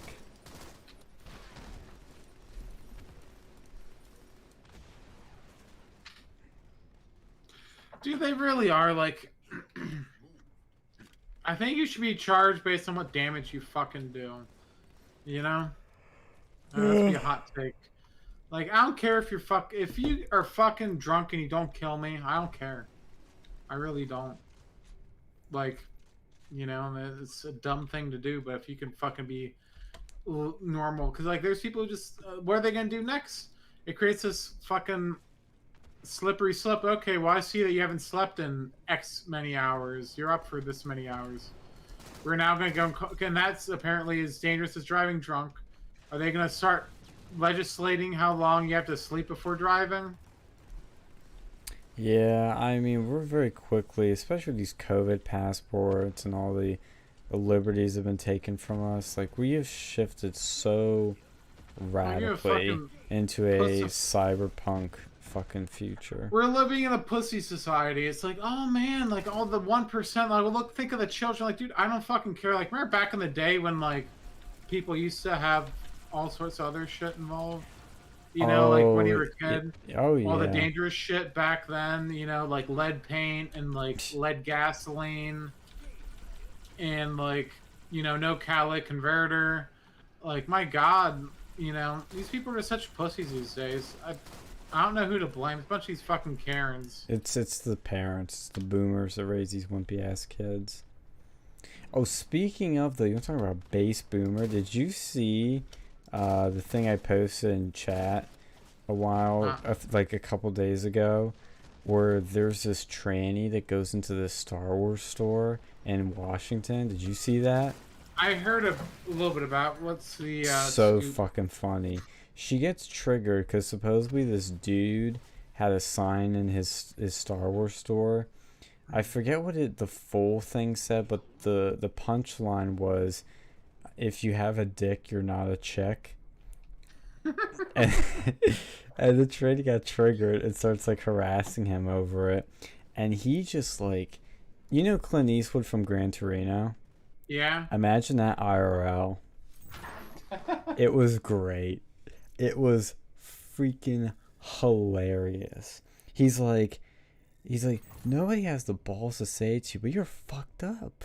You have a mental illness. I'm not gonna let you harass me. And she just keeps harassing him, and he just goes off. It's so funny. True legend. He's like, you know what? I don't care about your goddamn feelings. That's hilarious. Fuck him. He's a legend, dude. King.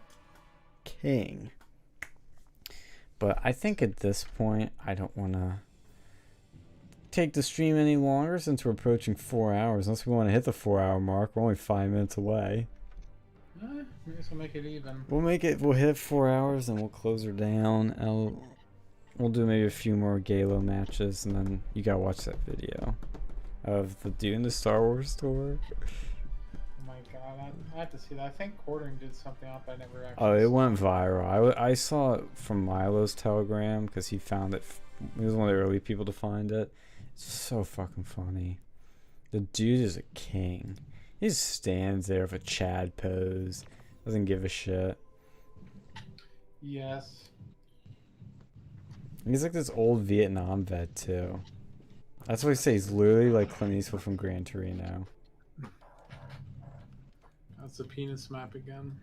Penis map, yes. I bet they deliberately did that to look like a penis. Probably did. Like around Halo 2, I think got like an M rating because someone, or it was one of them got an M rating because someone like in the fucking Xbox version, they put a joke in there. It was like there was a file called like a .ass extension. They put a picture of this like fat guy's like pimply ass on there as a joke. And then the ESRB somehow saw it and they like rated it for like sexual content. Wait, wasn't it? It's unrated to begin with because there's blood. Well, a lot of games have blood. Like honestly, there's not even really any sex involved in these But games. T-rated games, from what I understand, they have either no blood or very minimal. I mean, this is kind of minimal too, but actually, I don't understand why are the Halo games always M-rated. I don't know. I really think they should probably be considered teen. I think that They're kind of ESR between those categories, and that's the problem with the rating system. I think the ESRB system needs to be majorly adjusted because how many people are actually waiting for their teenagers to play these fucking games? Yeah. It's like not that many. Well, it's kind of like the movie rating system too, where it makes too many like leaps too quickly. You know what I mean? It's like, have you seen The King's Speech, for example? No. Okay, that's a movie. It's a historical movie about the new king of England during World War II that has speech impediment and he stuttered, kind of like somebody we used to know. And was that voice chat? I think it was. Oh shit. Hey there, buddy. Oh, he's not saying anything though. Oh He's not shit. around. I thought I heard some. Maybe I think it was somebody in chat. Did I mute this guy? No. Oh. Oh, somebody is talking because I see the speaker on one dude. Oh, I see him. I don't. Hey, what's up, buddy? Are you gay? Gay for you. Yeah.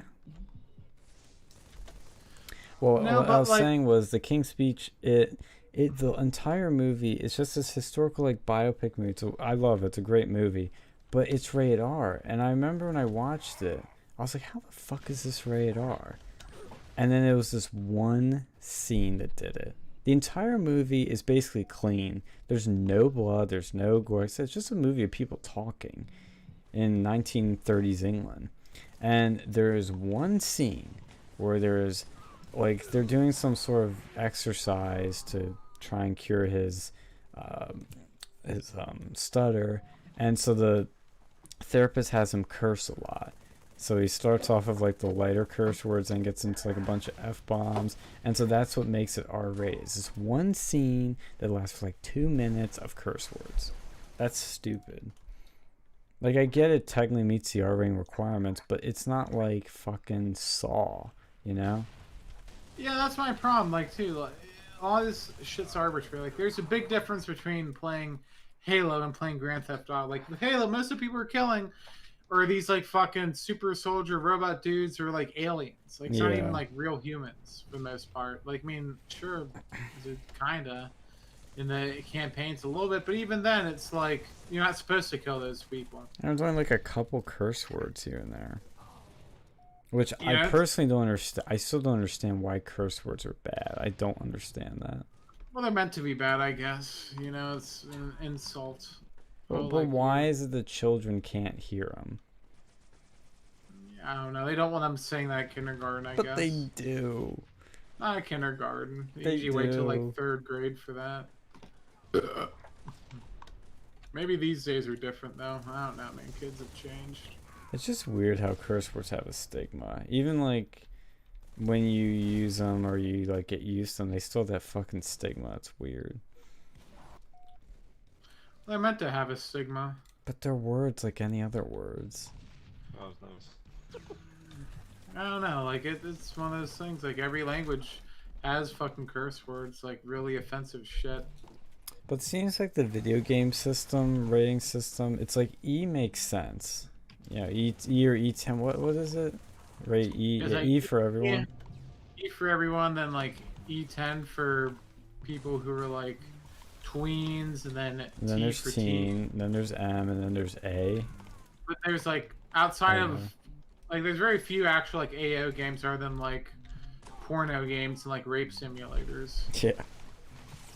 But like I don't think I think Hatred may have been rated AO.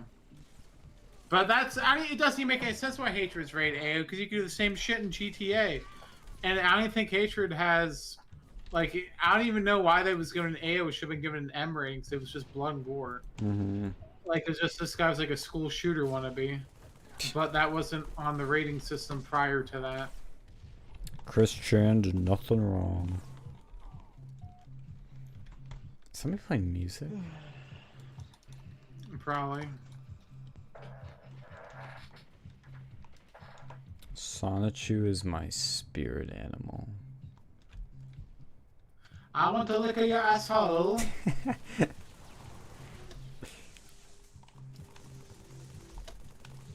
Yeah, but it's just I think there's like E10 teen, those kind of all make sense, but when you it's like with movies too, when you get to the more mature content, the adult content, that's where the rating system gets a little too all or nothing. It's like what TV has a retarded rating where on main networks or on cable. So like you know, FX or A&E or you know those channels, you can say the F word once. You can't say it more than that, or else Really? you have to On a censor it. On TV? Yep. I thought they could only say shit. No, you get one, and it's rare because most shows don't use it, but you get one F-bomb per episode, I think, or per What is season. I think it's cable though, so it's like at that point. Well, when you get to the deep cable, like Showtime, HBO, you can do whatever you cable. want.